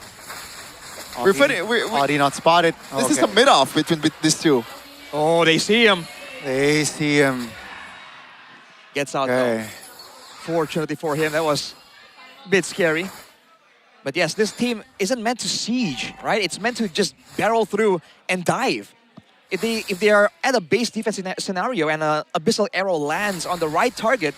Oh no, like that? Yeah, maybe. On Marcel though. Oh no. Yep, the arrow doesn't land this time. Audi finds a shortcut. Aman off the board, ladies and gentlemen. BTR, only 4 members on the offense here, plus the Lord. Let's see if they can take a turret, at least a base turret, top or bot. But I think the call is just to be patient without Aman. It's gonna be tricky. Uh-oh. Shortcut, ladies and gentlemen. Here comes the burst damage. Oh, Geek Fam throwing bodies, and now is caught. That's going to be Shogun. Finn pops the winner crown, but will be taken down. Geek Fam, they completely have taken over, but they got minions to take care of. Yeah, I think the solid turret hit to the top lane is kind of worth it for BTR. A lot of it, actually. And the cycle just works out for BTR. They can die as many times as they want to. Man, this is like a bit scary, man. Now is the point where you start wondering if there's going to be a backdoor angle for Bigatron. Audi? Whoa! Daytona's welcome with the flicker under the turret. Crazy play from Shogun, but now here comes the follow-up damage. A boy from a flank angle. Aman now looking for an attempt of an angle. Doesn't find it. They back away. Both teams now waiting on the spells, I believe. The purple buff will fall for a boy. The mid turret, tier 1 of BTR, gone. It's a bit unfair. BTR has 2 more turrets than Geek Fam, but somehow in terms of the long lanes, it is completely equal. But we have a fact for you guys. We noticed by GoPay in Season 17, Nile and Kyrie ranked first in total objective steals with 25 combined Lord and total steals. Now, I don't know what qualifies as a steal here. Well, what Nile just did. Yeah, but like, there has to be like, I think objective parameter, right? Yeah, I think when the members of your opponent has more control, and then you. Yeah, but how you judge the control, God? Well, if they're the ones trying to take it, your body, right? You know. How about a 50-50? Is that a steal? No. I don't think that counts as a steal. It might count actually. I'm not sure. Oh man, look at Marcel's item, bro. He's starving right now. I think that's from swapping. Might be the case. Oh boy. Again, at this point in time, it's gonna be really, really important for this Lord to fall into the right hands. And again, Geekdom always has advantage in these situations. The fact that Bigatron has lasted this long is already impressive. Wow. No flicker for Ramon, 60 seconds. That's a big resource unavailable for the Cho. By the way, the last series in the playoffs that Geek Fam won was through a backdoor chip play. I don't know if it's going to happen right now, but Lord's half health. Lord is half. They're forcing the Only Marcel has shown on the map. Now go for Moreno. Oh, did you see? Look at that. He has flicker too. Yeah, the reset. The reset. BTR. Well, not a full reset, folks. 30,000. They have to gamble BTR. The lane is pretty bad for them. No? Yeah, the lane was pushed by Audi. Bottom lane is pushing, definitely. So far, trigger's not pulled just yet. This might be the case. Marcel sniffing out the danger. BTR as well. Here comes I don't know about this. From the back. Oh, they saw him. Yeah, that's the awareness. They know now where. Oh, they cannot reset? Yeah, the reset is. Oh!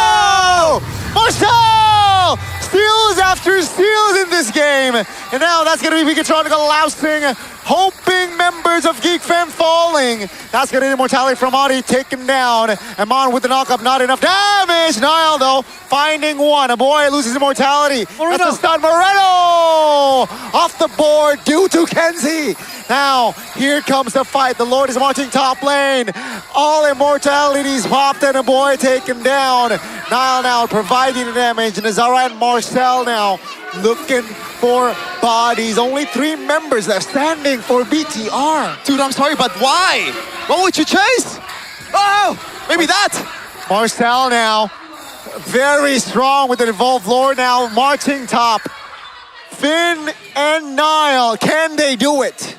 3v2, this should not be enough for BTR. We might be looking at game number 3 right now. Marcel, Nazara, and Kenziski, they have enough to burst on the base. Yep, now about the Wind of Nature now with the Lord already touching practically the base. Kenzie taken very low. Oh my goodness, the minion spawn in the right timing. 7 seconds on Moreno, but ladies and gentlemen, the Geeks, they will not back down without a fight after an action-packed game number 2. Definitely, folks, we deserve a game 3. Oh my God! What the heck did I just see? That is, I can't really describe that. Man, you talk Marcel, man. Talk about third time being the charm. They doubled down yesterday and it didn't work out, but today, the strat has paid off. It wasn't easy, but they have pushed for a game 3. Oh my God. I was a bit dumbfounded by the fact that Geek somehow still fights, even though the Lord is still there. I can see the idea. You have Marcel, you have better AoE, you have better sustain, but BTR just microed that one perfectly to an equal fight. It was 3v3 until the last moment. Marcel single-handedly won them the game right here with this Lord. Oh. It might be more luck than skill, but obviously in this kind of games, you need a lot of luck to secure the game. Sure, it's a game was, of inches. The steals alone from both teams, man, that was crazy. The fact that they were this late in the game and they made it that close of a team fight, ridiculous, man. Geek Fam too. Oh my God. Oh, it's a game and a half, man. I feel like that's a bit too much action. Like 2 games action packed into 1. Now, I'm not sure if that can be replicated in game number 3. It feels like BTR is forced to play Geek Fam's game. I'm not rocking with the choice there from BTR. Thoughts, Mr. Analyst, because Kenzie did a lot in that game, whereas Amon, you know, the head-to-head struggled. Well, you gotta remember, some of the early game picks were off the way of the dragon. And from the gold lane, he was rotating all the way to the mid and sometimes close to the EXP lane with that mobility, right? That's a long journey. I think at that point, they got gapped. I mean, they got caught, right? They saw the chip and the Masha and they're like, dang, we didn't think about that. What do we do here? And they thought, we need to impose our own game, right? Because if we go for one gold lane that does AoE damage, it might not have worked out the same way. Yeah. So I think it's a choice they made with their experience and their wisdom. And it got close, man. Yeah. Let's be real, it got really close. Seriously, still shout out to BTR, by the way. Just like Geek Fam in game number 1, I don't think they played a bad game. Like seriously, in that late part of the game, I thought for sure that Geek Fam would have the control. And in a way, they did. You know, they're the one who is starting the team fight. BTR is forced to respond. It's just that they played that composition way better than I thought it would be because there's a lot of single targets from BTR side, right? Yeah. Geek Fam has AoE, has range for days. BTR has none of that. But by the way, MVP, player of the game, it is Marcel Lethal L with the Alice. 4 for 10. Look at the damage taken. That is a lot of damage. Still not fully topped up on the items, by the way. Yeah, I mean, halfway through, we did mention that he looked like he was struggling to get items. But all different the early game, right? He was supposed to be the front line. He was supposed to be the main initiator. And I think, honestly, in the early game, the positioning from Bigatron were so confusing that it really was easier said than done. Right, with all the mobility tools, Marcel was definitely one of the bigger targets. They understand that if the front line gets going, gets items, he'll be tanky enough to withstand a lot of the initial collisions. Yeah. So they made sure that that was not the case, right? They ganked him several times. They want to make sure that Shogun could fight back properly, can be a real presence. But in the mid game, man, that's where the shortcuts start coming through. I don't know if they clean up their act better, if they learn from day 2, Geek Fam. But the shortcuts looked a lot more effective here, partially due to the composition as well. But it's just so confusing, man. Even for us watching as spectators, this game was all over the place, and that's exactly how Bigatron wanted it, right? And it's only until the late game where Geek Fam finally was able to get a bit more of a linear control to end out the game. To shout out to Moreno, man. He's hitting more arrows than anyone could have thought. This is just ridiculous. The amount of time that he bought. I want more of this. Despite it not being the cleanest game out there, but it is fun for some people. I don't know if some people is vomiting watching this game, but I'm not. Yeah, or for motion sickness. Yeah, motion sickness. That's what I'm talking about. Oh, man. I think it's really impressive, again, that they decided that, okay, we need to avoid... Bigatron decided we need to avoid the initiations, but the stun coming in from a boy, I think, is a bit underrated here. Because, you know, depending on the order of the spells, the Eudora's spells hits differently, right? Oh, this and is... the moment he gets the AoE stun is so important, but Niall says... That is so... That's all cool and all. Let me yoink this real quick. Not even getting the damage from the... I don't know what's the second skill called. Jab? Strong It's punch? it's just a pure retribution from Niall. And he gets it. I thought with the Lord, Bigatron were going to force a proper like collision with a numbers advantage, using the Lord as an extra member. But they decided against that, for better or worse. And from there, I think, man, it's just a brutal fight for survival. At this point, I don't think there's any real big chess match. You know, there's not a lot of calculated things. It's only a matter of will, right? Who can be more persistent in attempting to win this game? Persistent and also precision, as we're going to take a look at the items here. I don't think there's anything that's incredibly crazy from both parts. I like the choice of the tough boots always on Eudora, by the way.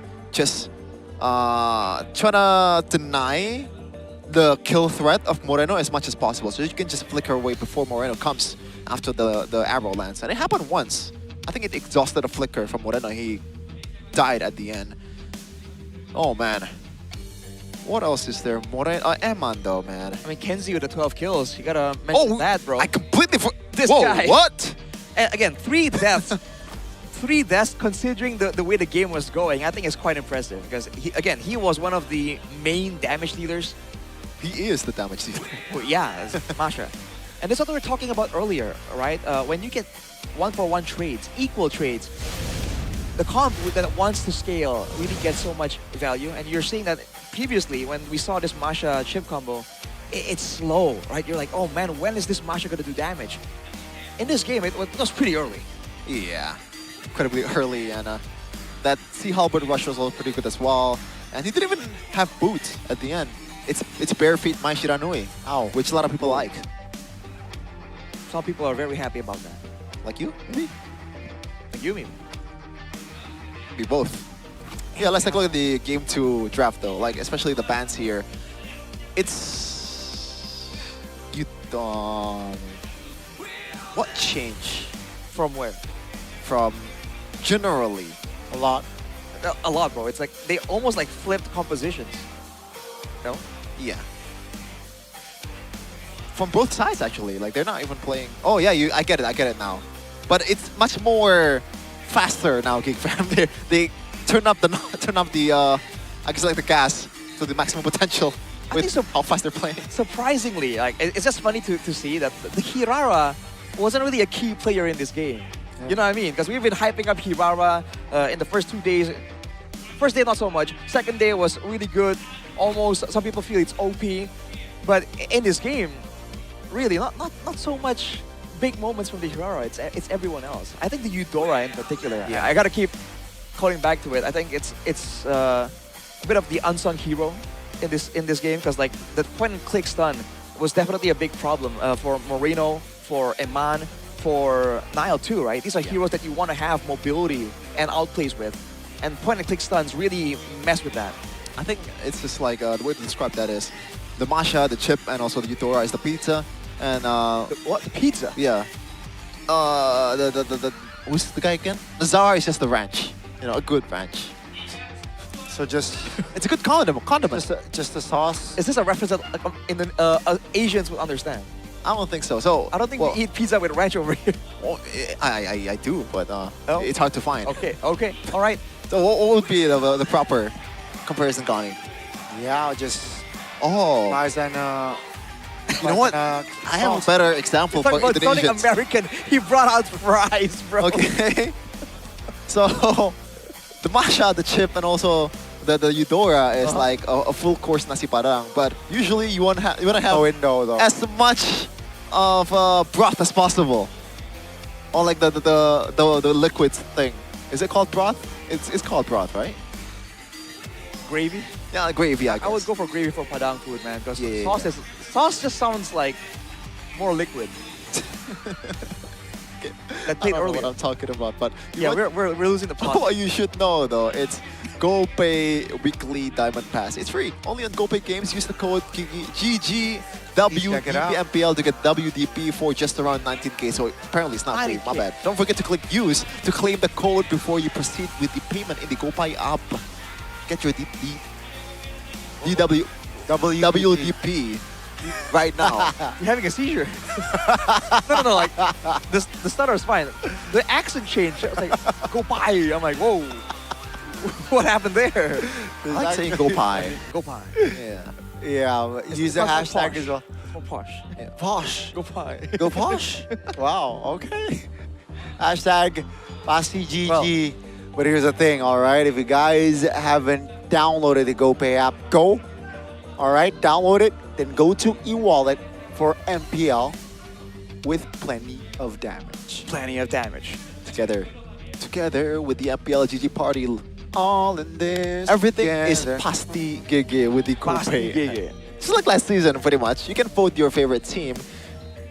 What's so funny? In every MPL ID season 18 match, you can win up to $1 million. Oh yeah, $1 million. Wait. You can be diamonds. Okay. You can get sued for that, brother. 1 million diamonds, all right? Oh, and you can get the fairy rings too, by the way, which is pretty priceless, right? Does the ring kit comes with a fairy? Technically. Oh, I got a free fairy? Yeah. Oh. You get up to 1.8 million GoPay coins as well, though, every day. Whoa. I love that. I'd get the ring and also a stinker bell. Well, just make sure you vote on the icon there. You can search for MPL GG Party in the search bar and click the MPL GG Party icon. And then check in daily and make sure you do the votes before the match. Not during. Before. Yeah, I think they lock it. Underline. It's bold, italic, before. Buy MPL tickets. You don't have yet. Invite your friends. Play Ular Tangga. That means snakes and ladders. Snakes and ladders. Together and farm those 3 words. Like me farming these awkward moments on desk where I don't know what to say. I love it. It's because you're not posh enough, Shevin. Anyways, game 3. Go watch Bridgerton, bro. What now? I think that's more of your cup of tea. Bridgerton? Yeah. It's a show. Okay. And moving on, Shevin. Moving on to game number 3. Yeah. The chip is still gonna be available, no? There's no way that BTR will ban it. I don't think they will. Yeah, I don't think they will too. For better or worse, I don't think they will. And it's such a niche strategy. Yes. Right? If Bigatron did not commit to such a pick-off, single target strat, right? If they went for a more well-rounded composition, I think that the chip could have failed, man. It really could have failed. But they saw the picks, they saw like, hey, this is like a all-in pick-off comp. Let's make that almost impossible to do normally. Yeah. It's impossible to do normally. Just like us in the casting desk, it's impossible for us to cast without Todak chair. That's true. When it comes to performance, it's not just what happens in game, Goni. It's also the chair, the comfortability that you have when you're casting the game and also playing the game. Sir. Yes, sir. Todak Throne is a gaming chair that doesn't just bring the style, but also delivers when it comes to performance. Currently offering a special MPL edition release, Goni. How much does that cost? And what are the features? Here's the thing, it's super affordable. The feature, everything from gaming chairs to Fully exclusive adjustable. apparel, which you can check out directly at the Todak booth. And if you're curious about the full collection of Arashi, make sure to visit their website, www.todak.id. All right, to check out a full catalog and ongoing promotions, because Catalog. here, Chef Finn Arashi, maybe you're not cultured enough. Whoa. But it's just not about performance. It's also about style becoming part of your identity. Culture by Todak. Cultured. Great Todak. pitch. All around you. What? No, I said great pitch. It's all about that style, man. Hey, it's all about that style. It's the same way like skins get wins. I don't think so. You don't think so? You have good skins, but you're not winning. I'm winning. Are you? You don't know me, son. Okay. Do I think you I know know you him? enough. Chef Finn, hey, do you know Arashi? Or do you know Bryden? Whoa, getting doxxed. That is Steve. No, we we already said your name multiple times the first day. I know Chahyo Bima Megantoro. We also dissed your name. Why? I think It's you dissed her. Hey, do you want to name your kid Brian or Brandon? Oh, let's go Brandon. Oh, that's a good That's what he idea. said. That's what he said the first day. That's what he said. Sorry. My parents picked that name. I'm sorry. That's messed up. I'm sorry, Mr. and Miss Muslimta. That's my bad. That's my bad. Are I'm you sorry. really sorry? Do you accept Is my he apology? really sorry though? I am sorry. I'm sorry. Vote in chat. How sincere is this apology? I am always sorry, bro. Remember, like I've never. Wait, if you're always sorry, then you never are. That's true. That's true. If you think about it, You're taking the word sorry for granted, Chef Finn. Damn. Words have meaning. They do have meaning. And what does it mean for both of these teams? That was not a good bridging. But I expected BTR to win like a 2-0 though, not gonna lie. So I guess the change, don't give Eman the Cho. Don't give Eman the Cho. For a random chatter that's chatting currently, I prefer the second option. All this specific reply, Chefin. Yeah. Vas. But yeah. Vas is das. All right. No, we gotta, I guess, again, highlight again for those of you who haven't followed all the way. GameFam finally tripled down on the chip strategy and it worked out, finally. Will they do it again, though? Like, usually it's a cheese strat. That's why Bigachon didn't see it coming. But now they've done it 3 times.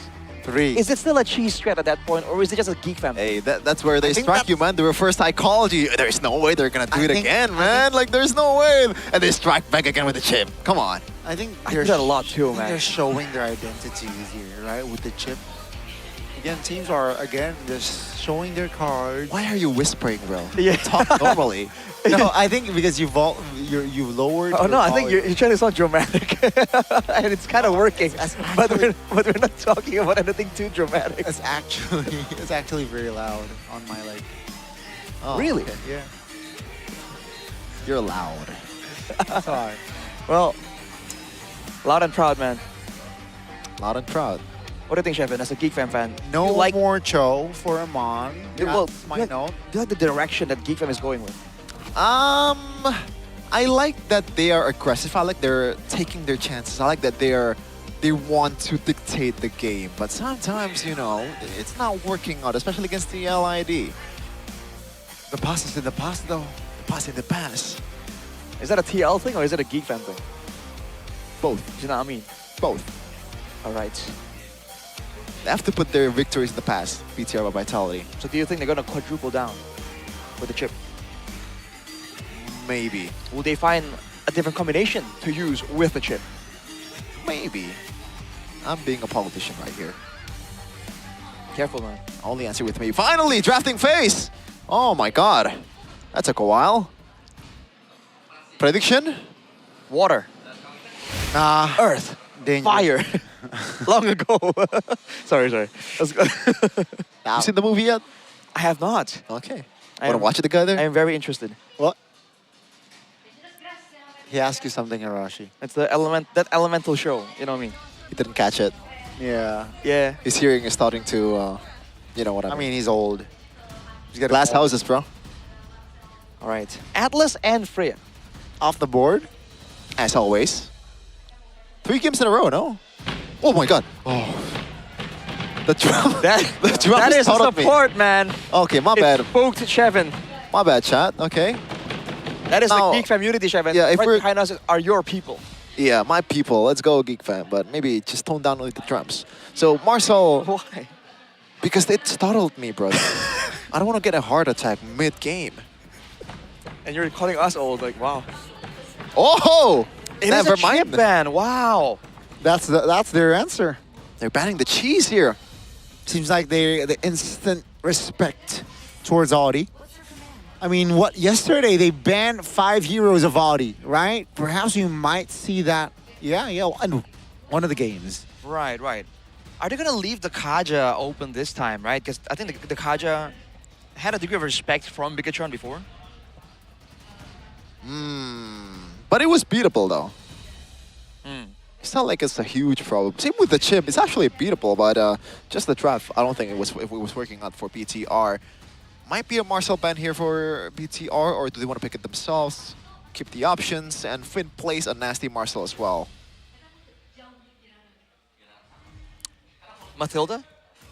Might be. Might be in the picture. It's been used by Bigatron like twice, right? Dude, I really like this meta, man. Like, the bans, Ooh. in a way, it's kind of predictable, but there's a lot of ways that you can play this game, man. You can play the sustain, like with a healer mid lane, like a Rafaela. You can play super, like, long range, kind of like Mage. There's a lot of things they can do to be able to secure the victory here. Yep. Now, Geek Fam, Red 3, Paquito ban by BTR, Geek Fam. Okay. Marcel? So right now, the go-to like prio picks is Melissa, Hirara, Matilda technically. Matilda with BTR first, in this particular game, yeah. Those are the options Geek Fam are juggling right now. But do you really want to open the Marcel, man? I feel like that's a bigger problem. Airpunk has twice the heart rate of K-Dot, bro. Yeah. Oh, wow. Hirara. Okay. Okay. What's up? I think the usual go-to with Matilda. Yeah. But in this situation, like the Melissa will be fine as well, right? If it ain't broke, don't fix it. They won with the Matilda first pick. Should they go again here, replicate that style? Ixia again, if Matilda gets locked in, Ixia. I think Marcel is a better option for BTR, especially with how aggressive Geek Fam has been playing it so far in the series. It's a good way for you to disengage and play it safely. Yep. Oh my god, Airpunk. I just realized it's literally double. You mentioned it earlier, Rashi, but I didn't expect it to be actually double. Yeah, it's literally double. 130. It's going up, by the way. So he saw the Marcel and he's like, ooh. Is that Geek Max Moore earlier? Magmur? Yeah, Max Moore. Yeah. Yeah. All right. There's no rush for the Matilda here for Geek Fam. There's no rush for a roam pick, so they can play it a bit more conservatively here in the draft. Pick something that can really go wrong. Something like maybe a Melissa. Yes, the Cloud is still wide open, but yep, the Melissa and Uranus. Oh. Yep. Okay. Call. Great call. Uranus again. Remember in that first game, Shogun was practically unkillable on the Uranus or Uranus. So Geek Fam taking it away. Now BTR, do they secure? I don't mind a Nova pick here. Novaria. I like a Nova and a Marksman here, right? Just secure that gold lane before. It's like Claude Nova? I don't mind the Claude. Because I think in a weird way, the Claude has more flexibility than the Brody, right? If you want to try and shut down the Melissa, I feel like you need way more before committing onto like a Brody, but they go for the Brody regardless. Okay. Brody Nova, a lot of burst built in here against the Uranus. There's some concerns there. what is gonna be... I feel like they need something that can deal a lot of damage and somehow dive too.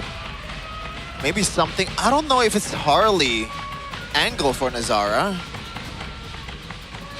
I don't know if that's the right pick. K-Dot, look at the heart rate. It's starting to go up, Arashi. So he's feeling the pressure right now. So maybe he's also second guessing the picks here. Could be it. If they want to go for assassins, by the way, we've seen both teams bring out assassins that aren't exactly like the go-to, like just the Hiraras only, right? We've seen Hayabusas already earlier. If this is gonna indeed be the Mathilda though, Geek Fam, copycat. Hey. Taking a page out of Bigatron's book. It's not a copycat, it's called being smart.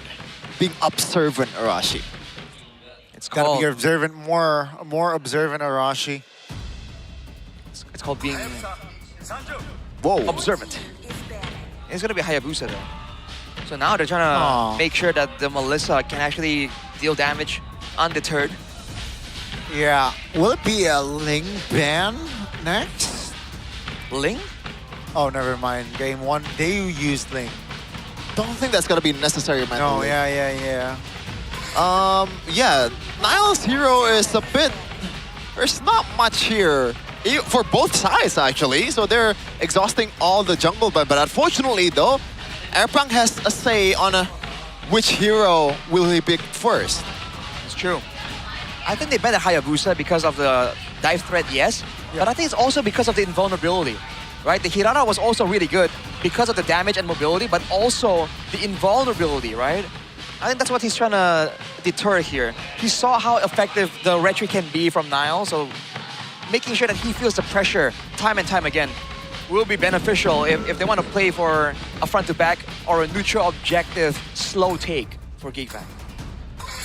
Definitely slow. It's gonna be the Nolan instead. So 2 assassins off the board here, just limiting the options for Nile, right? And now with the last ban, Guinevere off the board. Oh yeah, I just realized the Guinevere Mathilda combo was always there. It's a very cheesy combo, by the way, and Brody cannot rock a Purify, so it's almost guaranteed a knockup with the Circle Eagle Guiding Wind combo. I just realized that. So it's a way for you to go into the back line and get a 100% connected knockup CC chain. Well, it's not available right here. What alternative do they want, though? Utility hasn't really been all that good. Eutora. Getting rid of, like... Are they gonna... Nah, I think it's just so that the Marshall can have, like, space to play. Okay. Right? The targeted stun can be a huge problem, so... Good pick. Harley it is, Shavin. You called it out earlier. Yeah, it's a way for you to not be punished easily. That's the only thing that's available. Now, this is tough for Niall. Do you want to throw it back to, like, the Suyos? Oh. We didn't see it come through for Albert. Against Harley. Yeah, you need someone that is able to do it all. At least in my perspective. I think Suyo is not that bad of a answer here. You have some iframes as well to play with. That's always a good thing. What concerned about the EXP lane, though? The usual go-to for Uranus would be an Esmeralda to match the sustain. I'm not fully opposed to that. The Lapu Lapu can counter the Melissa. That was an option we saw as well. Oh, but I don't know in the grand scheme of things though. Lapu Lapu, oh my god! Whoa, Ruby and Suyo. It's more crowd control with the Don't Run Wolf King on top of the I'm Offended. But it's not really as... You can't really move that fast. He's going to be very flicker reliant, this Ruby. Yeah, I think the idea is to make sure that Nazara is not playing as freely as possible, because when you get caught up by the I'm Offended, then it's going to be chain CC with the Don't Run Wolf King, and he's dead. He's out. Definitely trying to break the momentum of that Melissa. Hovering around Tushin. A little bit of eeny, meeny, miny, mo there. Yeah. Tushin or Sutian. Yeah. I mean, Sitian worked wonders for the side of Bigatron in that first game. It seems like Geek Fam, they will lock in the Zushin instead here for their final game of the day. Okay, it's kind of a not really fully deja vu of the first game, but it's now it's flipped back. for each team, because I feel like for KDOT, for BTR, they have some sustain to work with. They can play it slow. They can play it like with some kites with Novaria. Against a Matilda Uranus, though, there's good sustain of their own for Geek Fam. I think there's such a big balancing act between like punishing your opponents and avoiding getting punished. I think that's why they went for the Tushin. It's a bit safer here. It's all about minimizing mistakes because both teams can really start snowballing. Right? At any point, if Nazara or Nile picks up some 1 or 2 kills, it can get really out of control really fast. But the 4 purifies, though, dang. Eat your greens, kid. Woo! Eat your greens. Feels like Geek Fam is going vegan right now in game number 3 right here. With the amount of purifies, the greens that they are consuming right now as we're gonna jump towards the Land of Dawn. Game 3, last game of this series. Leg 1 of Geek Fam versus BTR. Who will take the W this time? Yeah, this one plays out, ladies and gentlemen. The final game, indeed. Keep in mind, Geek Fam has yet to win the season. Will this be their first? BTR, after traveling abroad, will this debut on MPL ID Season 18 start with a positive journey? Looking at the emblems right here, Tenacities for the side of Geek Fam. Breeze Smite as well for Marcel. All the sustain that he can get for sure. For Bigatron though, there's a bit more value in rotations, again with the Wilderness Blessing, right? Agility as well for Finn. Common emblems for the Marcel. But this means that Geek Fam have to be careful, especially in the early game, right? They have more sustainability, but early on, with good ganks and rotations, with a numbers advantage, the extra sustain won't really save you. 4 purifies though for Geek Fam. Oh, I just realized it's a sprint for Moreno. You are the sprint glazer here, Rashi. Like, what's your take on this? Well, I think there's not a lot of... Yep, that's a knock-up now. That's the cover by Finn and Nile. Nothing too crazy, but that flicker for Moreno might cost them. He cost him dearly. Amon, just if not on the Cho, man. He's a lane bully on this Brody. Here comes AdiTZ. Here comes Nile under the turret. Amon takes the 200 gold neatly. Yeah. Clean dive there. All that, it's from Eman, right? Just whittling down the HP first and just Nile finishing the job. It is strong laning with the Brody. So now they go for the turtle play. Wait a second though, Marcel. Yeah, that's a pull. I'm offended. Nazara cannot move and Nile gets the turtle. That's a knock-up from a boy. Crimson Beacon to the back. Now, that's gonna be the, oh my goodness! Astral projection from Moreno will find a kill there with the help of Shogun. Now, do they go for more? That's going to be Matilda surviving. Oh man, this is a terrible, terrible early game for Geek Fam. There was some inkling of brilliance here in the mid lane with the possible pickoff. Oh boy. Hold on, Nazara. Eman has the force to use the flicker. It's all G for BTR. They're up 2K in 3 minutes. Bit too much. All right. Back to a bit of a standoff. The fans are going crazy here in the building, by the way. They know what's at stake. They want to make sure that their team knows the support is there. To answer your question, Chevin, the sprint's on a shorter cooldown. And right now, there's not a lot of ways. Like if the Nazara jumps on Moreno, with a sprint, he can just cut the angle and avoid the bulk of the damage anyways, right? On top of that, on the Novaria in particular, when you send out the Astral Sphere to set up for the Star Shatter, the second skill, when you sprint, you can cover ground and increase the damage even more. That's the extra benefit of the sprint in this situation. 146 beats per minute from Shogun earlier on, shown top lane though. Hold on. That's gonna be the Astral. Oh! The Echo and the recall lands. And down goes the roamer from Geek. Dude, AdiTZ didn't even get to do anything for himself. Just perfect execution with the Novaria here by Moreno and the crew. It's the power of the crowd control, man. It comes out so fast too. Moreno with a rush onto the lightning truncheon here. Not even a glowing wand. Not concerned about the regen possibility coming in from Marcel. He wants full damage on that Star Shatter. I expected more from Geek. Let's see the second turtle take 3K gold behind here. BTR now, Finn just scouting, providing information for the team as well. Now, Suyo is on the turtle. Uranus is actually also there, showing himself. Kenzie joins the fight. That's going to be the two-man caught by Ruby. That's the go away. That's a boy Crimson Beacon towards the front. Oh my goodness. The aggressiveness this guy has. Audi again. They're tilted. Somebody get these geeks out of here, said Finn, whereas he claims the double. Oh, it's a terrible calculation by Geek Fam. I don't know why they are so gung-ho on taking Eman or knocking Eman up. I don't think that was possible at all, the pickoff. I mean, Eman was pretty low. Audi really could have gotten the kill, but the stun was there, the kiss was still available, and the backup on the team was... Oh! Wait. Man, almost. Almost. Oh, I thought he got it. Wow. All right. That was almost deja vu from earlier when Finn was able to get Kenzie on the Brody, right? I think there's a bit of like, a bit of ego there. We're gonna get you with the same thing you got us with. It didn't pay out though. Vikatron at 5 minutes are already 5K ahead. They're not stopping now. Ooh. Yeah, they're going for the siege in the mid lane.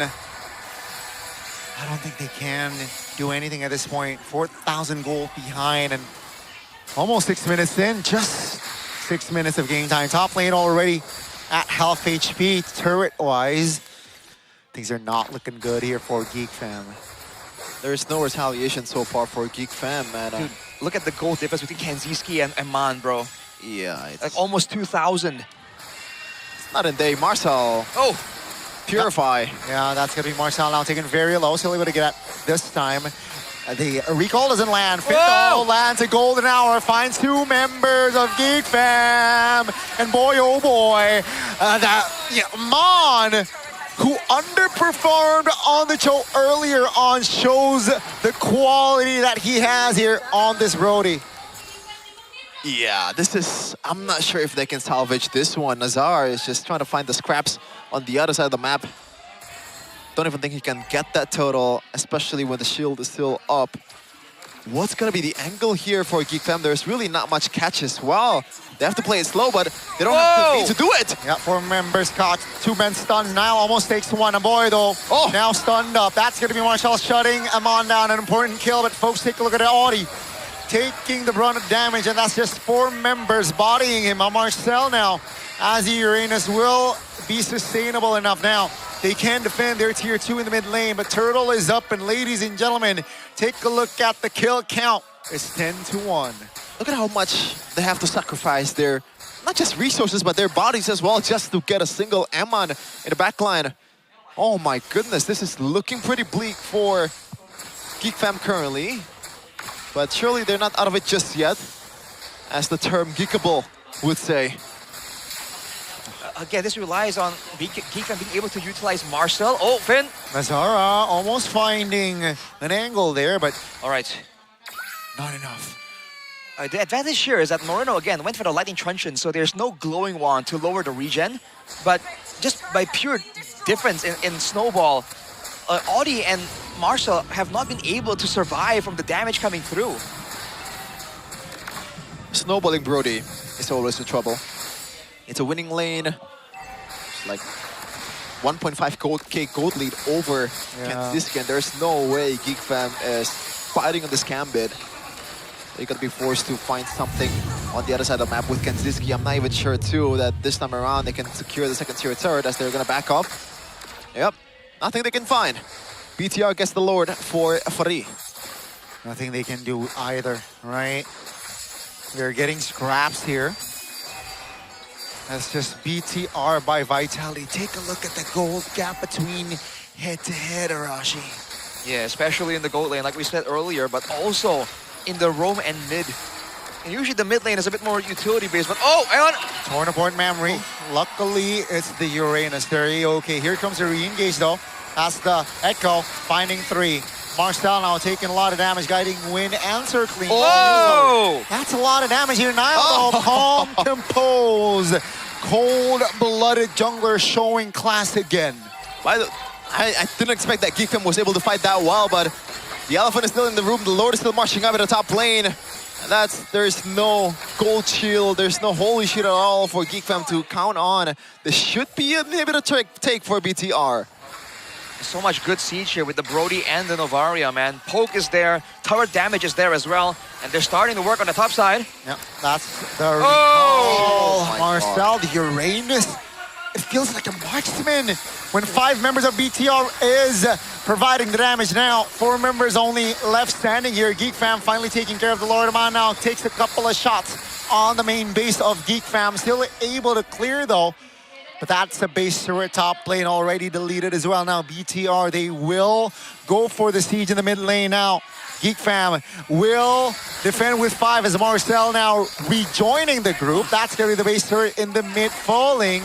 And boy, oh boy, nothing they can do now. Backs away. 2 base turrets off the board. Look at how methodical BTR is playing it right now. Just one by one, all the inhibitors are going down. I don't think they can secure this one here. Geek Fam did a good job defending this one. But all the resources from BTR is also exhausted though, so they have to back away. Yeah. Now, thankfully, the only turret that's available in inhibitor is on the far lane for Geek Fam. Despite the advantage is definitely still on BTR. It's not much, but it's on its work. Yeah, that's the ult from Novaria, finding all members. Take a look at the damage. No, finds one. That's going to be a Harley off the board as Amon finds the last base turret. Geek Fam now trying to recompose. Amon from downtown takes the kill. Now 2 members left standing, and ladies and gentlemen, in a 2v1 fashion, the defending champions, the Red Robots, their homecoming will find victory as their main 5. Amon again, the Maestro, Finn the Human, Shogun, and a cold-blooded jungler Nile. Still reliable, still showing quality. And what a debut here, back on the stage for Season 18. As always, BTR dominating the scene currently, still keeping with their current form after the few internationals that they have participated in. That experience is poured out towards Geek Fam. It's a bit tougher this time. Maybe tougher than they expected. But Geek Fam unfortunately has to fall through to the 0-2 match rate. Man, that was an intense one, especially game number 2, man. But in game 3, they readjusted. They take away the weapons of Geek Fam, and immediately they look just a little bit lost. That is enough.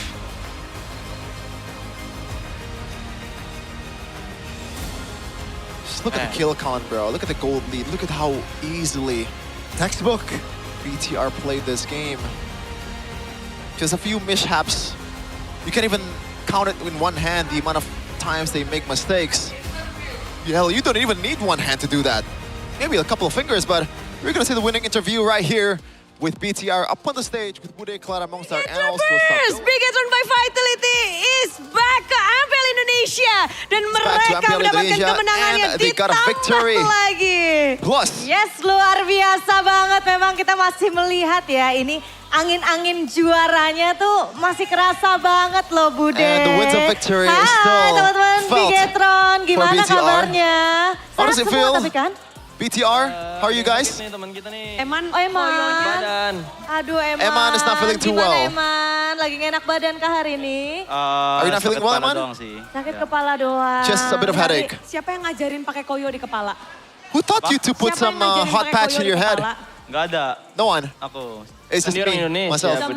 Sekali At this point, he's Indonesian, Bude. Gak bisa tahan, sakit banget. Oh, I can't. kepala. It felt so bad. It hurt so bad. Sekarang Geek Fam dengan formula baru, how do you feel fighting against Geek Fam? But now Geek Fam with the new formula, how do you feel fighting against Geek Fam? Agak susah sih soalnya mereka ada cispik-cispikan gitu. It's a bit harder with the chispiks, gitu kan. with the mashas. Tadi, ya apalagi kepala gua sakit juga kan ya. And also my head is hurting.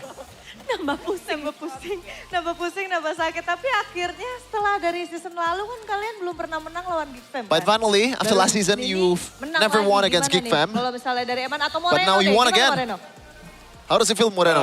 Kan tadi udah interview juga kan sebelumnya. Kayak aku Before this, ngerasa, we got an interview. walaupun realitanya emang kita kalah season lalu. Although the reality is we lost sekarang kita mulai last season, the regular season. Karena di But now it's the new start. Mereka kan kita bantai 4-1 jadi. Because in the playoffs, we absolutely demolished them 4-1. Yang lalu biarlah berlalu. Benar. So let the past be the past. Yang jadi realitanya sekarang ya udah. The reality is now. Geek yang belum pernah menang lawan kita di season 18 kan. Geek has never won against us in season 18. Asik, luar biasa. Tapi mungkin nih Bude ya. Karena Eman kan tadi udah bilang katanya kepalanya lagi sakit Bude. Mending kita kasih aja kali ya Eman ke teman-teman dari English casters. Karena nanti Eman akan Okay, because Eman is having a headache, now we let them Eman, interview or like we let him go menuju towards ke the English test for an interview. So we got an interview with Eman after this, so stay tuned. Udah gak sabar buat ngobrol-ngobrol nih. Tapi di sini kita akan tetap ngobrol-ngobrol lagi Bude.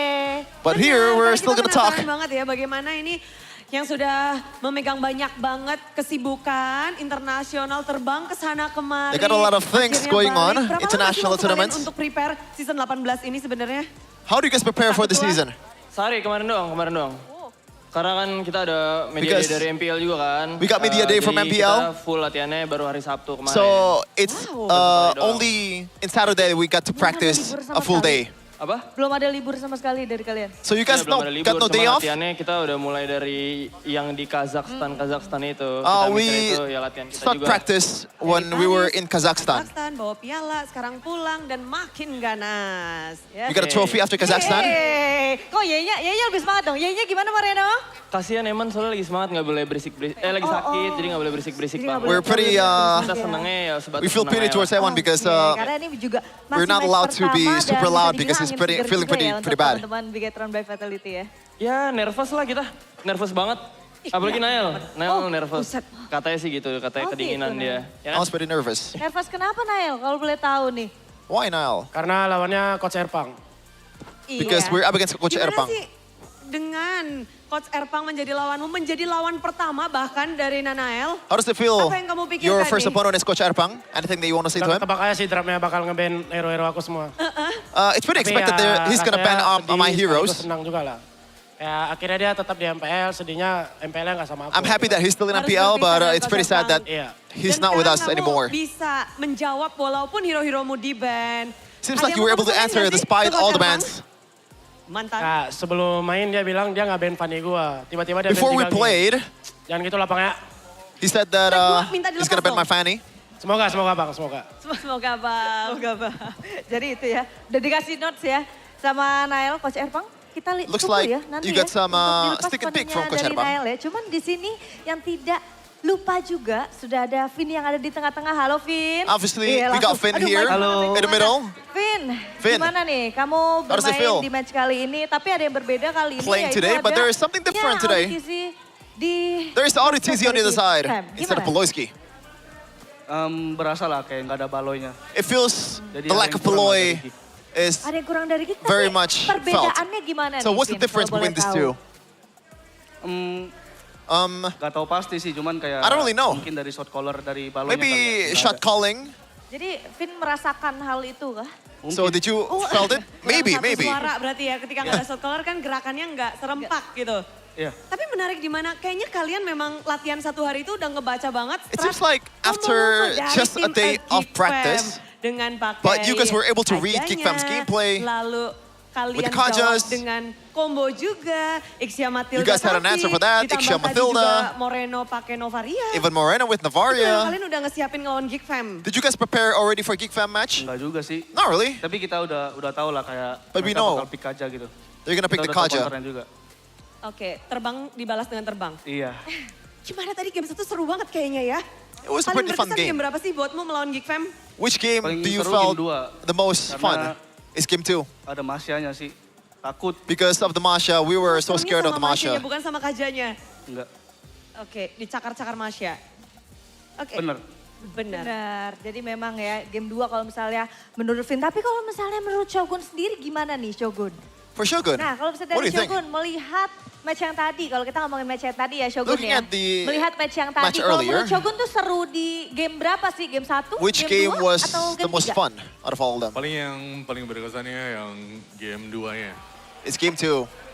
Yes. Kenapa tuh? Why is that? Game 2 soalnya Game 2 because match-nya. Terus ada agak horor gitu gamenya. It's a bit horror the game. Agak horor. Soalnya it's a bit scary. tebak-tebakan musuhnya di mana gitu. Because we have to guess where the opponent Iya, Chip. is. Kalau Masya kan sekali pukul hilang gitu. Jadi agak horor. If we encounter the Masha, then one hit, then it's gone. Di game ketiga, walaupun Geek Fam udah Game bawa 3? berapa Purify itu Shogun, tak bisa No matter how many kamu purifiers Geek Fam brought, they can't really do anything about it. Gara-gara kita connect aja sih berlima. Because we connected better, Keren I guess. banget. Tapi dari Bigatron by Vitality, kembalinya kalian ke MPL Indonesia, perdana kalian. Ada yang pengen kalian sampaikan gak sih dari Bigat Troopers? Sudah kangen dari Jumat, Sabtu, akhirnya Minggu bisa ketemu kalian. Any message to the Bigger Troopers now that you guys finally can meet them after the 2 days rest? Kata-kata sambutan.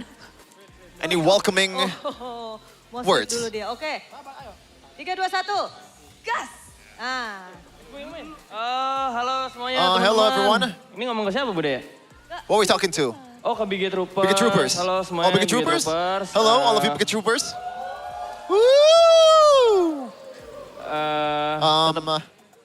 Tetap dukung. Iya benar. Always support. Dukung kita terus di season 18 Always ini. support us Kita in season 18. Memulai season 18 ini dengan momentum Because kita. we start season 18 with a better momentum after winning regular season. Winning the season. Terus, dukungan terus dari kalian semua, keluarga, So thank you teman, for all the support. pasangan, Bigger For Troopers family. semuanya. Terima kasih. Partners, Tapi thank you satu so lagi, much. banyak yang penasaran dengan A lot of people are Bigatron di season 18. Tim-tim pretty lain banyak yang nungguin kalian wants to juga. know. Apa yang ingin kalian sampaikan kepada tim-tim lain di season 18 Anything that ini? you guys want to say to other Banyak yang teams? nungguin. Iya, banyak yang penasaran sama kalian. Let's see lah. We'll see. Kita tungguin kalian juga. We're also waiting for you guys. Ya udah.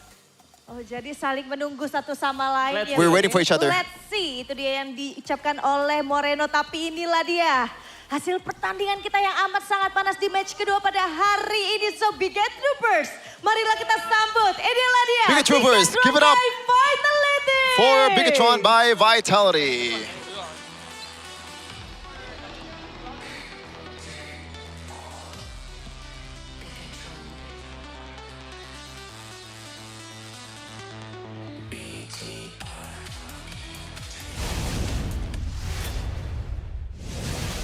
That's the winning interview up on the stage, but we also got our own winning interview here in the English desk with the Red Raider, Eman. I want to say, how are you doing? But it seems like you're not doing so well. Is it because the amount of games, the amount of tournaments that you've participated in the last few months? Oh, I don't know, but maybe I think it's just my head is hurt earlier, so I will just put what do you call this? Koyo. So I don't know how to heat patch sleep actually. I mean, get well soon, Aman, and congratulations on your first win here on the season 18 stage. It's a 2-1 fashion, not a 2-0. What happened game number 2? Maybe we heard already like a sneak peek from your teammates, but I want to hear from you. What happened to your Cho there? How was your experience playing Cho in that game? My experience in early game, I just felt like it's very good in early game, so we want to punish them in the early game, but we have a lot of mistakes, so I think Cho is playable there, but in terms of late game, it's hard for us to catch up on them because Chip is all around, Yeah. Yeah, we need to think where he position is, like that. And then if someone will check there, someone actually they can burst easily. Yeah, was there a Ruby angle instead of the Cho there, or? I'm thinking Cho because I can dodge the enemy skills like Alice, Eudora, but if I use Ruby there, so I think it's hard for me because they have a lot of Crowd control. Yeah. So in game number 1, Eman, you were taken out twice on the Ixia. What was your first thought? Like, oh, I died twice, I'm behind now. What is the first thought of Eman, when that happens? Maybe I just need the Matilda on me and then I can double in so I can catch up on gold. Yeah. And you did that. Yeah. Right. Again, the combination of Matilda and Ixia, first time season 18. Will we see more of that duo? You know, Matilda, Finn, Ixia, Iman. Can we see more of that this season? If there's a chance, I think maybe yes. Yeah. Okay, I want to talk about the Ixia just a little bit, okay? It was a Brody pick first for Geek Fam. Was the Ixia because you guys have a Matilda, or is it because you were up against the Brody, or is it a combination of both? Oh, I think it's just I don't have any hero to use there because there's a Kaja, right? So it's hard for me to think like they already banned the other hero like Melissa, Claude, yeah. Yeah, I felt like I can use each other because I have Matilda on me, yeah. So what are your thoughts on the matchup? Because there's a lot of talks about the Brody-Melissa matchup. Do you think it's a Brody winning matchup? You think it's a Melissa matchup, skill matchup, or equal? Oh, I think it's depends on the user, I think. So skill matchup? Yeah, yeah. Yeah, but you were able to completely dominate Kandinsky though in game number 3, so what's up with that? What? You were able to dominate Kandinsky in game number 3 though, so what's up with that? Maybe he doesn't know really well how to use the capable of skill of Melissa, I think. Yeah. That's very interesting. Now, this is the start. You know, it's technically your day 1. Gotta ask. Are you guys going for the back-to-back? How confident are you yourself? Right now, 100% I think we can do back-to-back. But Mirko sends his regards, by the way. Yeah. But we're trying our best every game so we can get the trophy again. Okay, so I want to ask you about the competition here in Season 18. Aside from Onyx, which team do you think has the biggest chance to compete against you guys? I think Liquid, because I saw their game style yesterday and then earlier, right? Earlier, yeah. I think they're the one I'm looking forward to fight against. Yeah. Well, what do you think about the current meta, by the way? Because a lot of people say it's a bit too weird, it's too crazy. Yeah. As a gold lane, you know, we saw how hard it is sometimes to be a gold lane in the current meta that's so aggressive. What do you think about the current meta? I think the meta right now, you can use any hero right now because in terms of playstyle, I think kayak apa ya? Kayak ada cocok-cocokannya gitu lah. Kayak hero-heronya. Hero sama orangnya? Yeah. Oh, so it How do depends. you translate it? Yeah. There's like affinity between the player and the hero. Mix and match, I guess. Yeah, you have to pick the right hero for you, kind of. Yeah, okay. Now, so you guys, do you think you guys have an advantage in terms of like, you guys already watched Geek Fam played a match earlier or like last day before this, so do you guys in a way have an advantage of scouting on how they play, or? Yeah, in terms of drafting, yeah, we already know how they drop, and then we expect earlier also they can play Masha chip, but they ban Melissa and Claude, so I think that they're ready also. Yeah. Oh, okay. So I want to follow it up with Geek Fam's potential. Like, based on what happened earlier, do you guys think that Geek Fam already, you know, showed all of their potential? Like, was it a decent game still for Geek Fam, or were they playing bad earlier?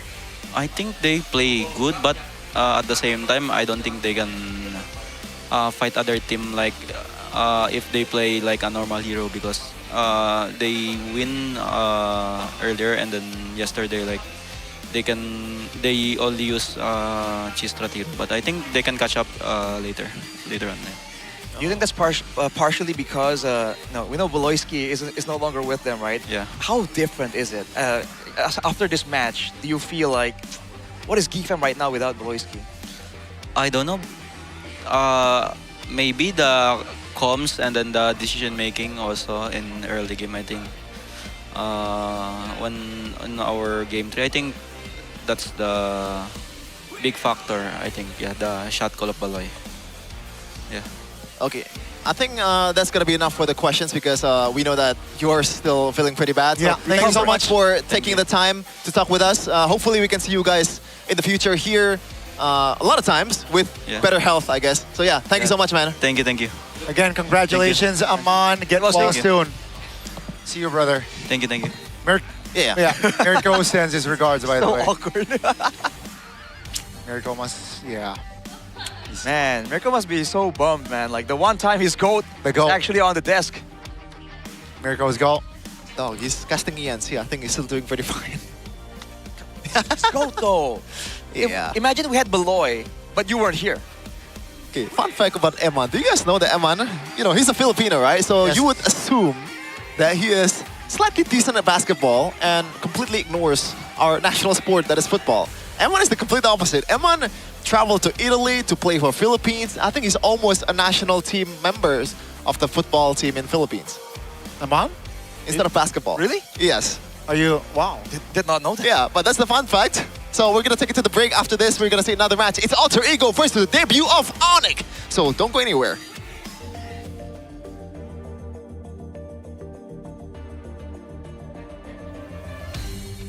Aku kan berdiri dan terus berlari, terus ke arah puncak tertinggi.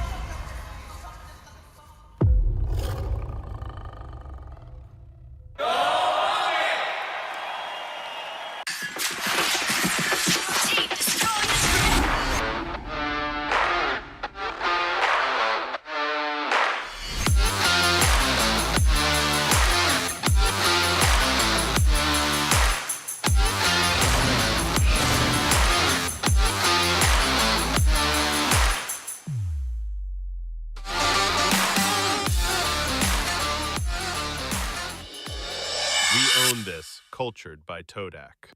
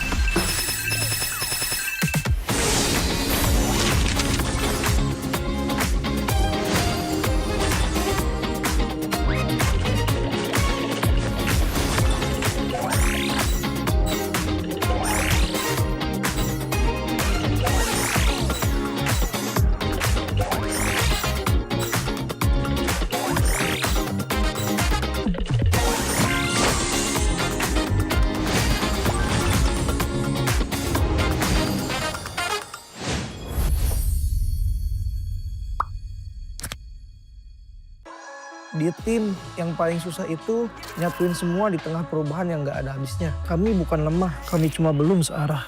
Menang atau kalah itu biasa, tapi ingat satu hal, kita itu keluarga. Waktunya konsisten saling percaya. Sejak kapan Navari jadi CEO? Hah? Lalu dia Ming. Mending lihat ini. Yang ini murahnya beneran. Bantu kita naik level barengan.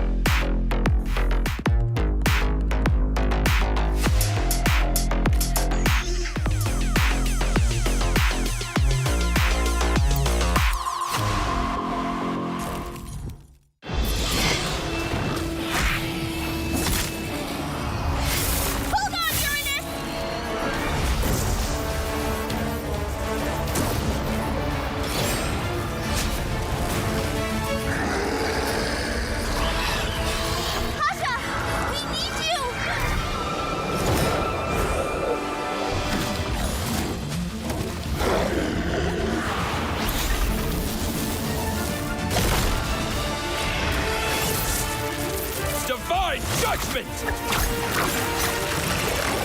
Witness the power of pure lightning!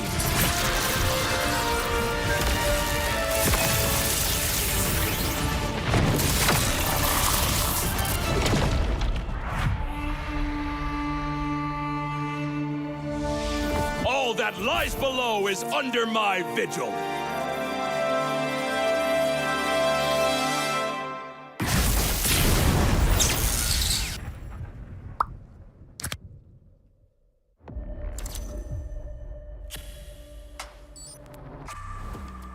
Semua perjalanan mempunyai cerita. Dan semua orang ingin menjadi pahlawan dalam cerita itu. Menjadi seorang pahlawan bukan hanya sekedar menang perang, namun mampu mencari modal untuk berperang. Oke. Hanya modal gold. Patch sekarang modal gold gampang kena comeback. Pahlawan itu butuh pengalaman. Pengalaman berseason-season adalah hal paling berharga. Alah, pemain tua, mekanik tua, masih main raja-rajaan. Orang bilang gue jadi pahlawan cuma karena hoki. Gak gitu, bro. Masihkah hoki? Hoki, faktanya gimana? Untuk menjadi pahlawan, harus bermental baja biar bisa menghadapi segala kondisi. Mental baja? Berarti gue udah bisa jadi pahlawannya dong. Gue baru masuk aja, udah dapat Rookie of the Season. Sebagai anak baru, gue udah cukup hebat kan? Hebat kata lu, dalam hal apa? Kill banyak. Untuk bisa memberikan itu, perlu sosok pahlawan. Kalau sosok itu nggak ada, tim lu nggak bisa apa-apa. Hah? Cut. Rani doang, hanya bikin mati konyol. Masa pahlawan kayak gitu? Kita juga harus bisa menjaga tempo agar semua bisa berjalan dengan lancar. Lah, talent gue kemana? Kak, cukup kak? Oke, thank you. Gagal lagi jadi pahlawan di MSC. Ah, iya ya. Keburu pensi nih. Tapi, setidaknya gue masih di atas lo.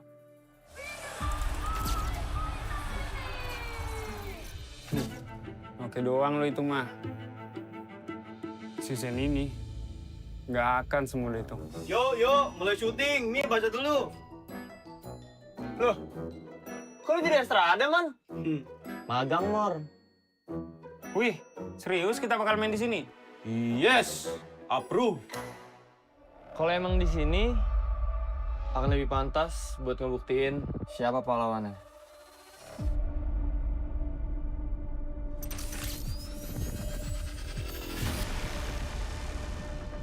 Persiapan kita cukup. Kita berpengalaman. Kita harus sesuai target. Kita punya mental. Kita nggak butuh waktu lama.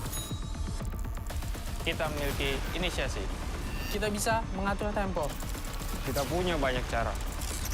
Kita yang ngatur permainannya. Mari kita lihat siapa yang pantas.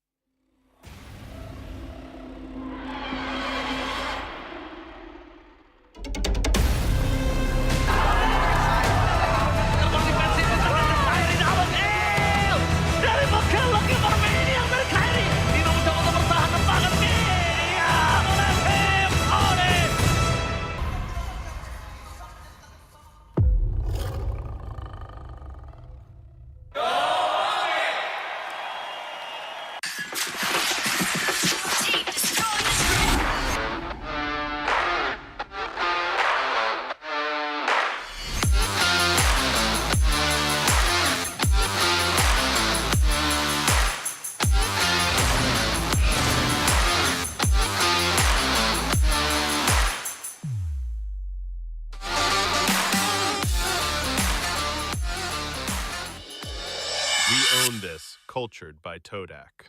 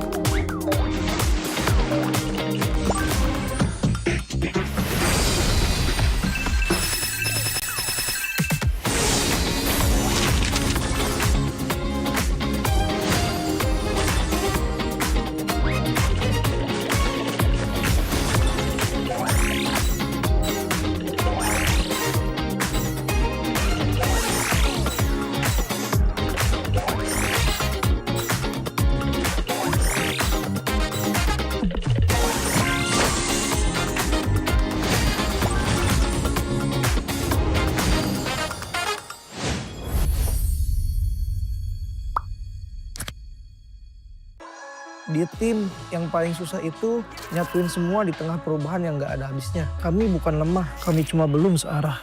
Menang atau kalah itu biasa, tapi ingat satu hal, kita itu keluarga. Waktunya konsisten saling percaya. Sejak kapan Navari jadi CEO? Hah? Lalu dia Ming. Mending lihat ini. Yang ini murahnya beneran. Bantu kita naik level barengan.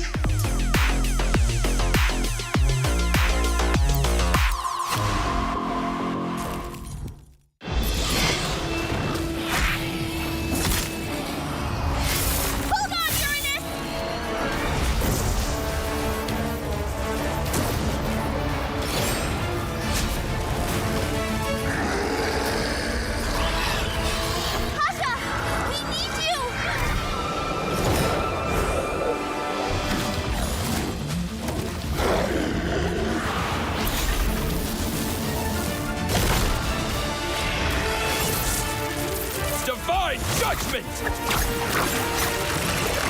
Witness the power of pure lightning!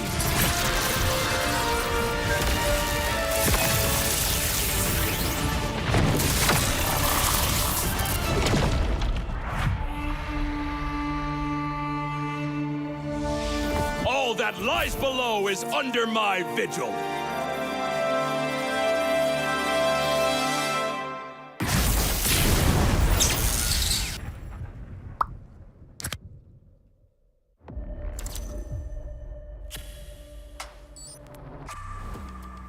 Semua perjalanan mempunyai cerita. Dan semua orang ingin menjadi pahlawan dalam cerita itu. Menjadi seorang pahlawan bukan hanya sekedar menang perang, namun mampu mencari modal untuk berperang. Oke. Hanya modal gold. Patch sekarang modal gold gampang kena comeback. Pahlawan itu butuh pengalaman.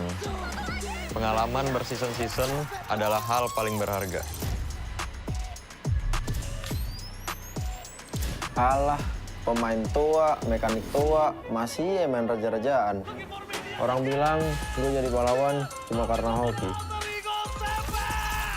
Gak gitu, bro. Masihkah hoki? Hoki, faktanya gimana? Untuk menjadi pahlawan, harus bermental baja biar bisa menghadapi segala kondisi. Mental baja. Berarti gue udah bisa jadi pahlawannya dong. Gue baru masuk aja, udah dapat Rookie of the Season. Sebagai anak baru, gue udah cukup hebat kan? Hebat kata lu, dalam hal apa? Kill banyak. Untuk bisa memberikan itu, perlu sosok pahlawan. Kalau sosok itu nggak ada, tim lu nggak bisa apa-apa. Hah? Cut. Rani doang, hanya bikin mati konyol. Masa pahlawan kayak gitu? Kita juga harus bisa menjaga tempo, agar semua bisa berjalan dengan lancar. Lah, talent gue kemana? Kak, cukup kak? Oke, thank you. Gagal lagi jadi pahlawan di MSC. Ah, iya ya. Keburu pensi nih. Tapi, setidaknya gue masih di atas lo.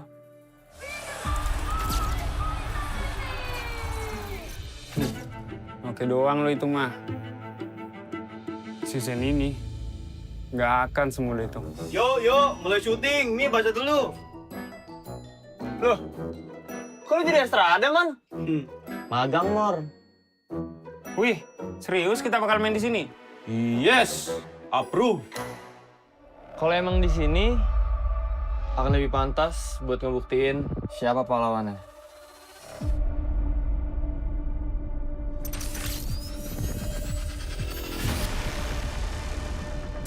Persiapan kita cukup.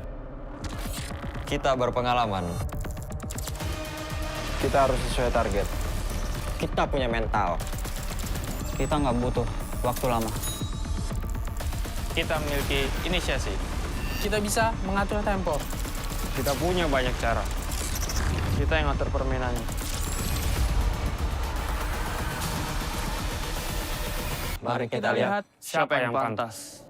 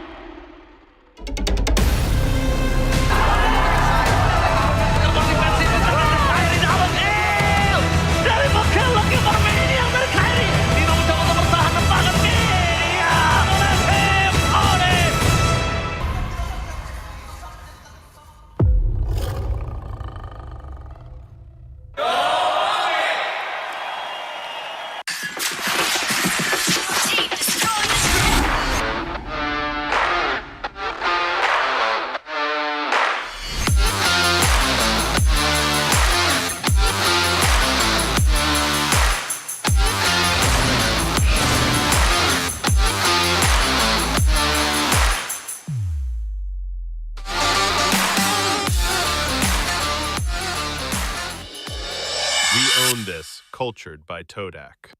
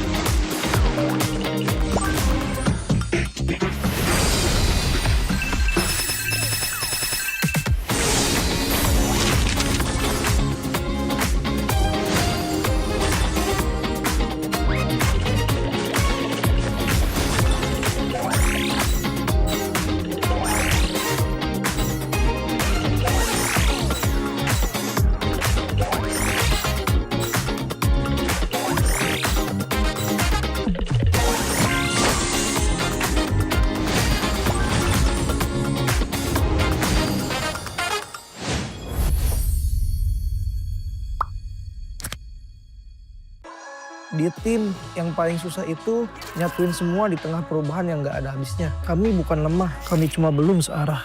Menang atau kalah itu biasa, tapi ingat satu hal, kita itu keluarga. Waktunya konsisten saling percaya. Sejak kapan Navari jadi CEO? Hah? Lalu dia Ming. Mending lihat ini. Yang ini murahnya beneran. Bantu kita naik level barengan.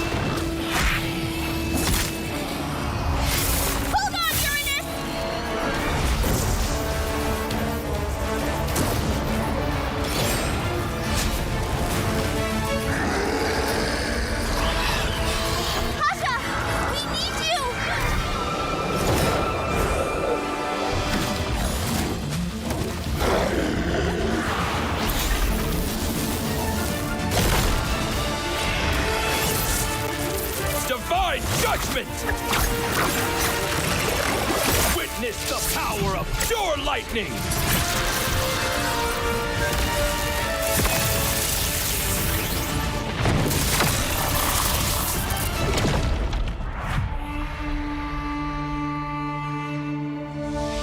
All that lies below is under my vigil.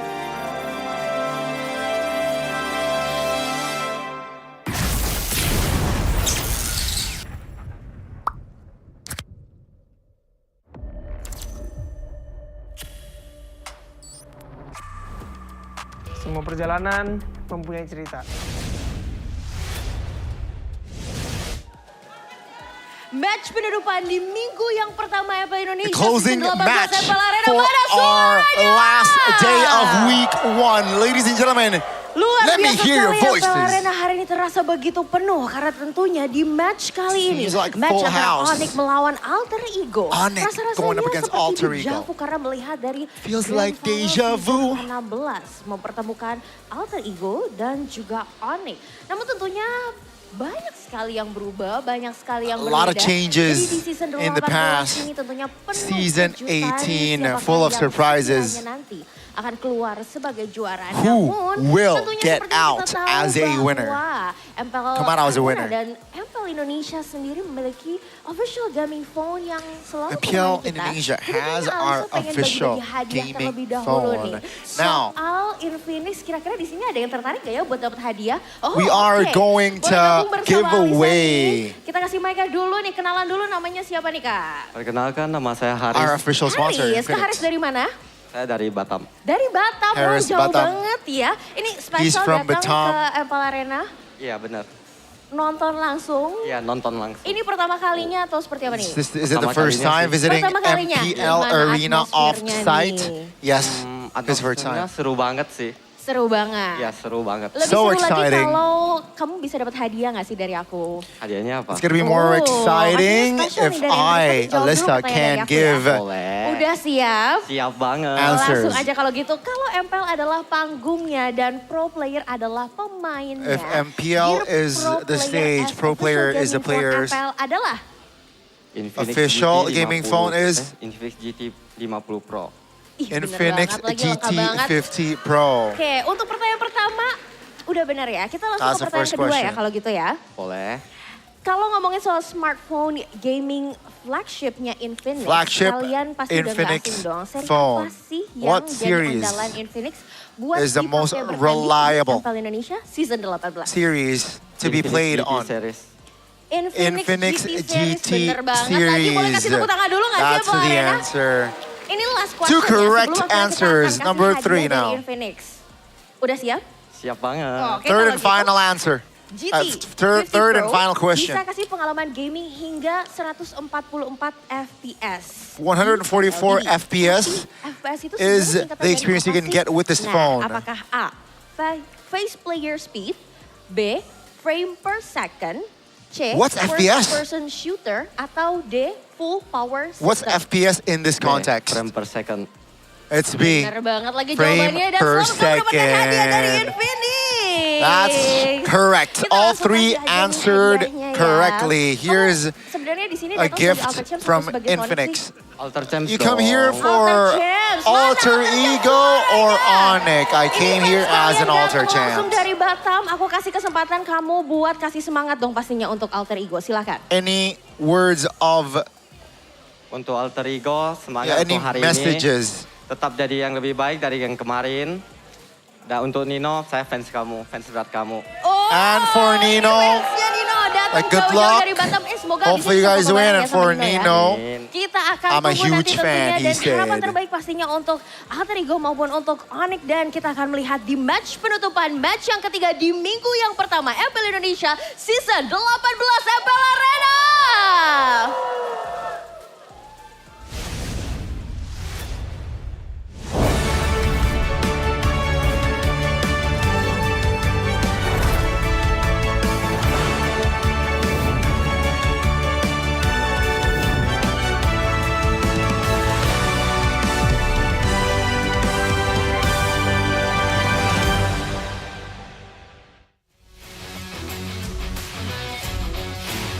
Live from MPL Arena, Jakarta. MPL Indonesia Season 18 is powered by Muto. Supported by Esports Federation of Indonesia. Presented by official gaming phone, Infinix. Official e-wallet, GoPay. Official gaming chair, Toda. Partner in esports, Aqua. Good time. So good. We own this.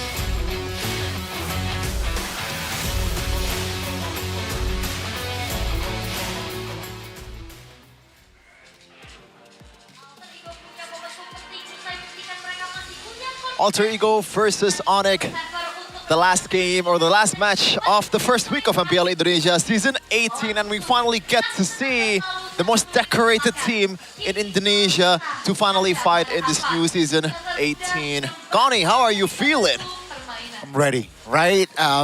We just saw what the defending champions on their debut on the Season 18 stage, they gotta win, right? They got a full win. Now, yes, the runner-ups, third placer of MSC.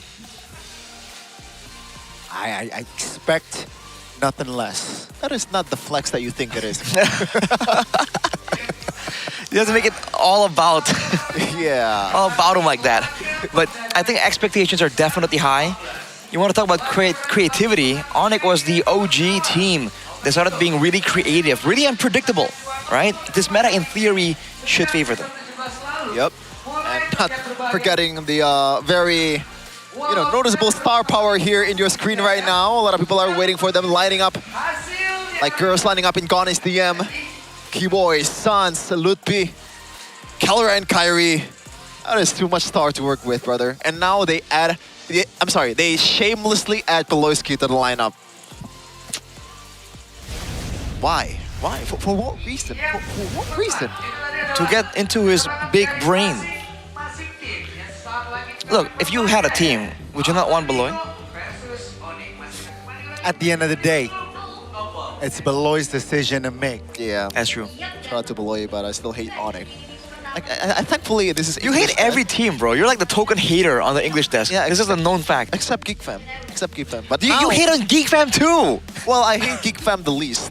When they're winning, you're like, I don't believe they can do this again. I don't think that's hate. I think that's just stating the facts and also, saying what I think. Is that not allowed? Okay, Huh? okay. Then what's your second least hated team? Navi. Okay, there you go. You might jump ship. No, I don't You wanna might jump ship. I'm gonna jump ship, especially to a yellow team. It reminds me too much of Onyx color scheme. So, I get a bit giddy thinking about it. But yeah, let's go back to an actual proper discussion. Onyx versus Alter Ego. Alter Ego, obviously the last M Series, it was such a memorable run. Runner-up in M7. And now they're somehow looking to recreate the glory that they had back then with a different meta that might suit them more. But before that, audience topic voting by Infinix GT50 Pro, finishing Onyx in their first match. Can Alter Ego secure the win? Tough, Onyx will dominate. Number B, depends on in-game execution. What a centrist answer. When you get the word depends, you already know it's going to be a centrist. That's literally your calling card, Arashi. Play aggressively, Alter Ego will win. You are a politician here. Hey, I'm forced to consider you live in the gray area. I'm forced to consider multiple possibilities, all right? Speaking of gray, that's a gray hair. Not really. Is that blonde or gray from Ray? No, that's blonde-ish. That's blonde, bro. Ah, okay. There is a chance that he will play though with Ivan the Goat. You know? All right. Yeah. On the other hand, though, Gani, I know you're confident, but again, this team, they're the ones who pioneered the Uranus Gold, right? They did crazy things when the meta allowed for it, particularly in the gold lane. Right now in the gold lane, the Paquito is back in the picture. For instance, right? Who's to say that other things like the Lapu, like all these other fighters that made Alter Ego such a powerhouse can't make a recurrence? Yeah, that is definitely a possibility though. It's a versatility showdown though in the jungle. Yeah. Between Afan, or better known back then as Yazuke. Yazukers. If you're not keeping up with the scene right now. Almost looks the same too. They're both pretty charming. I mean, I can't disagree, right? And we saw what Afan did day one of this week. His defense, crazy, right? So again, the quality is definitely there here. And again, it's just an interesting matchup. You're right, a real versatility, total unique heroes. It's actually, Afan has an edge. Total unique heroes. Unique heroes. Okay, yes. but the win rate is literally 100 bomb versus Coughing Baby. But maybe the sample size is really not enough, and we don't dictate by the statistics here. No. In MPL, as Mirko That's said, Arashi's job. It's either it happens or it doesn't. Right, everything is a 50-50. Yeah. Although, it's also a 50-50 if that's actually Kyrie. He looks different. Yeah. Right?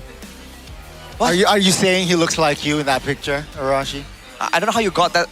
How you got that from what I said. That's but Kiara. looking at some of the moments here, oh boy, where do we even begin, right? All the praise we sang for Bigatron just earlier technically has already been said for Onyx throughout the years, right? They've been on top for a long, long time before they were toppled over. Toppled. Yeah. Speaking of top though, right now Onyx, Boloisky. It's not really in the greatest of conditions. Despite them winning it out against Aurora Turkey, I feel like there is some doubts or whether they're still the clear-cut S-tier team in Indonesia. They are still an S-tier team, but I feel like BTR toppled them in terms of power ranking. So I want to ask the Onyx Glazer right over here, like, what do you think? Is this Onyx, the current Onyx, the best version of Onyx there is? Or like the better version of Onyx compared to last season? Well, we're about to find out, right? We have wow, dude. Really? That's what you answered. Dog, where was the confidence? What was that? Answer. We have yet to see their performance, is what I'm trying to say. Perhaps after a match. This is a blind prediction. Okay, that's the whole point. That's the whole point. I'm confident they're gonna improve. There you go. Same roster, same addition of Boloisky, right? In the coaching staff, I want to see instant impact. You're gonna let him rub salt on the wound impact. like that, Shevin? Huh? You're gonna let him rub salt on the wound like that? Nah, disappointed. Talking about Boloisky. I mean, the wound is already dry. Healed? It's already healed. Let me cut it open. Let me cut it back. How? I don't know. By Onyx winning. Oh no, Onyx has been winning for a longest time, but I don't think it's gonna Let's cope. cut more wounds, man. It's just the normalcy. Let's cope, Shevin. Let's cope, and you know it. You cannot hurt me, brother. Oh. I'm hurt enough. That was pretty cringe. But yeah, Onyx versus Alter Ego. There's still a lot of good matchup that we're gonna see though in this game, especially in that roaming area. Now, Keyboy has been Do you agree that he's been a bit shaky compared to the prime Keyboy that we usually see? Yeah, definitely has been out of form, right? Perhaps even from last season playoffs, the duo, I think, Sans and E-Boy, you know, we always seen them as on this level. On this level. So Which level is that? that's very high. Okay. That is very high, Arashi. And suddenly, you know, there's a dip. And then it's so evident. It's clear. That's why maybe, you know, the expectations so high. They underperform a bit. Okay, it looks worse than it actually is what you're trying to say. I think they or Sans and Keyboy can come back to that same level of expectation. I think that's a reasonable assumption. Why are you disagreeing? Or are you... I said it's a reasonable assumption. No. I'm looking at okay. No, Kevin is like, oh. I didn't disagree. I was just about to say something. I feel like you could also apply the same thing as well. Sans individually, not just synergy-wise with Keyboy. Sans, I think EWC was not a tournament to remember. Would you agree with that? Yeah. Not a tournament to remember? Yeah, in terms of like individual performance, he could have been a lot better. I think a lot of people feel like that's the case for like the team overall, right? I think the expectations were really high, you know? I mean... Not just for them, by the way. Still they got third, by the way. Thank you for pointing that out. Who's asking? Like, but I think generally... Where's the person asking about third place? Like, is he in the room with us right now? Like, where is this guy?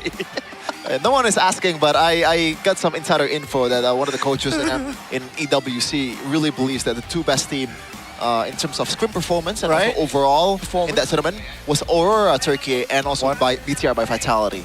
So it's such a shocker that both of them did not make it to the finals. Below Onyx but as well. Before that, Onyx will take the stage here in Season 18 for the first time with their main five right here. No Samuel in the roaming area. Most probably still gonna be Keyboy, Sans, and Kyrie. The trio mid combined with Kelra, the gold standard, and Lutfi in the EXP lane. They are looking to reclaim what's theirs over BTR by Vitality last season. And today is going to be their first day on the job. Season 18!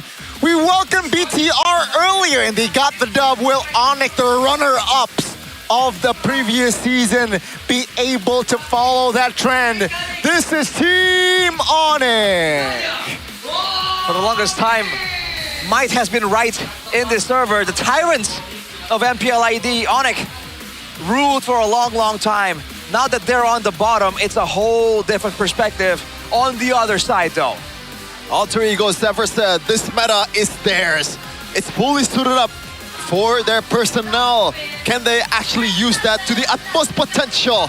The three-faced mask, the ceiling is higher than ever. It's going to be Nino Yazuke, or I'm sorry, Afan Dolphin, Alexander, and Dingarai, starring for Alter Ego.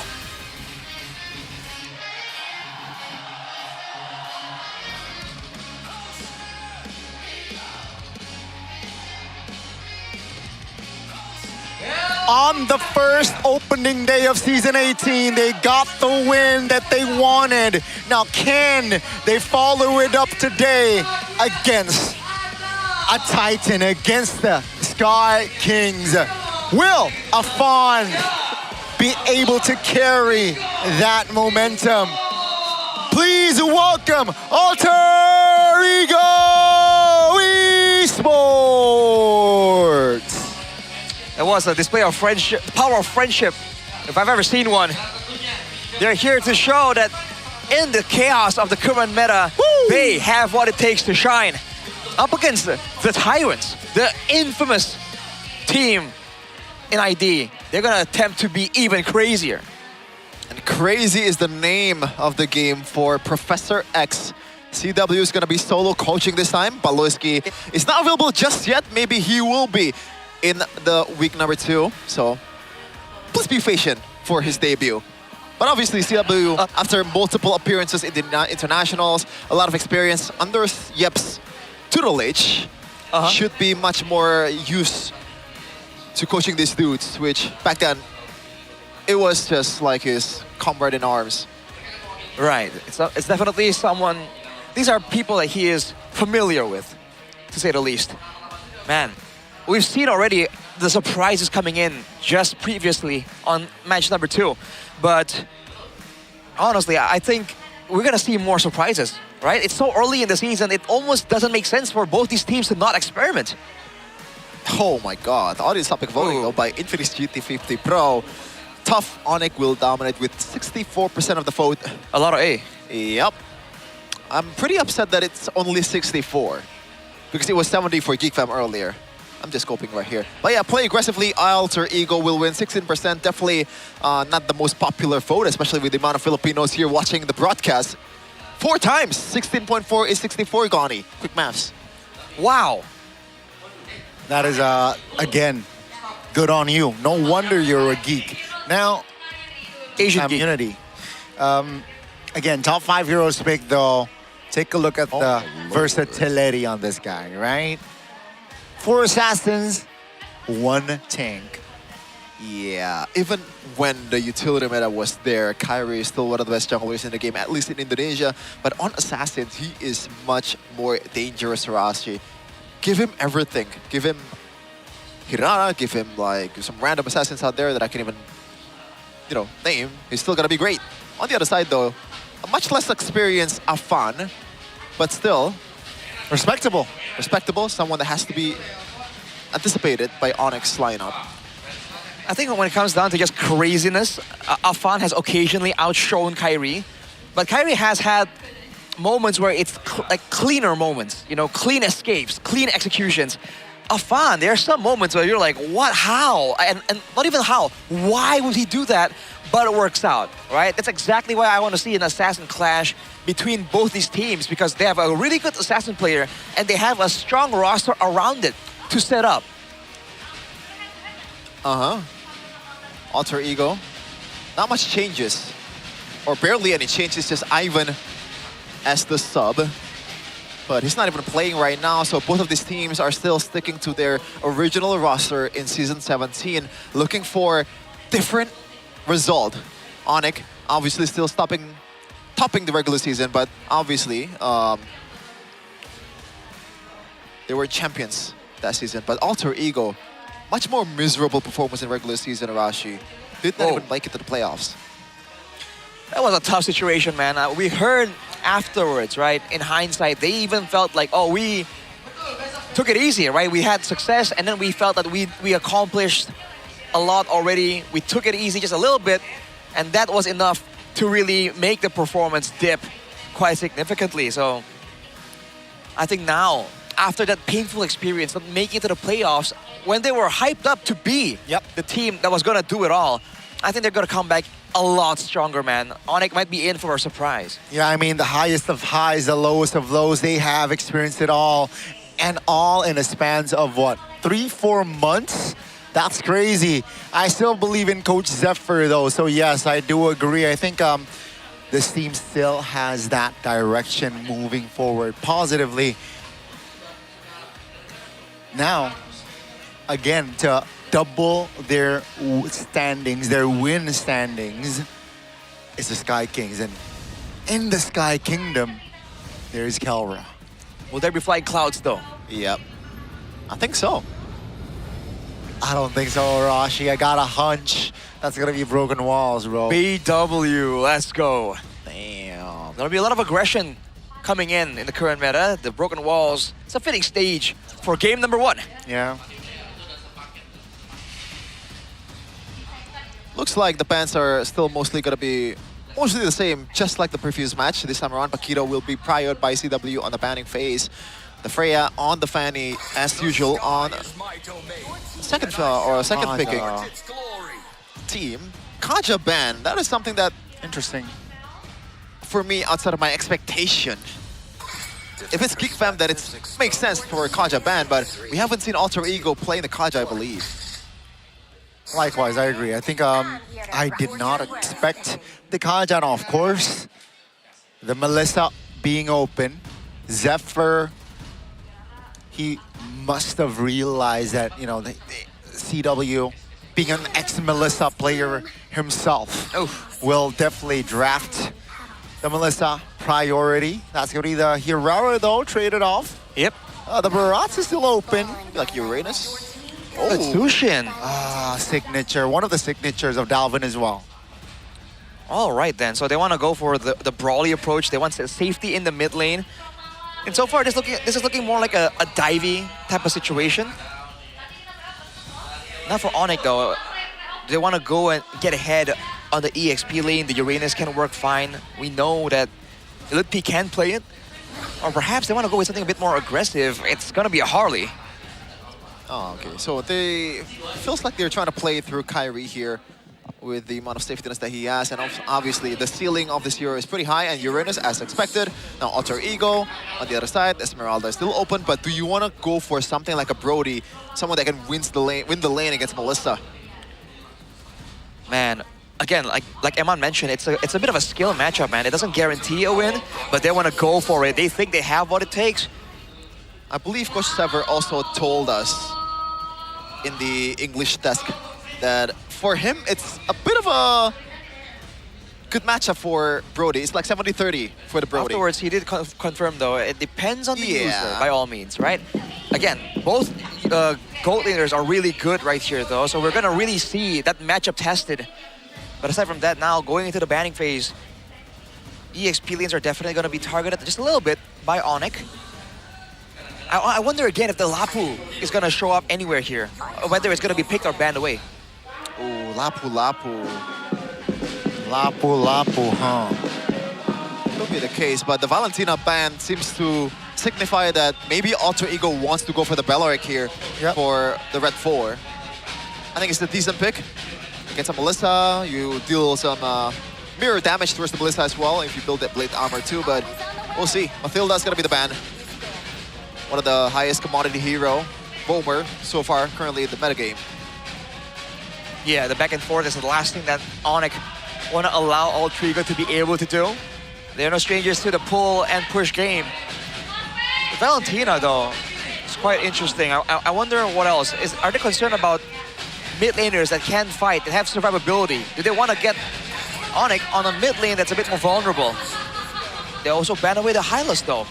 Huh. I think the Hylos ban is mostly because they're on a Brody, so you don't want to get run down into the ground with the Glorious Pathway and exhaust the Flicker every time the Hylos pops the ultimate. So I guess that brings you a bit of safetyness, but I don't know if that's... Minotaur instead for the ban. So maybe there's some divey kind of heroes from Onyx side, and this should just be a Bellaric for Alter Ego. Oh, let's go. Well, I thought that with the Melissa, they wouldn't be all in on the dive idea, but I guess card control in general is something they're concerned about. So I think more mobile heroes with some outplay potential that can be deterred by the card control is coming soon. It's crazy that they're stepping up the mid and roam for the last two picks here. This could be something that synergizes well with each other, knowing it's gonna be Sansa and Keyboy, the one that's using it. Is there a Novaria or Farsa angle, someone that can deal damage from I like the Novaria, but I like the Lilia pick. Oh, Rafaela mid lane. I'm not fully opposed to that. They got magic damage already. Yeah, and two tanky, beefy boys in front of the pack as well. Uranus and Gatot Kacha. Well, it's crazy. This is my first time seeing the Rafaela mid in action. I know it did pop up, but I haven't seen it myself. So I'm looking forward to this one. By the way, this Bellaric pick is still can be flexed by Alter Ego. Oh. Right. So be wary about that, but I'm not sure if that's even gonna be the option here for Coach Sever. What to get here? Like a glue? No, not a glue. No way. I'm not opposed to the glue actually. Oh. Oh, Tyroth! Against the tankiness, they have the physical damage, they want the shred. Dude, I like that. Right now the Tyroth has an insane amount of sustain. Yeah, and honestly, it's kind of annoying. This is a fully front-to-back comp from Alter Ego, except for the Hirara. It's just gonna wreck down the backline, I guess. So in the late game, especially the Gatot Kacha and the Uranus will have to play much more safely than it usually is, just because of the shred. And this is a Brody and Hirara whittling your HP down, so they got the game plan. It's all about the execution. How about Onyx though? It feels like as the Filipinos would say. Is it a bit walang demek, pre? Oh man, it depends on the Melissa, right? Melissa can output damage to everyone at the same time. That's the big strong point. Aside from that though, yeah man, quite a bit of lack of AoE. I would say they're really relying on being able to maintain the front line and use and abuse the sustain. But that's an old meta. Let's see how it plays out now. Well, people say save the best for last, and the last game or match of week number 1 is Onyx versus Alter Ego. Let's have a good one, ladies and gentlemen. For the Dawn. for the last match of week 1. Let's see if Onyx can find a win on their debut here on the season 18 stage. And let's see how Alter Ego handled the pressure. To remind you folks, Alter Ego did not even make the playoffs last season. Let's see, going up against the Sky Kings, will the pressure get to them? Okay, that's a real example, Rush. Apparently, it is a skill matchup. Oof, Dingarai with a clean escape right there. Looking at the emblems, only one tenacity on Alexander. Everywhere else, it's the firmness and the Festival of Blood for Lutpi though. This is a new, different emblem setup. Whoa. Technically, there's more built-in sustain, but all right. Along with that, the police are together for Dingarai, but oh. Nope. Nino here understands the Dairoth damage Oh very well. The jump doesn't land on towards Kyrie. Lutpi dealing a lot of damage now. Both the XP laners going head-to-head here. Kai forced to use a recall, so the jungle camp was defended by Nino. Talk about calculation. I didn't think he would survive that one, man. He is kind of low, but fortunately the wave is pushing towards Alter Ego, towards the Dairoth, so now that Afan is here, Nino can push up, get the clear, aim for a level 4, but it's gonna be a little bit low, right? I think he might want to find a recall maybe, if possible. Maybe he can heal up with the passive from the wave clear. That does not apply for the Onyx team though, because they have Rafaela, so they can stay as long as they want to. Nino though. Yep, and Afan. Yep, that's a great one with the Unbreakable. That's gonna be the turtle finding Kyrie's hands. Now it's a 4v4. Oh, that's a flicker from Davin. I don't think that's the right call. That's, again, Kai with the knockup. No first blood here, but the sole casualty from that trade was the turtle. Doesn't look like it's walang demek. No. So far, not so much. Ooh, Dingarai winning the gold buff battle. Looking at the votes here, only Omwawa and Papulong going for Alter Ego. We'll see how that one plays out. And only Papulong went for a 2-0. Do you think it's possible, Gani? The score? Yes. See how it goes. Right now for Alter Ego, they have threat for sure. Yep. Uh-oh. Sounds like very low there. Still holding on towards that flicker, so he calculates that he will survive. Oh my god, Kellerai is actually winning the lane against Dingarai. I like the early laning phase though. Kellerai is staying. Oh, hold on a second. That's a jump on towards Lutpi. Trying to hold on, try to buy time here. I don't think he can survive with 3 members jumping him. Finally, the first kill on the board, and it will fall to Afan. But again, the quick resurrection from Sans to just resurrect Lutpi. 3 guys on Uranus, that's a bit too much even for Lutpi right now. The gold lead is not really too crazy just yet for Onyx despite the objective take because Alter Ego has secured a kill for themselves, but it looks like so far, in the grand scheme of things, Onyx has a bit more control than Alter Ego. They have more ways to scout out and get into areas because they have 2 really strong frontliners, right? For Alter Ego, they have more damage, but again, they need the right setup in order to use that damage efficiently. And particularly Afan on the Hirara hasn't really been shining so far, but this might be it. Nope, Keyboy gets away from the lift. Dude, the mobility boost is so underrated. Nino, the jumps in onto a Keyboy. On towards Keyboy. Melissa is coming towards the turtle, towards the mid lane at least. That's the miss from Alexander. Wrath of Dryad doesn't land on anyone. That's a knock up on towards Keyboy. Nino finds a kill. Take a look at the damage from Melissa. Kyrie finishes Nino. Here comes Dingarai from the flanks. Now Afan looking for an angle. Dingarai finds the turtle. Ego. And Alter Ego re-engages down with the flicker and a knock-up, finding Sans. That's going to be the go-away pop by Kelra. Pops the Purify as well. Dingarai taken very low. Kyrie escapes, but Lutpi still on 2 members of Alter Ego. Now Alexander forced to use the flicker there as he was threatened by the presence of Kelra. But the fight there is so long. Seems like we're still keeping up with the momentum of match number 2 with how chaotic it is so far in the first game for Alter Ego versus Onyx. Already 5 kills in 5 minutes. Afan with a sneaky steal right there, but Onyx rotating. Won't get to punish him, but how did Dingarai get the turtle there? It was a basic attack, no? I believe think so. It was just like that. So we're still dead even. Nino trying to get something more, but the backup is always there, man. With the crowd control tools available, Afan! That's a solo kill from Kai! He's a level ahead and he shows who's boss here. Afan, the versatility poster earlier on. It seems like Kai still has the final say, at least so far. That's the experience talking, Arashi. Yeah, man. You would think that with the invulnerability tools that it would be difficult, but Kyrie found the window right there. Crazy. I think Afan definitely did not see that one coming.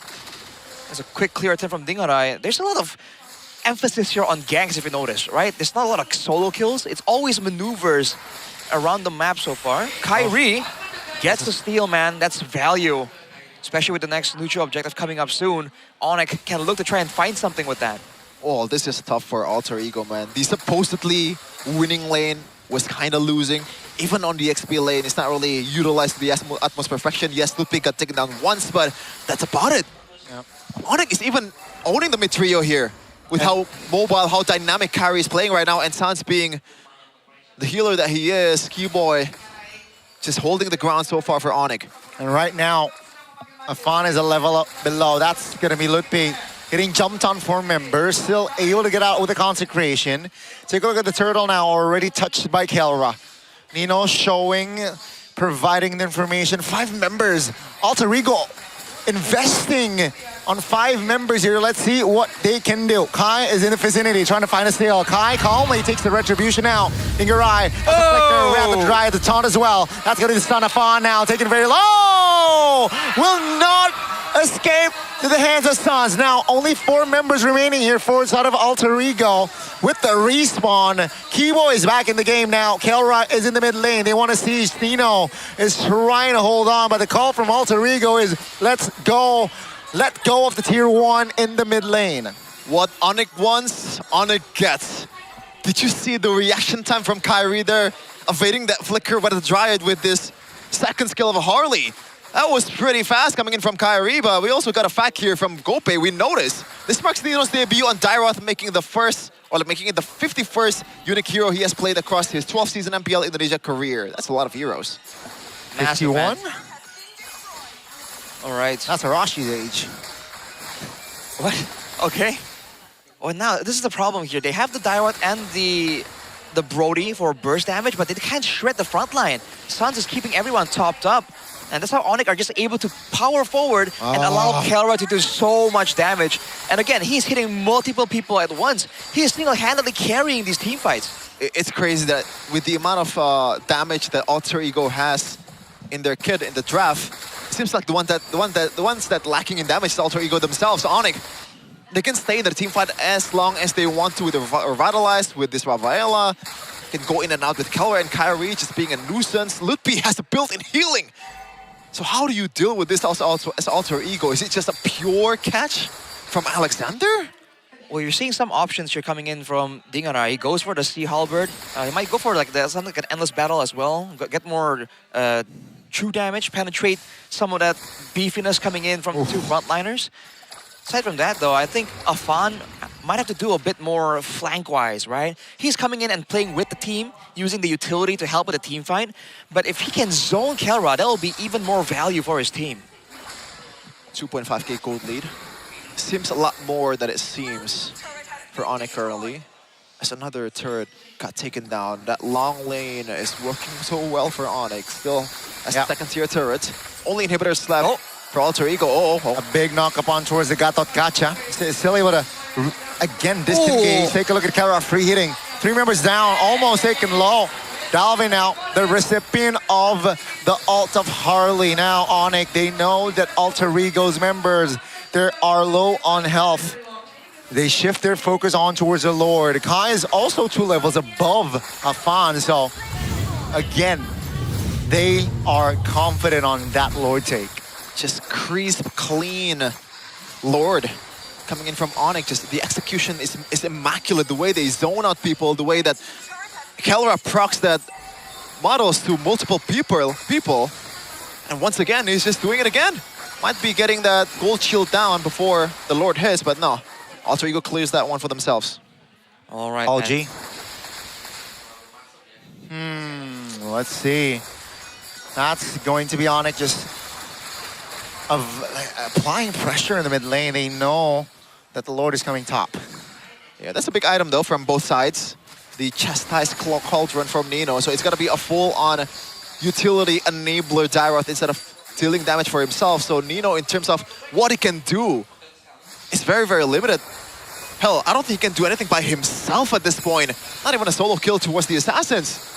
He has to somehow enable his team to be able to be effective now. Alexander in front line for Alter Ego. Has the flicker here, Alexander. So you could expect a sneak attack from Alexander with the flicker and Wrath of the Dryad. Now, in the bottom lane here, can Onyx siege and apply pressure? I don't think they have enough resource. That's the clear.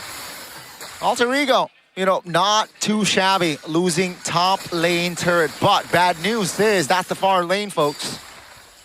It's getting woes and woes, almost 5k gold lead. That's a big item for Kyrie, and they're just knocking on Alter Ego's door. Yep, that's the siege in the mid lane. Taken quite low. That's a retribution to clear the wave. Now bottom lane shoves Alter Ego this time. Still able to stabilize at least again with the defense. Still standing with 5, 2 base turrets remaining.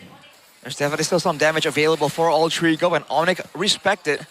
But honestly, we've seen the Melissa being prio, but I think Kelra is really showing the potential of this hero to solo carry. We were concerned about lack of damage, but Onyx is not having any issues with that whatsoever. And he's zoning everyone with the muddles. Take a look at Kai's positioning, looking for a possible flank there. But again, it's just a reset. 40 seconds on the clock for the next Lord, and that's going to be the next aim or goal for Onyx and Alter Ego. Take a look at the gold cap already, Arashi.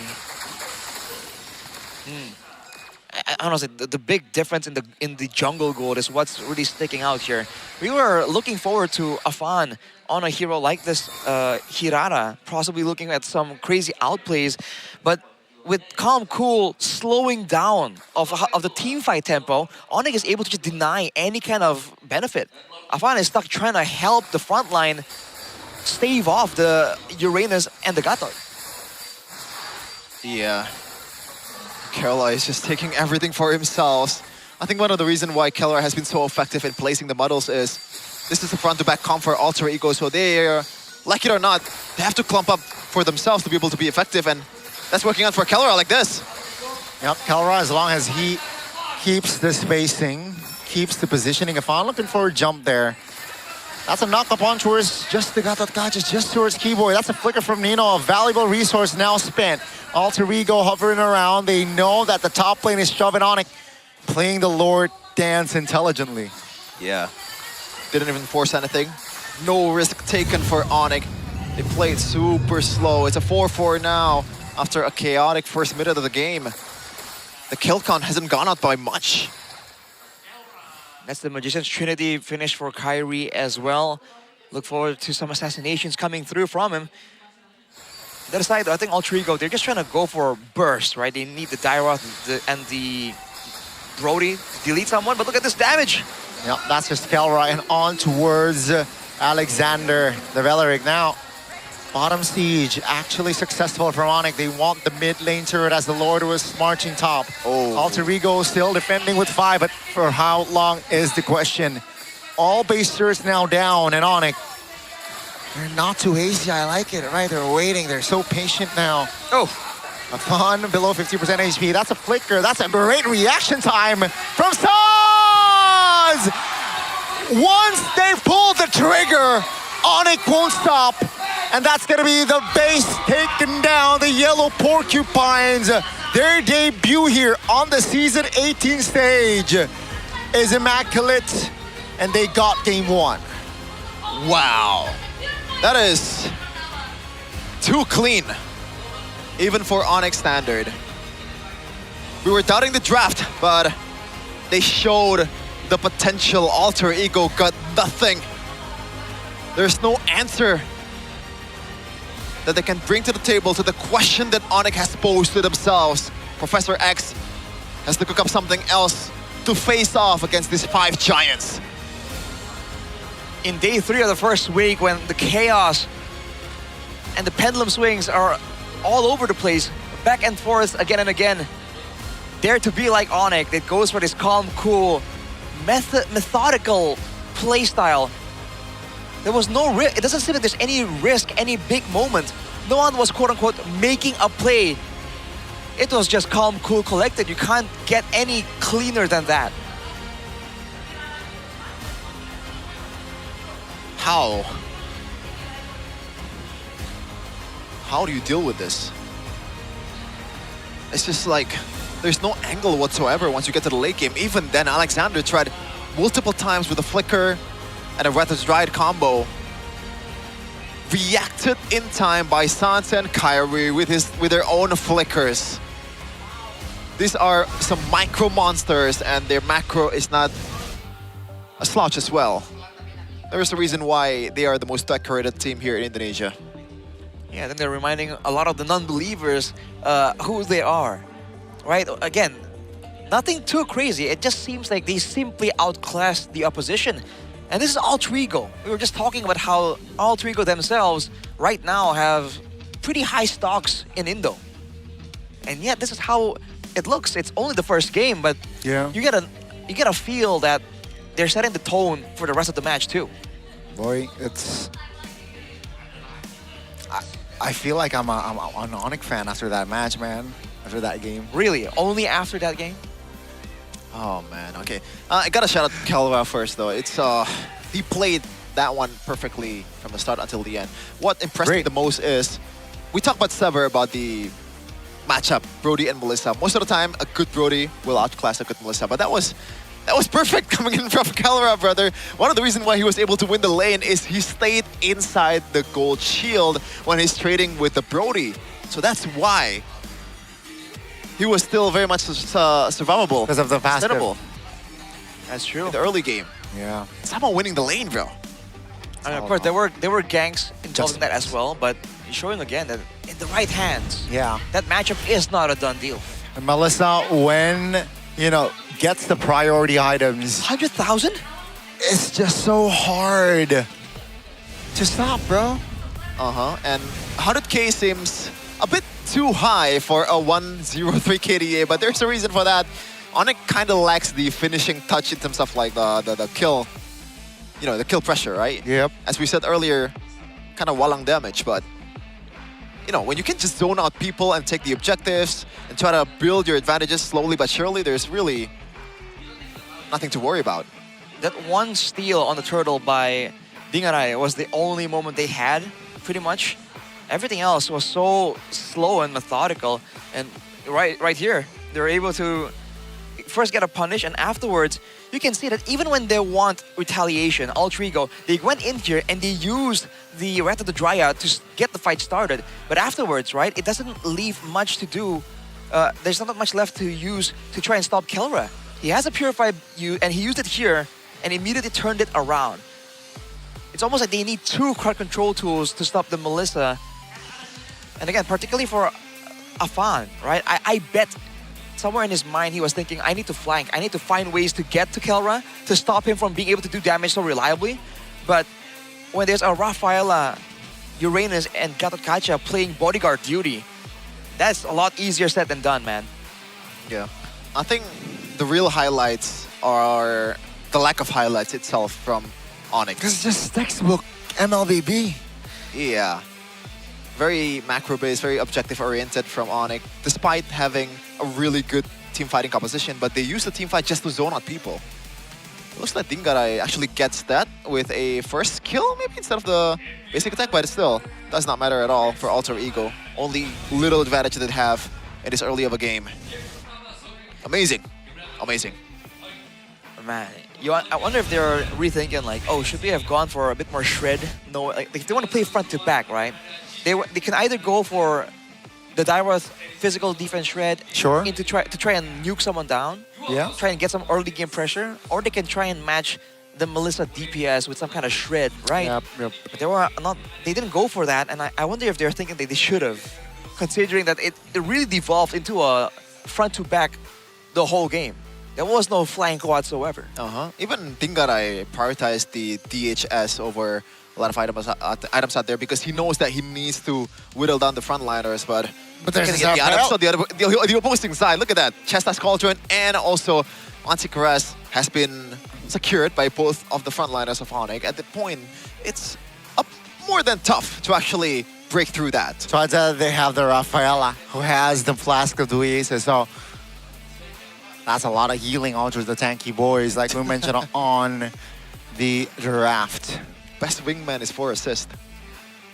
It's pretty crazy. Doesn't sound like a good wingman, but that's Hey, a title. there's only 11 kills in the game. Yeah, Right? I know, I'm just making a joke. Brother. 4 is almost half of that. Okay, I'm just making a joke. I'm just saying too, like that's probably why, man. This is a low tempo game, and yet usually we see slow games and it's just slow, but it wasn't like there was no action in this game. Alter Ego, I would say, did a great job avoiding, mitigating a lot of the deaths to Onyx, considering the circumstances, right? Yep. Time and time again, they tried to contest the neutral objective against a comp that does it better, and they were able to escape with minimal losses. That in itself it's weird to say that they deserve credit for that, but I think that's why the game felt really, really slow. If they were a bit more impatient and they gave off more kills, I think the game would have looked a lot more snowballing. Like the previous for match. Somewhat. With the chip, all the TZ, with the Somewhat, yeah. Masha. Sort of. Yeah. Wait, didn't they win the game, Geek Fam, in that game? Yeah, but like tempo-wise, it's more, Oh, okay. Yeah, more- I don't know if we'll get to chaotic. that point, but it's definitely will be a bit more chaotic.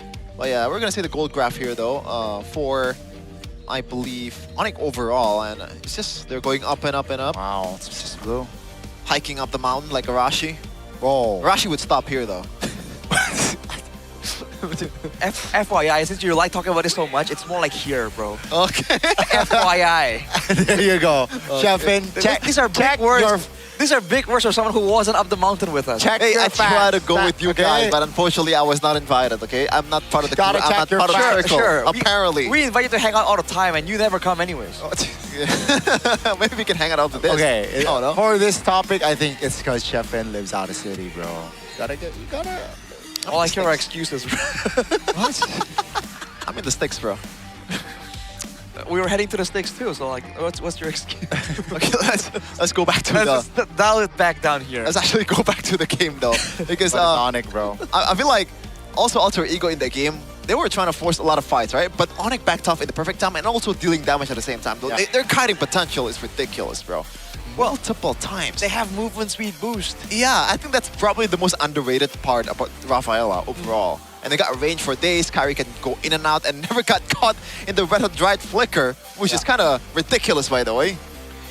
You shouldn't be able to react that fastly. Yes. Man, I mean, I feel like that direct pick was just so like difficult. It's like a forced hand almost. Yeah. Apparently, we're forced to throw it to Alyssa. Oh. So, what is up with Alyssa? I don't like to be forced. We got bro. here. Mana suaranya? Ih, masa nggak ada suaranya begitu? MPL Arena sekali lagi, mana suaranya? Masih bersama Alisa tentunya di keseruan match penutupan kita di minggu yang pertama. Dan tentunya kita bisa melihat 1 poin kemenangan sudah didapatkan oleh Onyx. Dimana memang kalau kita lihat dari sejarahnya antara Onyx dan juga Alter Ego. Sayangnya Alter Ego ini memiliki sedikit kelemahan ketika melawan Onyx ya. Salah satunya ketika kita bisa melihat di Grand Final Season 16. Dimana Alter Ego juga kalah akan Onyx sehingga Onyx keluar sebagai juaranya. Tapi Kita akan coba tanya-tanya dulu kali ya sama Sonic dan juga Alter Champs yang udah jauh-jauh datang nih ke MPL Arena. Langsung aja di sini sudah bersama Alisa, ada PK. Halo, tos dulu dong. Mantap. Wow, ini lengkap sekali ya. Iya. Satu setelan, boleh muter dulu gak sih? Fit check dulu, fit check. Nah loh, tim Onyx Official. Ini pin-pinnya melambangkan apa ini ya? Melambangkan yang nggak dipunya orang-orang. Oh, yang tidak dimiliki orang-orang, apakah dimiliki oleh Alter Ego juga apa nggak dimiliki Alter Ego nih? Tadi sih dengar ceritanya sih belum punya ya, jadi kita pamer aja. Oh, jadi pamer dulu ya. Ada MSC yang paling terbaru ya, Paris ya kan? Terus ada apa tuh? Loyalis. Koleksi MPL kita kan banyak, yang lain ya belum. Ini sombongnya ya. Mas PKL nih emang pengen jadi maskotnya Onyx atau mau jadi jimat keberuntungannya Onyx apa gimana sih hari ini? Karena ya kita jadi presiden aja sih, menaungi semua Sonic. Oh, menaungi semua Sonic ya? Yups. Karena Sonic ini semua hari ini datang dukung Onyx. Iya. Walaupun betul. baru minggu pertama. Betul, match pertama pula bagi kita. Match pertama juga ya. Kira-kira gimana nih keseluruhan dari season 18 kamu ada prediksi-prediksi gak nih buat Onyx? Kalau buat Onyx tentu aja kita akan selalu yakin kalau Onyx bakal memberikan pertandingan terbaik dan mereka pasti bakal terus berusaha untuk jadi lebih baik lagi tiap pertandingannya. Tiap pertandingannya, kalau kamu datang kira-kira bisa membawa keberuntungan sedikit luck untuk Onyx apa enggak nih? Kalau PKL datang 2-0 tenang aja, semua kru bakal cepet pulang. Oh, ini doa para kru di balik layar ya, dan juga saya supaya nggak lembur ya saya. Betul. Tapi gak apa-apa, kita akan lihat ya apakah 2-0 atau justru 2-1 akan dimiliki oleh Alter Ego. Thank you so much, Thank you, Mas PKL. Jadi kita akan, kita akan lanjut ya ke Alter Champs di sini karena kayaknya Sonic udah sombong banget nih. Jadi sudah bersama Alisa di sini ada Mikel. Udah bener belum Mikel? Udah. Udah bener ya? Udah bener. Mikel apa kabar nih? Long time no see. Alhamdulillah baik. Kalisa apa kabar? Baik dong, luar biasa. Mikel, ganteng banget sih hari ini kamu pakai batik gitu. Mau nyari makan di kondangan. Oh, mau nyari makan. Oh, sebelumnya tuh sebelum datang ke sini tuh udah kondangan dulu ya hari Minggu Iya. gini ya. Jadi biar biar ngisi perut. Dukung Biar Alter ngisi. Ego semangat. Biar semangat ya. Tapi kayaknya gak cuma kamu yang pakai batik. Kayaknya Iya, semuanya ayo. pakai batik Ayo, nih ayo. ya. Sepeda Mana hias, nih sepeda pasukan hias, Alter ayo. Champs hari ini batik-batik Ayo, ya luar sepeda hias. biasa. Ini Ciro.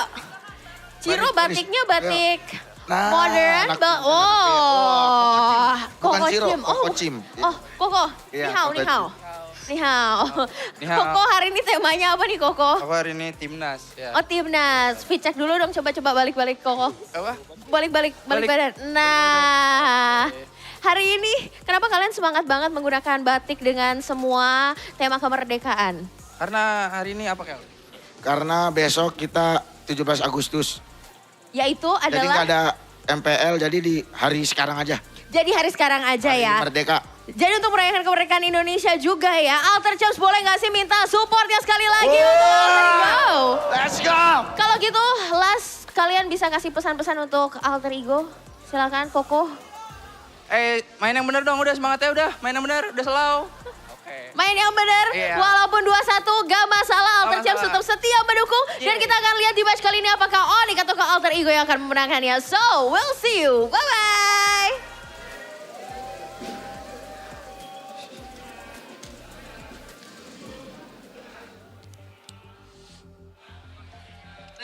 That's Alyssa for you. Thank you so much for that interview. And we are going back to a camera that's showing CW. CW. And Professor X. Do you know why it's called CW? Calvin Winata. No, because he's seeing the W in front of his eyes. Dang, okay, that's reading a lot into his name. By the way, that was pretty cool earlier. There was a guy in like uniform with like Onyx pins. That's pretty cool, honestly. The pins remind me of what's the kid name in Up? I do not know his name. Wow. Yeah, the chubby, The cute Boy little Scout kid. Yeah. Yeah. The Got a lot of baggers. pins, you know, and you're looking for the last pin. Maybe the last pin is M series, because Onyx hasn't got that. Oof. Don't remind them, Shevin. I mean, they're still in a pretty good place, brother. Some Like of they them can won take it. MSCs. Some of them can take it, man. I hate people that's a fan of a really good team, you know, And they're complaining about, oh my god, we're not able to get this international. Brother, you qualify for the international, be grateful for a second, okay? Some teams only qualifies for that a single time. Some teams has not even qualified at all. I mean, to quote the wise, some men drown while others suffer. Yeah. It's all about perspective, man. Gotta enjoy the little things. But when things go south, don't be too saddened. All right then. Going back here immediately. This is a whole different look in the batting phase, no? Kaja Barats. Maybe they want to go for something like a Eudora in the mid lane here. But there's still a lot of heroes that benefits from the lack of Kajas and the lack of Barats. And it should be a Fanny ban here for Alter Ego unless they want to bite on the Fanny Gambit here. I don't know if that's the a good strategy against Kyrie and Onyx overall. Yeah, I don't think that would be a wise idea. Right here for Alter Ego though, again, I'm guessing the front-to-back approach from Onyx was fresh in their minds. Did they want to try and find a way to face it and let Onyx go with the same thing? Or are they predicting, because of the bans here, that Onyx are doing something completely different? That's the Melissa ban. Hold on a second. They're still trying to feel it out. Maybe Fanny can be let go. Whoa. In the minds of Professor X. Just maybe. It's on a different team though. Because Fanny. Because maybe. Because maybe. You think you're funny? Oh. Okay. Oh yeah, Atlas. Chat, Completely who's forgot about funnier, Rashi or Sheffin? All right, just type it on the chat. How about the Marcel, bro? Yeah, there's a lot of viewers that can still be picked here. Right? Marcel, you know, the Hirata is still open too. And the Fanny obviously is still wide open. The thing is, Fanny is a purple buff reliant, right? So if, you know, Zephyr can draft themselves that can invade the purple buff easily and neutralize the Fanny. Unfortunately, invades in the first few minutes is out of the question because you are debuffed mid-game then. by the game. Mid-game then. In the mid-game, so the thing is, Gani, like there's a lot of coaches that thinks like you know, we can somehow pressure Kyrie out of the blue buff, but no one has failed to do that consistently. Valoric has been banned. There you go. Hold on a second. Zephyr is playing with fire. I was thinking like the previous game that Beleric pick might have been a way to deny it from Onyx. It might be forced out instead, but it's a Paquito for Onyx. Oh boy. When you got a jungler like Kyrie, when you got an EXP lane like Ludpi. So Swivel, it's rough, splash. but Marcel Fanny for Alter Ego. Questions on the synergy between these two heroes, but they're both very frail, and Alter Ego has them to play around with. I don't think it matters. The synergy, man. Like, Marcel can work on his own, Fanny can work on his own. It's very micro-reliant. What if the Fanny cables into the golden hour, though? That's the Fanny's fault. I mean, that's the negative synergy that can happen. Hey, if you're good enough micro-wise, you can just circle around the golden hour, right? Yeah. If. That's... We have our faith in Afan for this game. And, of course, Alexander. Alexander. Very much expected. Eudora against the Marcel and Eudora. Yeah. And the Ruby. Now I like it. The flex is crazy here for Onyx because Ruby. Okay. Ruby can fill out 3 lanes here. Gold lane, EXP, or roam. So can the Paquito. Yes. Maybe not roam Paquito, but jungle Paquito. So 3 Are you sure about that? lanes possible for these 2 heroes right here. Well, not for the Eudora. It's going to be in the mid lane. Now, what's Are you sure about for Red 3? What's for Red 3 here? Alter Ego. Oh boy. Got the roam, they got the jungle. Gold lane, no? I think gold lane. Or... Yeah, but if they pick up a gold laner here, I guess I can assume it's going to be a tough matchup already. Right. But Novaria, not bad, right? Yeah, so far I'm really liking Alter Ego's draft. It's Varia. It's a lot more flexible because you can pick, you have more mobility to pick and choose, right? The Novaria, again, it's not just the damage, it's the slow, it's the reveal. And against a Paquito Eudora Ruby, it can hook you in and like burst you down. That extra vision is going to be important for Alter Ego. Yep. And they are denying the Mathilda here, a good hero to pair up with this Ruby and Eudora and Paquito. Pretty much a good catalyst to any composition, this hero. You want to play safely, just go back with the Guiding Wind. You want to play super aggressively, Guiding Wind into a Circling Eagle. And the Rafaela next. Rafaela? Oh. Could be the case. There's two ways for you to counter the Fanny, which is either to beef up yourself to the point where Fanny can really burst you down. Rafael off hits the table, or just lock down the Fanny. I feel like Onyx's approach has been to just shut down the Fanny, like crowd control. Can you still go for Kalea in this day and age? Oh, good call. Definitely on the table, that Kalea. Interesting. Now with the Phobias banned out though, are they hinting that this is gonna be a Paquito in the EXP lane? Regardless, with the Ruby in the picture, that's a lot of dashes that they probably don't wanna allow Alter Ego to take advantage of. So they're still thinking about the flex here. And Harley's a decent matchup against the Novaria or the Marcel. And can get away from the Fanny as well over the walls with a second skill. For Kyrie, someone that surprised is that maybe Grant like Brody. mobile enough. Can something like a Suyo work here? Or a Ling maybe? Nah, Ling is too much. Against the Novaria, I can see that, but in the grand scheme of things, I don't think so. I would prefer the Suyo. You go Alice though. Oh, wait a minute, Hirara is still open. I completely forgot about that. Hirara is still open. But I feel like putting Hirara on the Onyx roster now would be a bit too much. Getting a Moskov here, good peel, kite ability. Good late game insurance as well. Now for Onyx, they finally want to reveal who goes where. What comp is this? It's gonna be a catch comp. Is it gonna be a full-on dive comp? Can you YSS with something like a Kalea? I don't know about the Kalea, man. I feel like it doesn't really fit with the meta, but still. I think the Ruby might be roam. That's my assumption. I don't know. I think you need some kind of like, not to say that Ruby is not tanky enough, but there are more tankier heroes in the mid lane. I feel like it might be an EXP laner coming up here, no? No. Oh, wait. Oh, YSS and the Badang is actually pretty good. I like that. So Badang, where? Badang roam. Roam for sure. Badang roam. Almost certainly. If you really think about it, all 5 heroes from the side of Onyx has some sort of crowd control. Okay. Yes. Damn. Very tricky here for the Fanny. And the Badang in particular really counters that Fanny, right? And I like this. They haven't revealed the EXP lane, and they can pick a good matchup. Do you want the Ruby in the EXP or the Paquito in the EXP? It's flex till the end. This might just be like a boring hero like Uranus here. That's also boring hero, right around in the same area. They need the front line, man. They want to have, and they want the crowd control too. So not a bad option by all means, but when they're both trying to make the opposing team make mistakes, the crowd control from Onyx is gonna swing the balance so much more. With the golden hour though, they should be able to really make it difficult for Onyx to engage easily. Yeah, that's a big should. The map control statistic says that Onyx will have a say on that. They'll be dominating the river and the jungle, the bushes much more.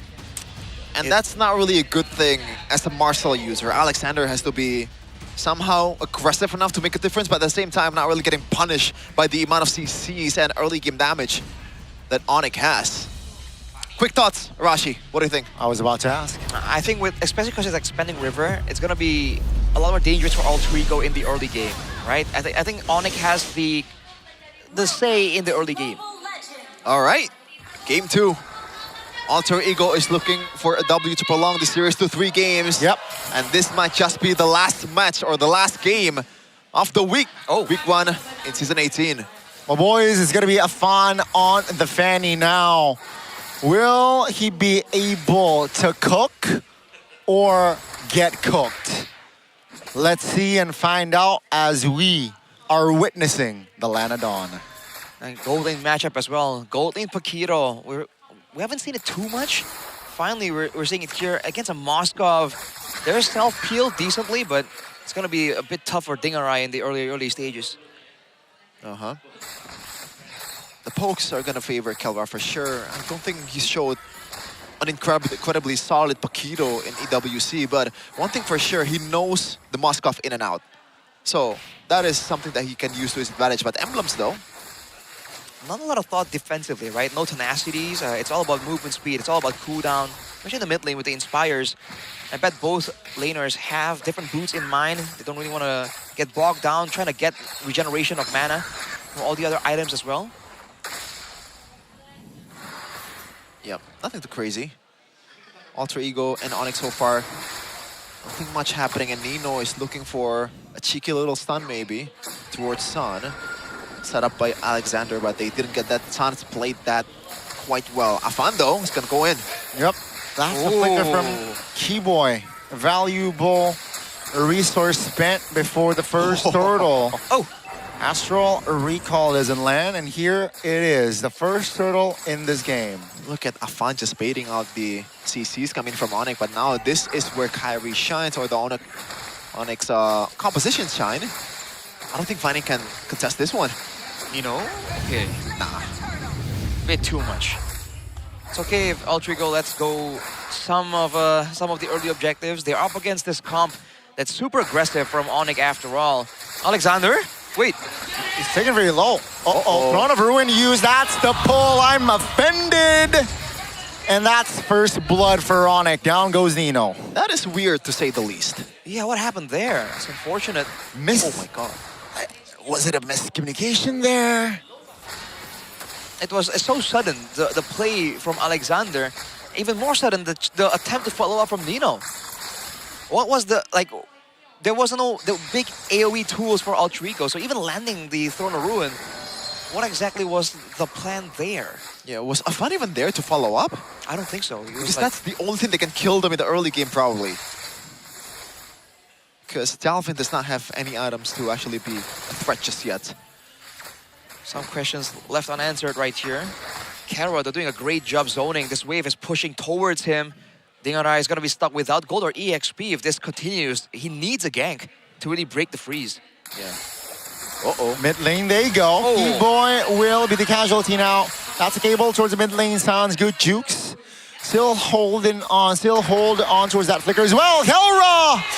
Almost a solo there in the bottom side of the map now. The recall, Astral Recall doesn't land. And Kelra is A-OK, forcing Dingarai to recall himself. Dude, you know what's crazy? Like, after the kill towards Keyboy, it was like 1K gold lead. All of a sudden, it was 1.9K. What was the turnaround for Onyx? They got the turtle, though. Keep in mind. Yeah, it's just that, along with the fact that, again, Kelra, look at the gold diff here. There's no kills just yet in that gold lane, but just by pure laning, by zoning. Oh, all alone again. The second time this game, the last pick, Alice. So far here, 4 minutes in, not having an ideal time. Man, they read him like a PDF file.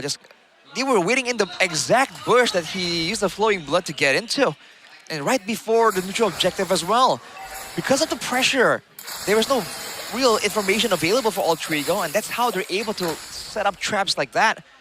Kelra is quite low right here though, but I don't think Alter Ego dare to try and contest for the neutral objective. Yeah, it's also surprising that Alter Ego dares to open the Fanny and play the Fanny against the team that utilizes the Fanny the best in Indonesia. Crazy. I mean, it's Afan's Fanny, you know, it's pretty good too. Oh! Now that's the mobilization on towards Lukpi. The cables though on towards Sans. Now Sans forced to use a flicker in the mid lane, but still able to survive. Now the turtle is going to be the focus of Kai and Lutpi. Can Alter Ego delay? It seems like Kai is fine, composed enough to take the turtle, no problem. Man. Oh, hang on a second. Yeah, that's going to be the stock. That's the golden hour.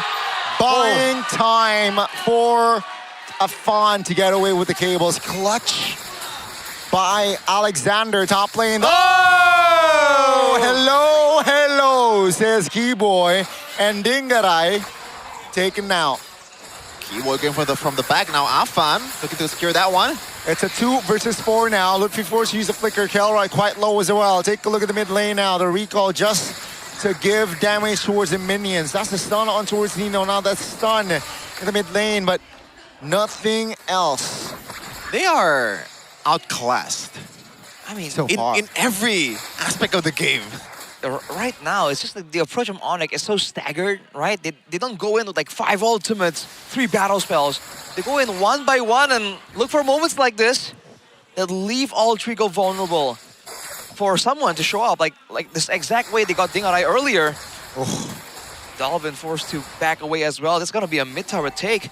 Kyrie threat. It's too much for him to handle without backup. Yep, that's a Fallout looking for Oh, boy. Crazy. Almost with the read there, but the read actually happens in the mid lane where Dalvin, who spent his flicker earlier on, caught Keyboy! Almost finds the right tempo there to lock a Fawn into place, but still has cables to get away. Dude, Dalvin, like, I know that he does not have vision, but that was way too overextending, man. Give that guy a map. Where are you going? It's crazy to think that even with all the information gathered using Novaria, like, Onyx are still able to find moments like that. It really should be a lot more difficult. Wow. But then again, when the whole team is always in danger, always forced to move back, this is what Onyx can do. You want to talk about a early game where you need to snowball and your opponents are not letting you. This is how it's supposed to be done, right? You deny everything and make Altrigo, well, your opponents, work for every single thing that they can get. The buff, the minion wave, the turrets. It's all just denied, contested by Onyx. In the mid-game, in the first game, it was 4-4 in a kill count, but the gold lead favors Onyx by a bit. A bit as in like 2K or something, but now Onyx winning it out in the kill count, and they are 7K gold lead ahead. Yeah. And there's no way Afan is getting all his buffs. No purple buff as well for a Fawn here, so again, that's the spot. That's Kelra looking for the solo. Still able to get out again. Man. No deaths on a Fawn, but 0 impact here so far. That is ridiculous, man. And now, again, in a team fight, there is an angle where Onyx can still win, right? If they get the fist crack with a full rotational combo from Sans Eudora, there's still a lot of AoE damage. But otherwise, even in a split push battle, Kelra is so aware. And he has the tools and damage available to punish like that. That's an Alice, brother. That's an Alice. Yep, that's going to be the cables jumping in. Kelra use the flicker. That's going to Kai with the Mountain Chalker now. Throne of Ruin will be used. Kai finds an angle to find a kill. That's going to be Keyboy now trying to provide cover. Kai dies regardless. That's Dingarai finding the double, but he is in stuck position. That's going to be the trade now. That's a stun by Alexander. Forces to use the flicker again. Cables from a Fawn. It's actually 2-4-2. An even trade. Alter Ego striking back. Yeah, I don't think there is a shutdown there, but from a 7K to 5K, I'll take that if I were Alter Ego. I mean, they were ahead, and the 2 members that died were the gold lane and the jungle. That's almost worst case scenario. But because most of the gold advantage comes from the farm difference. Oh! Astral Echo used up. No, nothing too crazy. That's a stun on towards the roamer, though. Kai. Great Mount Shocker timing, and down he goes for 20 seconds. And he's on a Sky Piercer. Dude, every bit of space, every single cooldown gets punished. Afan, can he escape death yet again? Oh, Kelra and Keyboy get spotted. Altrigo are going to be able to go for a contest if they want to, but without Alexander, it's just not possible. No way in hell it is possible, and Kyrie is just going to take this one. All fine and dandy. No contest. Not even near the Lord Pit at all. And it feels like, once again, Onyx is just... or Alter Ego is waiting for the inevitable. You can only hope for mistakes like what Kelra did earlier, and Kyrie also overextending in the front, in the top lane. But I don't think that's going to happen again, bro. They should learn from their mistakes, Onyx. I mean, if Altrigo are counting on that to happen to win the game, I think it's a bleak future awaiting them. But right now, the Lord isn't really controlled, guarded by Onyx, so there's an opportunity here to clear it out. Lutpi's looking for a chance, though. Yeah. Oh, man. That is quite literally the Lord by himself getting the second tier tower. Does not even need the assistance of anyone. 2 different moods right here. Well, I expect Skylar to be a bit more cheerful with this kind of situation, but maybe he just has that face. Yeah. Like that resting face, Rashi. Well, maybe he's just focused on what's going on right here. Berserker's Fury on Kyrie, by the way. It is the burst. Correct me if I'm wrong, but that's not the usual build we've seen in past times, is it? Yeah, after DODs. Oh, hold on. Oh! Skylar in a 1v2, still able to get out, but he's low though. Oh. Off-camera kill, actually, Kai takes the kill, 28 seconds. That's a double Kai under the turret. Clean again. It's somehow similar. Feels like game one. Oh my God. That's a pull, that's a purifier, that's big information that will be relayed by the Onyx players. Dude, at this point, it's not even alter ego space. Just Onyx is living in it without any consequences whatsoever, and they're not even paying rent. 9-3 on a kill count, 10k gold lead right now. This could be the end. Astral Icon recall has been popped. Mid turret still stands, but Onyx, they know they can play it safe. 60 seconds on the clock here at least. They will get a turret down there, Ultrigo, because of the wave setup. Oh, Nino barely stopped that recall, didn't quite get it. Alexander's looking for something, but the backup's too far away, man. The opportunities are so slim in between for Alter Ego. They didn't even get the turret on the bottom side. Alter Ego fans, don't look at the screen right now. It's not good. 4K? 4K? 4K gold between the junglers, man. That is ridiculous. That's kind of what you get from Infinix GT50 Pro screen. Oh my God. Oh boy. Right now, Alter Ego just playing it slow. Again, there isn't even a real good target to go for the pickoffs because they tried to go for Kelra multiple times. Him being the gold laner. It has to be Sans. He's the only real vulnerable one, but when he has a point-and-click stun, whether it's Alexander or Afan, when you get anywhere close to Eudora, it's a gamble, dude. Right? You either get him or you get got. Oh, by the way, speaking of getting something, I love this route from Keyboy, man. Every time Keyboy knows that he is tanky enough to somehow weather the storm in the front line, he builds this one Fury Hammer, maybe going towards something like a Heptasis for himself to make sure they can burst down the Fanny, potentially. Oh my lord. Wow. This is going to be a 10k gold difference here, ladies and gentlemen. You know what that means. Soon it will pop up on your screen. Alter Ego now, they can't do anything being this behind. All right, if they can survive from this Lord, then maybe they can still do something, right? They have to rely on Dingarai, who already has the Swift Trinity, along with the Malefic Gun, so there is some fighting chance here. A big if, though. Yeah. With an 11k gold lead, this used to be the mark in gold where you can actually brute force your way with the Lord. Let's see how this plays out. Yeah, Sans on Winter too. Potentially the final push here. Let's see if Alter Ego can prolong the series. That's a pull again. Now it's a 5v4. Cables, Afan now finds a look B. That's going to be Afan now looking for an escape. Lord will be taken care of. Whoa. 2 base turrets, though, will be taken out. Now Onyx, they will take it slow. They know they have all the prios needed.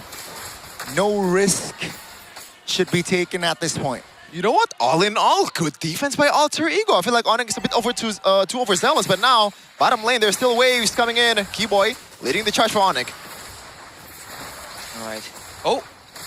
Yeah. Okay.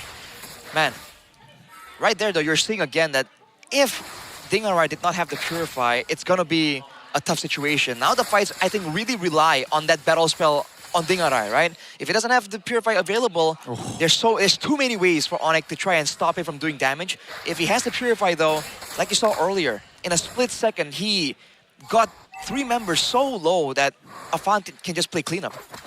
Some safety items here. Oh, yikes. Yeah, that's a roamer. That's a roamer.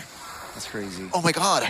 And it's not even a full, like, damage Eudora either. Like, it's more of a utility with the glowing one and also Winter Truncheon. Or like Winter Crown. Still deals a lot of damage. Packs a punch over the Radiant Armor of the Marcel. Right. But looking at the defense earlier, it feels like it's somehow possible, despite the odds are not definitely on their side, Arashi. You said correctly, push advantage with the Lord 17,000? Interesting. Well, either way, Alter Ego, they're doing a great job here. Just managing the waves using the macro. They have the Moskov, they have the Fanny. Whoa. Oh man, Keyboy is trying to find him. But wait a minute, Alexander. No, perhaps this might be the game. Golden hour on towards one. Alexander now repeats that. Take a look at Keyboy! Almost there, but Kai finds the kill. Doesn't lock him into place, but Dinger Eye pops the Purify again. Ooh. Information is relayed. 20 seconds on the clock for the Lord here. 11,000 goal lead, man. They're starting to get a bit desperate, just a bit, you know? But for a good reason. At this point, you gotta grasp every opportunity that is presented. But the chances are definitely very, very low. You gotta gamble on all occasions, on all the trades that is possibly coming around for Alter Ego. Unfortunate. That's the winner crown here. Nino still die regardless of that WC. The last baser in the bottom lane will fall now. Onyx says, let's just go for the Lord. With the amount of CCs that they have on it, Afan can only poke as a fan. He cannot fully commit towards the CCs, man. They don't want to go for the Lord, they want to go for the end. They want to look for an angle. That's a stun, that's a damage coming through. Monster kill for Kai. Now Afan trying to desperately defend. Here comes the minions, here comes the base turrets. And ladies and gentlemen, the runner-ups of MPL ID Season 17, the Yellow Porcupines, with their debut on the Season 18 stage. Find the mark. It's convincing. It's solid. It is Zonic 2-0 fashion. Crazy stuff. A little too easy for the Yellow Porcupines, and that is why they are once again the most decorated team in ID of all time. Showing their class. It is not even close. We thought after seeing Alter Ego's potential in the first game, they have a slight chance against Onyx. But the Sky Kings said, nada, nuh-uh. Sky is still way above you. They had moments there, and it's not like they just sat around twiddling their thumbs. They actually tried a lot of different maneuvers, but Onyx slowly and surely, again, in the same fashion that they did in Game 1, just found a solution. Towards the end there, even with the late game Moskov, they burned the Purify, and then they just denied him from moving forward for the last fight.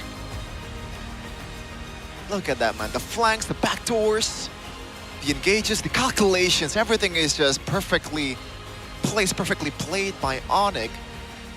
It really feels like it is not the same version of Onyx that we are seeing in their worst part of last season's playoffs, in the worst part of TOTF or EWC. But we'll see them once again. As always, as per usual, your Onyx up in the stage, interviewing with Bude, Clara Mongstar, and Sabila. Sonic! Inilah dia Onyx yang langsung memporak-porandakan MPL Indonesia. 2-0 mereka dapatkan di match 2-0 you guys gain in this debut Season 18. Ini sebagus apa sih menurut kalian starting match untuk tim Onyx, Kairi? Kai, do you think this starting point is good? Let Kylra answer, said Kai. Gimana Kelra? Baik. Baik. Good, Sesuai standar he Onyx. said. As Onyx standards, yes. Betul. Tapi lawanmu baru loh, Afan. Afan, going up against Afan, Kai. Gimana Kairi melawan Afan dari Alter Ego di How season ini? do you feel going up against Afan? Mirip ya? He's good. He actually looks like Yazuke, said Kai. Different person? Is he a different person? Itu adalah kunci rahasia dari Would Alter have said Ego. it's a secret. Oke, tapi membuka match kalian menjadi tim terakhir yang bermain di MPL Indonesia. For you Kairi, how does it feels like menjadi tim terakhir yang bermain?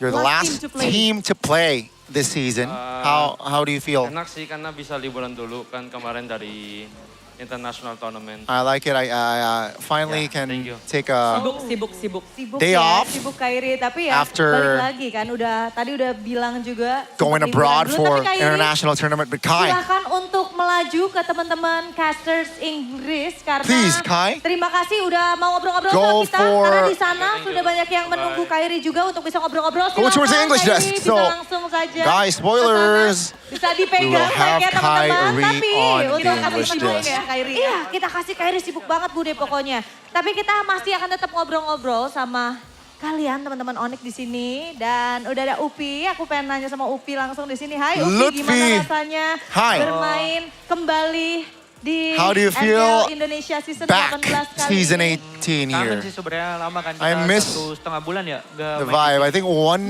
Kurang lebih month and a 1,5 half. bulan gak main kesini, udah rindu ya. Finally Udah rindu sama coming Sonic back juga. here. Bener sekali. You miss Sonic? Rindu Lupi banget. said yes. Tapi kalau saya dari Upi sendiri, pastinya udah ngeliat dong tim-tim lain yang udah bertanding dari hari yang pertama You have sampai seen other dengan di hari teams yang terakhir untuk compete. minggu yang pertama nih. Gimana Upi ngeliat tim How- lain?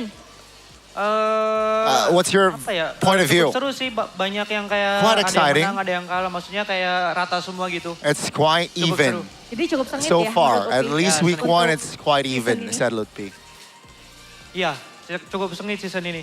It's very even this Siapapun season, yang menang said bisa Lutfi. jadi kalah di esok harinya. Dan sekarang dari tim Onyx dengan match pembukaan. Sans. Match pembukaan ngelawan Alter Ego. Biasanya Alter Ego kan mainnya barbar. Alter Ego is usually very aggressive, very chaotic. Combo kalian combo maut banget Your kayaknya dari combination game this satu. today Pakai healer-healer dari is Sans. very different. Ya, You got itu healers. Kalau dari hero sebenarnya dari coach cewek sih semua. Yeah, I mean, Ya, if we're talking about kita drafts, bisa it's all from CW. atasin permainan Alter Ego yang lumayan We're able to barbar kan. at least Terus kita problem hero-nya solve juga lumayan bagus untuk hari ini. the Jadi ya bisa menang. vibe here, right? Hey, tapi kalau misalnya dari Sans sendiri nih, Ya. jadwal kalian kan benar-benar padat Sans. banget ya. You have a tight schedule. Cara kalian preparationnya tuh gimana? How do you guys lama prep? persiapannya buat season Like ini? how long? Persiapannya untuk MPL ini sebenarnya kita dikasih libur 2 hari sama cewek, terus ya kita latihannya cuma dari Sabtu kemarin sehari ya, terus ya emang terlalu turnamennya emang dekat banget kan. Yeah, the Jadi tournament ya is kita cuma very bisa packed, latihan untuk minggu ini very sekali doang, jammed. dan alhamdulillah hasilnya nggak sia-sia Thankfully, gitu the untuk results latihan is kita not 1 hari really doang. disappointing. Memuaskan ya. Ya, betul. Memuaskan dan juga awal yang baik untuk teman-teman Onyx Esports Bude. Iya, berarti sama kayak Bigatron, ini internasional, kalian sibuk banget, padat banget jadwalnya. Same as Untuk Bigatron. memulai 18 ini, The schedule is very tight. Now, energy-wise, udah tinggi, udah cukup. start Pasti season dong. 18, Kita is it bakal high? Is it energinya bakal tambah intense? Terus, api Yes, kita bakal that sounds. selalu menyala untuk di setiap Our turnamennya. fire Jadi, is ya selalu will excited always kalau be ada there. match di minggu selanjutnya sih. Wow. Cannot wait Selalu for excited the kalau misalnya upcoming match di minggu-minggu matches. berikutnya. Dan kita akan menanti, akan ada kejutan-kejutan nggak Sans? Di Any minggu-minggu berikutnya. surprises perhaps? Harusnya ada karena kita latihannya udah bisa Of lumayan, course, because we lumayan banyak dibanding minggu ini. Have a Jadi lot ya, of kita tunggu aja preparations, untuk minggu depan. so let's just wait Lebih till fokus. next Kemarin week. dikasih libur 2 hari, kayaknya minggu ini nggak dikasih libur. Tapi langsung kita lanjut ke arah Kelra. Kelra, Are you happy to be back here? Because you smile a lot, senyum terus dari Kelra. you smile a lot, Kelra. It's good to be back, as he said. Dong, Sonic yang dari tadi udah teriakin nama Kelra, disapa-sapa dulu. Say hi to Say hi. fellow fans. Halo Sonic. Masih banyak buat support kalian. Nah. Wow. Memang rame, tapi hari ini Today, match or pembukaan tonight, minggu pertama first week first against Alter Ego. week. What is your plan? Apa planmu? Apa rencanamu lawan Alter Ego? What was your plan? Pengen menang aja. We just want to win. Dan terbukti ya Bude ya, terbukti. They Tapi proved kalau it. misalnya dari Kelra sendiri terlihat Kelra. kan nih, oh happy sekali. Bener Bude, karena Kelra hari ini tuh beda banget, happy banget. Tapi semua sehat kan, Kelra sehat? Sehat. Are you healthy, Kelra? Dan Yes. kalau misalnya melihat match yang tadi dari Kelra, Kelra. udah cukup puas belum sama Are you hasilnya? satisfied with the result?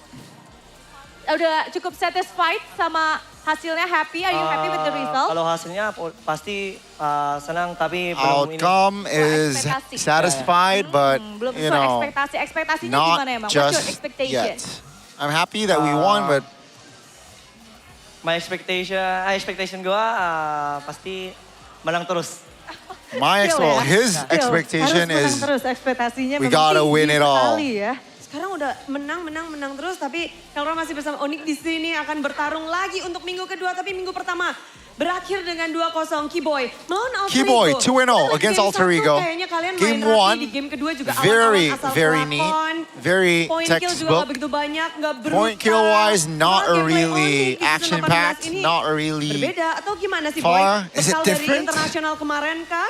Is it because Karena of the international matches? Oke. Keyboy said because of Diajarin Coach apa? Beloy.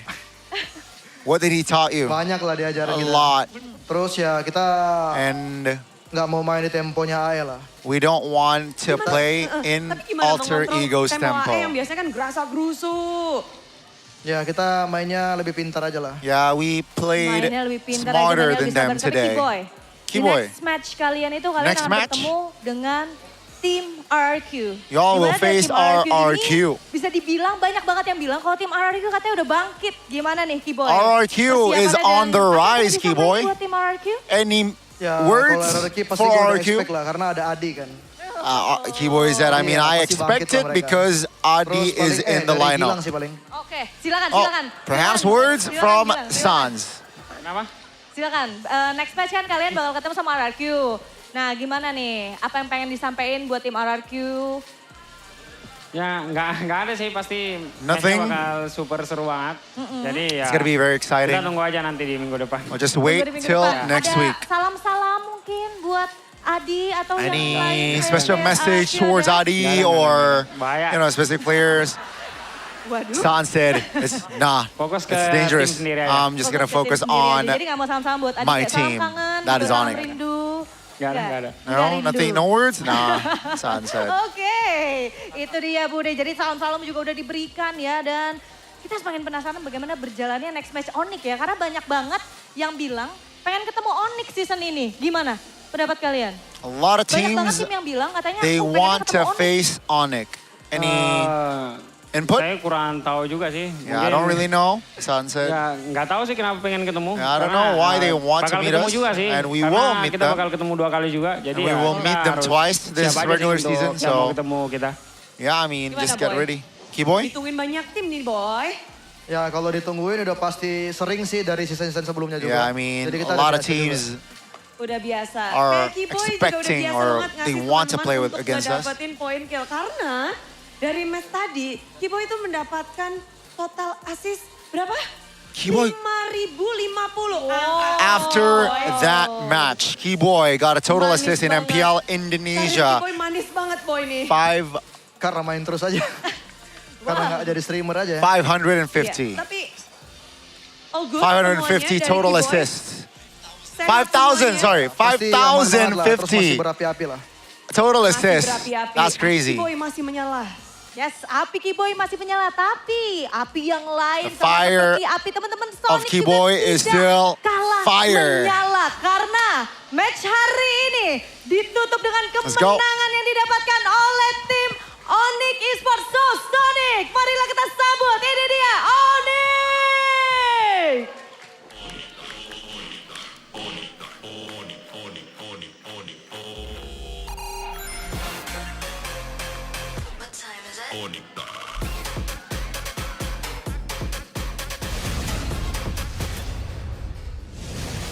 What's up, ladies and gentlemen? We got a special guest right over here. After winning it out against Alter Ego, we got the God in the Jungle, Kyrie. Hi guys. What's up? What's up, Kyrie? How do you feel after the win? Yeah, Congratulations. What's up, Kai? It's good to win our first match here in Spain. Yeah. This is the Onyx fan, by the way. This is the Onyx fan. He And I knows, want he to tell you knows. before anything else, I am a Geek fan, okay? Okay. So I have a bit of beef with you because you stole Beloy from me. What do you have to say Yeah, for that's yourself? fine. That's fair. Okay, let's actually get to the questions though, because that was a really good victory. Do you guys think that, what do you think when the Fanny was let go in the second game? We actually didn't want to prior pick the Funny since the way Alter Ego plays, they know how to counter Funny. So that's why we just opened it for them. Okay, so you were surprised that they picked Fanny themselves? Yeah, Okay. actually. Interesting. Right, so that was all part of CW's coaching plan. Now, Kai, you know what, let's cut to the chase. Can you can you beat BTR this season? You failed to beat them in the finals last season. You two failed times. 2 times at the finals. Yeah. What is going on? What happened? And now it's personal for Goni. Any have you guys repaired it at least? Or what's your effort to repair it? So like just the way we usually do it, we prepare a lot of things for every team, and yeah, we'll know next week. We're gonna be facing RQ and BTRs, and yeah, they've beaten us 2 times in the grand finals. I mean, they are a very strong team, so props to them. Okay. Well, as a follow-up question, what do you think about the current meta? Because a lot of people think Bigatron are going to be really strong because they have a really big hero pool. Yeah. Right? The same thing can be said about Onyx. So, considering that's the case, what do you think about the current meta that allows so many more creative strategies? Sorry, what? I didn't hear. So many more creative strategies, right? Like how do you like the meta? Yeah, the meta is very complex right now, so even a lot of Filipino players don't understand the meta that much. I mean, they do, but not like how the Indonesian players or the Europe players understand it. Ooh. I think Aurora Gaming and BTR and us, Onyx showed it in the recent 2 tournaments, recent national tournaments. That's interesting. So I think the PH teams are still figuring out with the current meta. Too much chaos? Too much. I think too much variables. Now, okay. Yeah. Specific Rafa Uranus Gatot combo. Whose idea was it?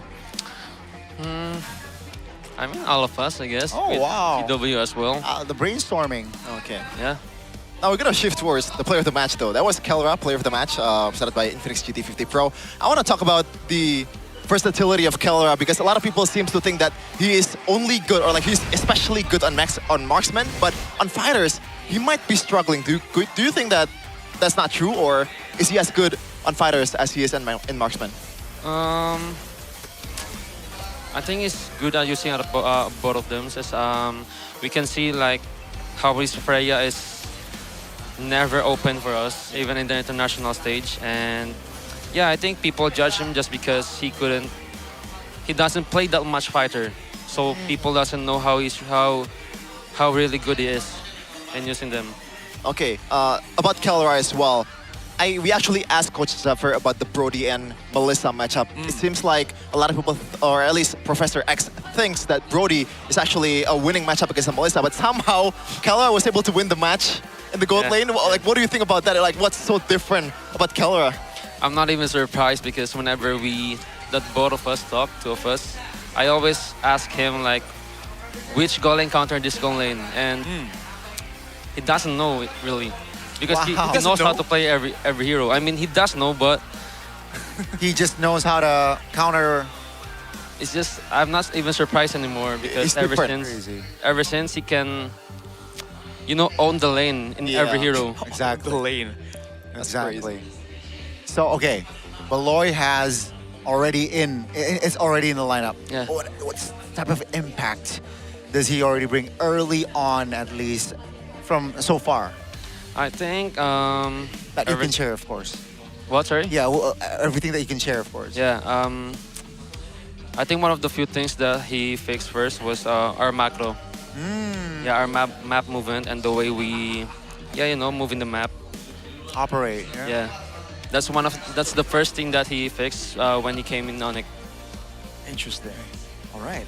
Well, when you first got here, you seemed pretty surprised at the whole setup. What do you think about this whole segment and having a player to come in and address the stream directly, or even the casters? Yeah. If you heard something about us, you can be like, "Yo, I heard you said this." What do you think about this segment? Yeah, it's really surprising since it's the first time since I came in Indonesia, and That's true. It it's is also my first time seeing this big TVs in front of the casters. Oh, you didn't know? I didn't know. I see. This is new as well, by the way. So we can actually pause and play like the highlights. This one, but That's cool. That's cool. I actually imagined myself being an English caster way There you before. go. You're always welcome. How far back? Before you were pro, like when you were starting pro. When I was just curious about how it feels, you know. But I think I would do it, but just for fun, not my normal job. Right. So let's say during playoffs, you had time. If we invited you as a guest caster, would you be interested? I think I he's playing would, in the but finals, bro. Yeah, I don't think. Or panelist, yeah. I don't think Onik would let me though. Yeah, I mean, he's Okay. playing. Yeah, I mean if I'm not. It's an if he had the time and the chance. Okay, I want to ask you a question that might be a bit too personal, or it's outside of the game. Whoa. Did you imagine the little you back then?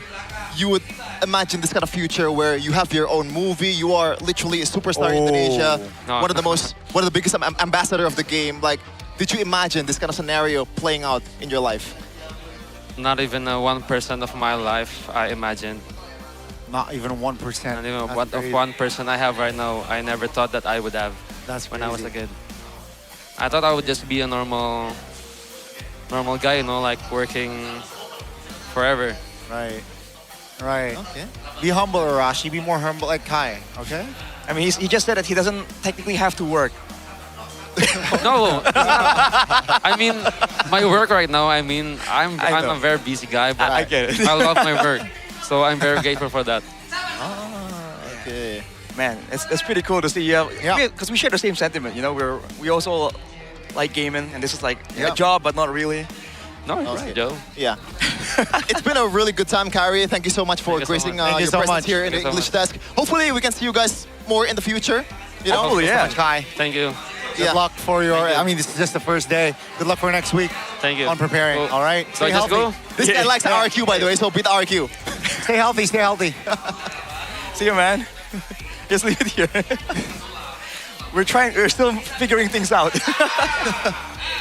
That is Kyrie. Man. That's my twin right there. Excuse me. Wow. I'm the Japanese Kyrie, brother. A lot of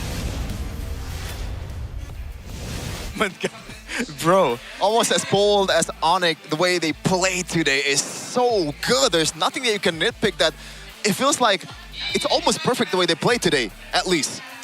Yeah. And that was a scary statement by Kyrie, man. I talked to him about what lane beats what lane. And for the most part, that concept doesn't apply to Kelra, he said, because Kelra understands the lane so well that counter matchups don't mean anything. That's an insane statement, bro. That's crazy. And he's not surprised, Kai said, with the mechanics of Kelra. So I think the answer boils down Genius. to it's just instinct, and he's also different. How unfair it is to have that kind of player, bro. Hey, do you know the matchup? No, not really, but I'm gonna play my best and I'm gonna win the lane anyway. What the hell? Pretty unreal. And you get that player after you win multiple MPL IDs in a row? How is that fair? And somehow you lose the finals. Yes. Oh man, I'm missing Onik after Kyrie left. Say it to his face, man. That's No, it's not a diss. It is not a diss. It is not a diss indeed, but 17 minutes was all it took for game number 2. Man, after this, okay, game 1, I was a fan of Onik, right? After that game, after this match, dude, shut the hell up, man. I know that you were trying to rage bait, but I'm baited anyway. I just want to see like how long will it take. It's so annoying. By the way, just speaking of like the strat here, dialing it back to the game a little bit. Yeah. I like the approach where they had the burst damage, and usually you would really try hard to really get the jungle, the gold lane, the mid lane, right? But they figured that, hey, with a Marcel out there, he is also very squishy anyways. If we keep jumping on Nino, he just gets removed from the game completely. Look at the damage numbers. And if you saw the gold earlier, he had like, what, 7,000 gold, where everyone else was at 9? So man was hardcore struggling, and I don't think that's a coincidence. I think that was a planned approach coming in from Onik. Yeah, that's the face that I would make if I were Nino. I did my best, bro. I'm taking all the damage, you know. What else can I do? What a fitting face to have on the ass. There's nothing I can do about it. That's right. Nino always has the best photos. I don't know, every year. He's got personality, man. Yeah. He guys got the jokes. Yeah, something that Onik players do not. Just kidding. Whoa. Say to his face, he was here. What the heck, bro? You too, Arashi. I have an interesting thought to say to Kyrie, hey, this guy right here on your left, he said that you're overrated. Just for straight up lying to you. Oh my days. Oh man, I would do that next time. I'll do that next time. We're gonna meet him a lot. He's so humble, guys. I like the energy that Kai is giving. He's Very like humble. Very chill, very humble. friendly too. Very honestly. Yeah. Very humble, very chill. That's probably the first real conversation that I had with Kyrie. Really? Yeah. You had a conversation the first time he came here to Indonesia, right? Yeah, so way back when he first got here with lower. Coach. Yeah, Mirko and I were in this, like we were like, oh, let's take him out for food, you know, as a gesture. Welcome to Indonesia, and that was it. I don't actually get to talk to him all that much, so that was pretty nice. That was a letdown. That's interesting. What? Okay. What do you But mean? so that was your first real conversation with Guy before you were just imagining. I'm not imagining what? I'm not a fangirl. I'm not a sub-block. I'm not like whoa. No, that's why I was asking for clarification. You know. I don't think. Just confirm it, bro. It's a clarification whether. Because you said that was your first real conversation with Kai. What do you think about the guy after this first convo? Was he as expected? Because he didn't look. He always looks like a nice guy, anyways. Yeah, but it's like when you are that big, it's kind of like, do I want to approach him or not? You make it weird, okay? No, I didn't say With that anything. look. I didn't say anything. Do I want to approach him? Like I'm just a bother to him. Like I'm just this small speck of dust in this galaxy, and he is the star, you know, in the universe. I can relate to that feeling though. I don't want to bother the players, so I don't usually reach out. How about you, Gon? Yeah. What was the question? How do you feel when you maybe have to approach and talk to someone? Oh, it depends on the context, right? If it's really organic. Yeah, I can definitely make a conversation. But if they're locked in, you know, before match, I would like to. Yeah, you gotta respect the hustle. Oh, look at that. Upper bracket, same as last season. At least, you know, not the standings, but two of them are same. Team Liquid ID and Onyx in the upper brackets. Look away, Geek Fam and Dewa United fans. Holy moly. 0-2. Yeah. At week 1, not a great start there. That's like Man City right now. You're right. And the defending champions after today's win will sit third. Meanwhile, 4 teams will sit on a record of 1-1. 1 win and 1 match loss. Yeah, still very close. But the one ahead of the pack is TLID. I think a lot of people have been singing praise about TLID, not just with the highlights, but also how they play in general, right? And I think it's definitely deserved, man. Yeah. And I think Eman also said that Team Liquid ID is one of the top dogs, you know? Oh, speaking of. Rookie of the week. It's Kevin. Oh, I don't know if you want to show my quote though. Like this feels like a backhanded compliment. A decent showing, especially for debut week. Only where he's up. So wow, there's still a lot of things that he can improve. All right? I'm just being observant. This is an observation, Colin, an honest observation. I mean, if you pair him with Kevin, you know, if Kevin alone, maybe decent, but paired with Kevin, And we're gonna pair him up right now. Player of the week is Kevin the Jote. Woo! And we saw a bit of a spoiler earlier, by the way. But yes, it is Kevin and Kevin. That's crazy though. Wow. Like that's just how good they've been. The GOAT back on the Assassin. I didn't even realize that's my quote. The GOAT back on... It's not GOAT, it's Jote, man. I typed in Jote. Okay. But yes, back on the Assassins. Because when he first showed up, everyone was talking about how his Fanny was going to be crazy. His Yisun Shin is going to be crazy. Mechanics is what we were expecting. And now we're finally seeing it, right? After he was playing a lot of Fredwins for a while. Yeah, that was the worry that I have coming into the season. Like, can he actually match up to all these junglers that's mechanically really sound? Fair. It was not a problem, especially on Hiraragani. That is... And the Paquito. What was your quote, by the way? I didn't have time to so I just wrote Kevin. That's fair. That's fair. Okay. No one asked, but my quote was, the Jote is your favorite player's favorite player. Interesting. The Jote is your That's a bold statement, though. Yeah, and we're gonna see the Jote immediately to start the next week. First match of the next week. Wow. Against Friday and Navi. Saturday. Oh boy. Man, Saturday is looking kind of tough, man. I'm not gonna lie. We're gonna go up against Navi, Mr. Famunity, and also Evos. Ooh. Meanwhile, we'll take on the Kings of Kings and also BTR. That's a tough match, I gotta say. It's tough. Yeah, the BTR one, definitely. Not the first time I'm praying bad for Aldo. I'm just kidding. Whoa. I'm just kidding. That's My kind of You have humor, to brother. trust, bro. You have to trust. That's my kind of humor. My bad. Aldo, I love you, bro. I love you. Not that way, but yeah. Oh, that's crazy. Superfan standings, though, as always, RQ Kingdom is just too good. Bang! You know? Are they going back to back? Oh, back to back on the Superfans Cup. That's pretty interesting. That's actually put in the Wall of Fame, bro. We'll wait and see. So if you guys want to participate, you know, get involved, man. There's a real competitive scene going right here. Competitive? Competitive. Okay. Competitive. Damn, there's 3 teams that are still undefeated right now. Okay.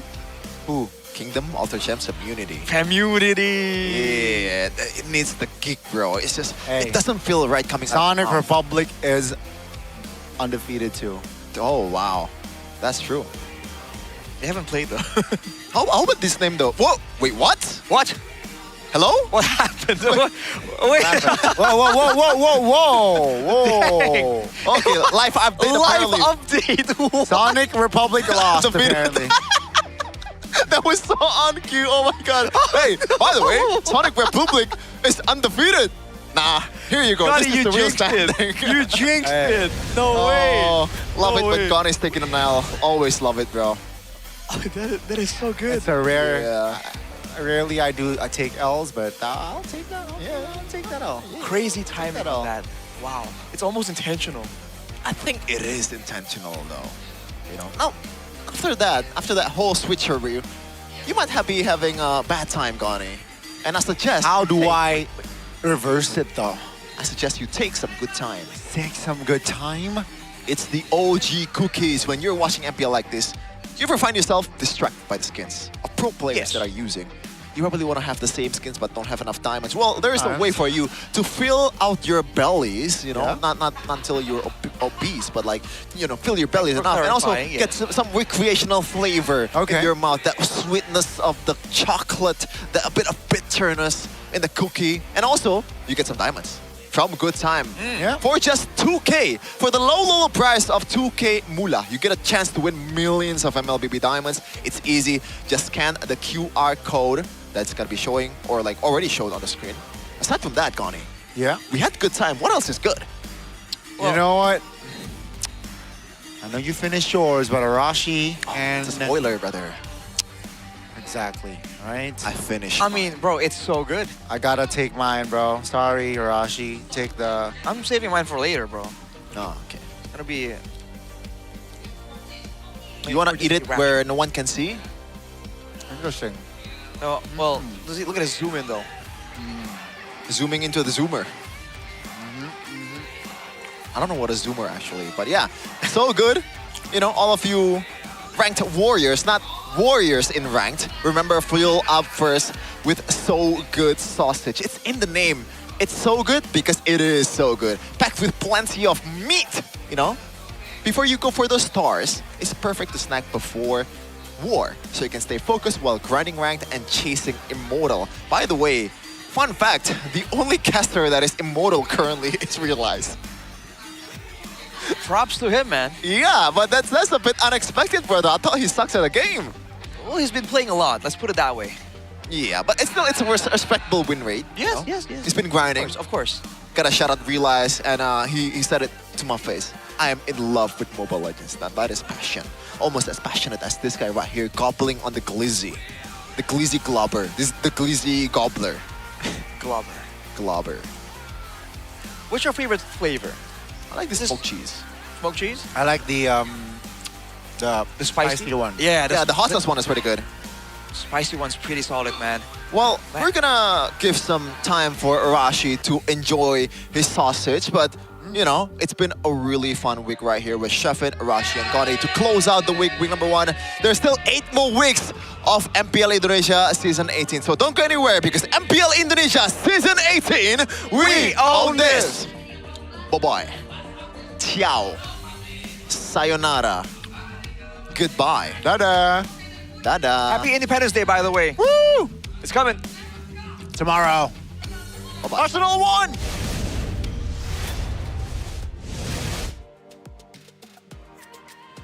Begitu begitu meriah minggu pertama dari MPL Indonesia Season 18. Season yang baru, season yang lebih menantang.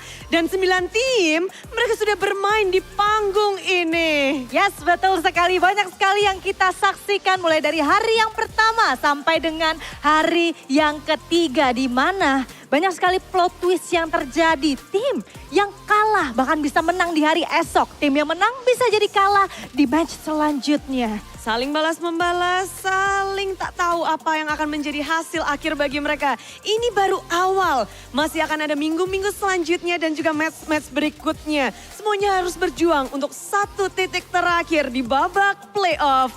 Karena kita akan terbang jauh, Sabila. Yes, betul sekali. Karena untuk playoff dari MPL Indonesia Season 18 kita akan terbang langsung saja ke Kota Pahlawan.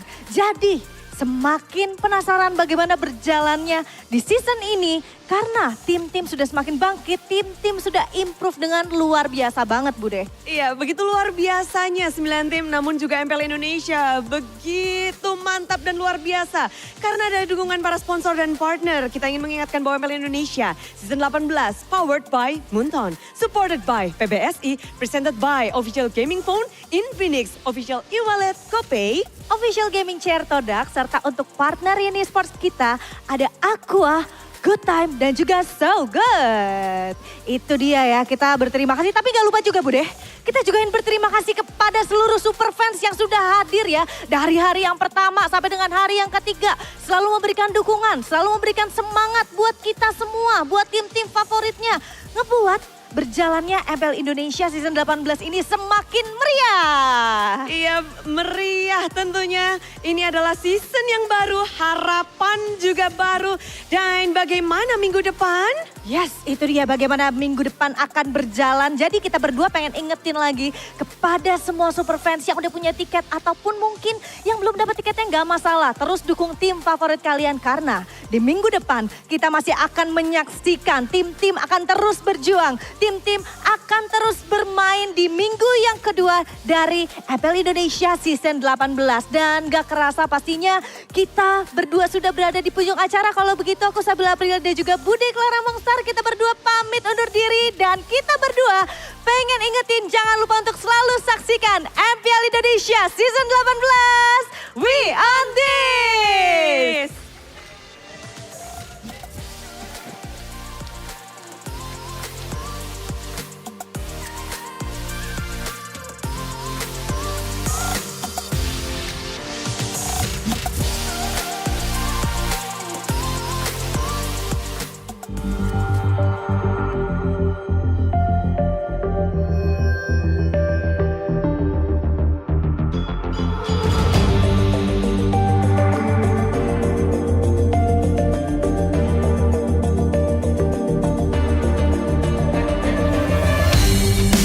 Kan berdiri dan terus berlari, terus ke arah puncak tertinggi.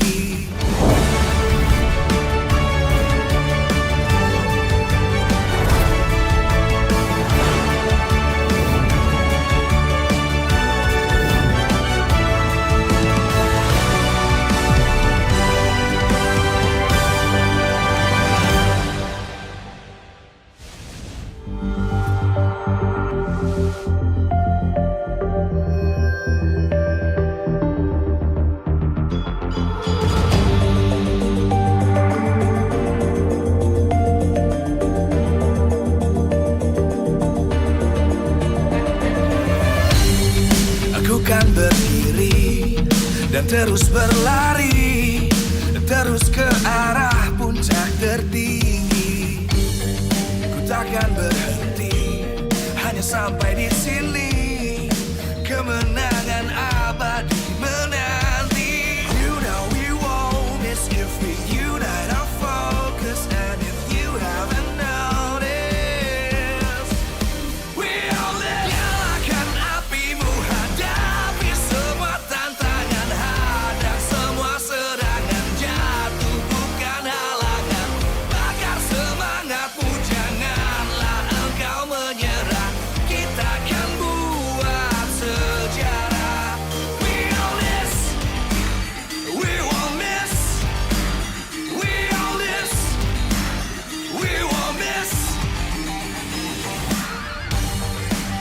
saatnya beraksi. Jalani